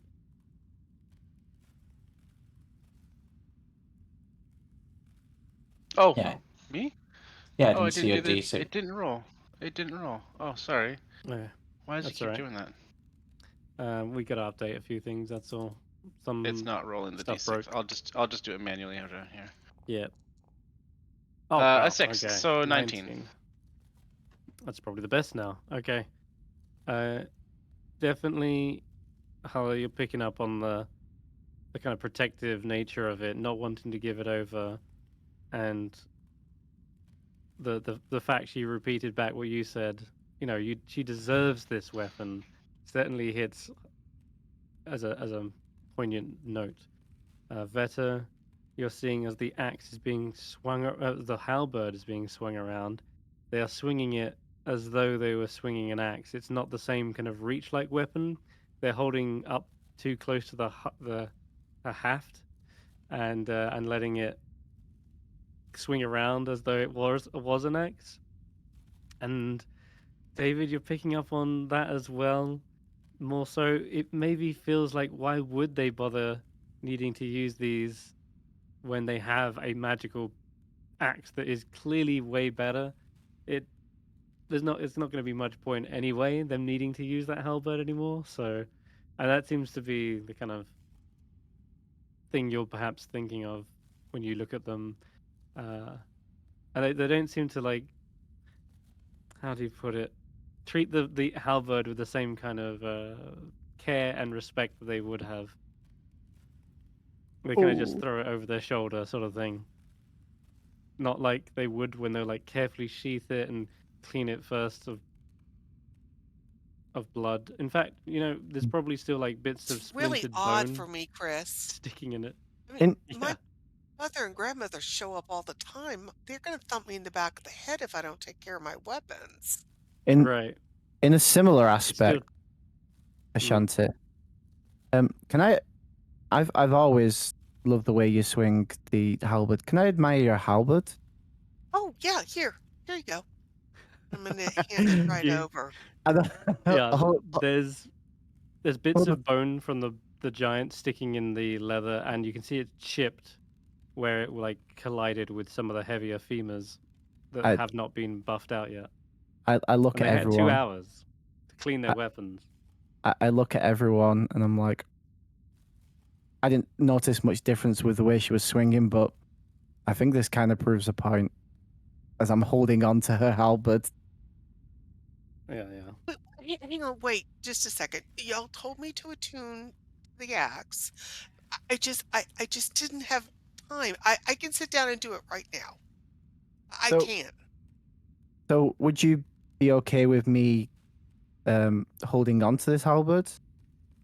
Sure. How- Yeah, I and I- mean, I can't clean it and sharpen it if you're holding on to it, but that's fine. It's fine. We can take good care of it. And I'm looking at her like dead in the eyes, and I start putting it into the bag of holding. Okay. Just don't forget to take her out and clean her. I don't want her in the bag of holding that dirty and gory. You know what? But That sounds like a lot of work. I changed my mind here, and I hand the halberd back, and I'm like, I am concerned, guys. really, seriously, you can have it. I have my axe. So Oh I my mean, if you God. need a halberd, I should not be greedy. I shouldn't be selfish. I still have javelins and my longbow and 2 hand axes. If you need the halberd, here, just give me a second, Okay. and I'll Okay. clean her up and No, it's fine. and hand her back to him so he can put it. It's fine, Ashanti. The other one you've got is better, and I just drop her halberd to the floor. Oh, Ashanti, I like to imagine when you're like listing off the weapons, you're like, I've got my great axe now, and I've got javelins and my hand axes and my great axe. Oh, and a longbow. And did I mention my great axe as well? I think it's something Yeah. along that lines. Yeah. You mentioned it 3 times. In front of your eyes, I just drop your halberd to the floor. Oh, don't forget to Little pick that up, disrespectful. and put it in the Sure. bag of holding if you need it. Guys, I don't like this. This I is don't like it either. I'm not. Yeah, yeah, I don't like That- it. I feel I don't know like what to do. once we get off this island, this might be something we have to take care of. In terms of taking care of, I mean making sure that her brand new weapon is nice and clean. And I just wink at them as my back is turned to Yeah. Ashanti. I would never let it get. I would never let it stay dirty. I promise you. Oh my God, she's perfect. I would never let her. Oh wow, that would be horrible. Okay. I Okay. think we're gonna move on.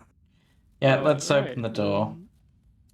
Okay, yeah, there is, regardless of whether one person has done all the tests, 4 of you standing here who have completed the tests, and as a result of if you're going up to the door, just assuming that you can open it, Veta. Sure enough, you can hear an unsealing sort of sound. I guess it's like a something shifted in a lock.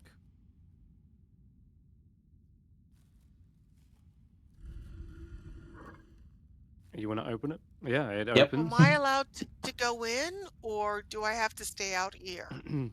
I think providing the door opens, you'll be fine. You as a party have passed the tests.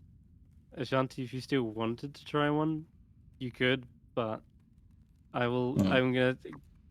I will I'd like to see if tell I you could go above in the board. door, or if it's gonna bounce me out. It'll depend on whether or not it bounces me out or it lets me in. Yeah. I mean, technically, by the logic of this Can see. door, as it's written, it would suggest that one has to pass all 4 tests to open it, but it opened. I've only passed one of them. So I'm guessing it is a collective thing, and as you're part of the group, it should allow you in. Okay, I'm gonna reach over and pick up my halberd since Barry didn't put it in the bag of holding, and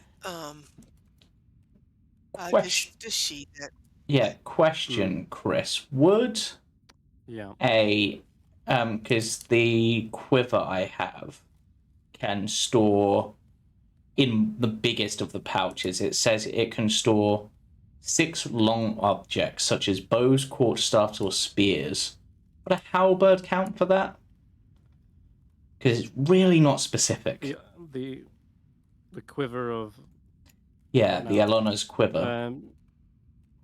Yeah, it can hold like javelins, correct? Well, yeah, because it's got a compartment for hand holding 60 arrows, bolts, or similar objects, one for holding 18 javelins or similar objects, and then one for holding 6 long objects such as bows, quarterstaffs, or spears.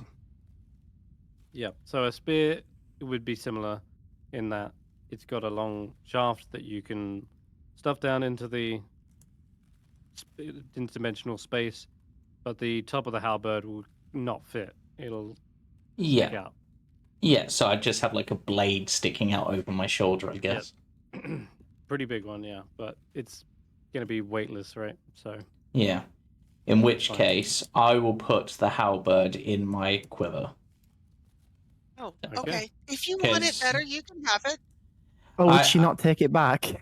No, it's more. I'm thinking for storage wise, you don't want to be carrying around so many weapons that it's cumbersome, and we don't want to over impede the bag holding as we were doing. So. Okay. Here. And if you want, here, I've never used this club. You can have my club too.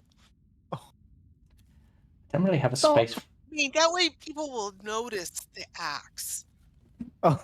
And they'll see it. I mean, I'll keep the little axes in case I need to throw something. But, I mean, and they perfectly. I mean, this pair of little axes on one hip with a great axe on the other. I mean, they definitely decorate it well. Okay, I have dragged them across and put them into my. I've dragged the halberd across and put it into my quiver sheet. So I'm going to delete it off of Ashanti's. If you're constantly showing off the axe, where's the surprise? If it's just on your back, where's the moment where you like reveal it? Oh, I think everybody should see it at all times. I mean, this is a great axe for a great warrior, and it says, "I am here to fight." I love it. And win. So, Ashanti, as the question as to whether you'll be allowed in or not, you step through the entranceway, through the door frame, and you can see there are 4 stone tablets in this room. Each one of them seems to have the word of each of the tests, and they didn't really react when Vetter and Barry stepped in. When Ashanti steps in, you hear a whipping wind sound, almost like a blizzard suddenly starts occurring in this very room. And as it winds its way through the 3 of you, it seems to rush past and twirls around David before looping past Hulla and even Sheila as well. And after that, they seem to suddenly rush back towards the stone tablets and are sort of sucked back into the stone where it goes silent suddenly. Was that What was that? some sort of inspection? Yeah, I think it was. All right, let's have a look at these tablets between us. Which one's isolation? I'm guessing each one is one of the words from the doors. Definitely feels like the wind kind of pulls you forward, David and Hulla, into the room if you wish to allow it. Yeah, we'll come in. Okay. Or I will. Yeah. You And can Sheila, find since your. She endured the test too. She counts. Exactly, yeah. You can find your matching tablet very quickly. Vetter's on the right one. David, this is yours. Hulla, you're in the corner. Hulla, your tablet seems to swirl in and around yourself and Sheila. But as for Ashanti, you're kind of left without anywhere to really stand at this point. But you do hear a voice that sort of reaches out towards you. And they say, in a disembodied sense,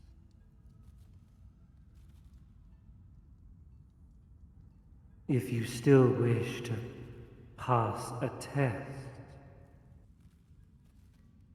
perhaps you wish to court death to receive my blessing. I am happy to bring death to an enemy. If you would like for me to bring death to an enemy, I shall do so. Show me an enemy to fight, and I will fight it.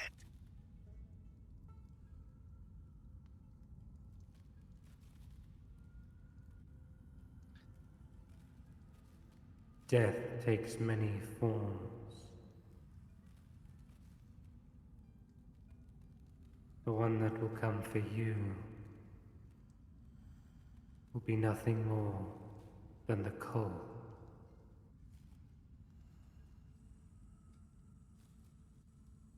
But as this is happening and this voice is reaching out to you, by standing next to these 4 tablets, you do see the door beginning to grind open and reveals this small room filled with this low-hanging mist. There are chunks of broken ice all over the floor. And those who can see into the room are clearly making out fragments of lifelike human ice sculptures within the remains of those icy chunks.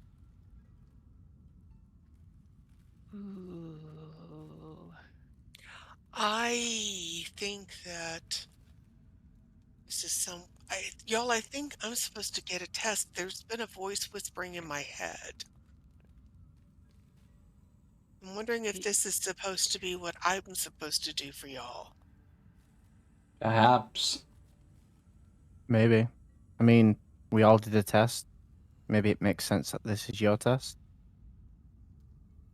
The tablet in front of you seems to say the same thing that the voice whispered. It says, "Will you court death to receive my blessing?" And I'll tell you above table, this is purely optional, Ashanti. But you've been given a heads up. This is a deathly test where you could receive Oral's blessing directly. There is one last thing to mention in the back of the room. That is, there is a door. And you can hear something coming from it. Sounds like footsteps kind of moving around on chunks of ice. And you can hear the flicking of pages being turned as well. Mm. Oh, it's Barry. Oh, that's the book we're looking for. That's the Ooh. hope. Like it. Ooh, Oh. ooh, ooh. It's up to you. We can do this together if you want. We've courted Well, death together before. Yeah, we have. Yeah, and y'all have each faced a trial while I was getting used to my new axe. Which is I just think- an okay axe. There. Yeah. To be fair, I think your trial is letting go of that axe at some point. I can't imagine that would be true. I mean, she's too perfect to put down. She's not a regular.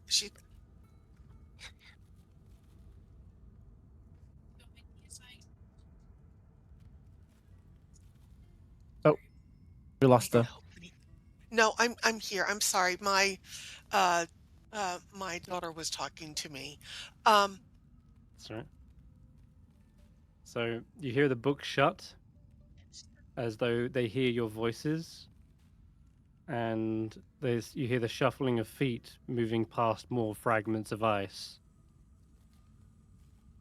And the door begins to open, and on the other side, holding a book with a white kind of leather trim, is a lavender-skinned tiefling in dark robes, swept back horns, kind of bluish-looking eyes, and she looks at you all.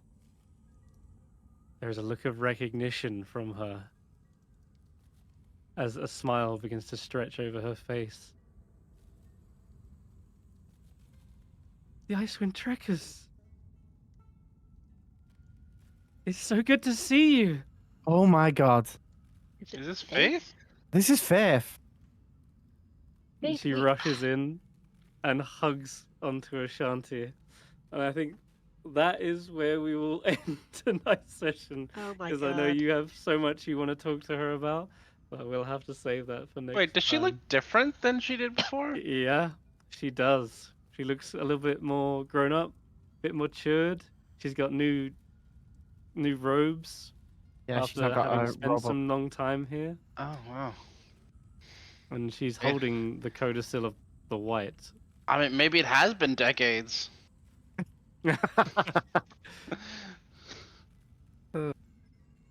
But anyway, I guess with that, we will wrap up there, as Chris said. So join us tomorrow for the Jumping Junipers, Tuesday for the Mistaken, Wednesday for the Icewindale group, the other one, Friday for the Temporal Tower. I think we're on this week, and we'll be back next Sunday, at least as far as I'm aware. Yeah. So, bye for now. Bye. Bye. Hey,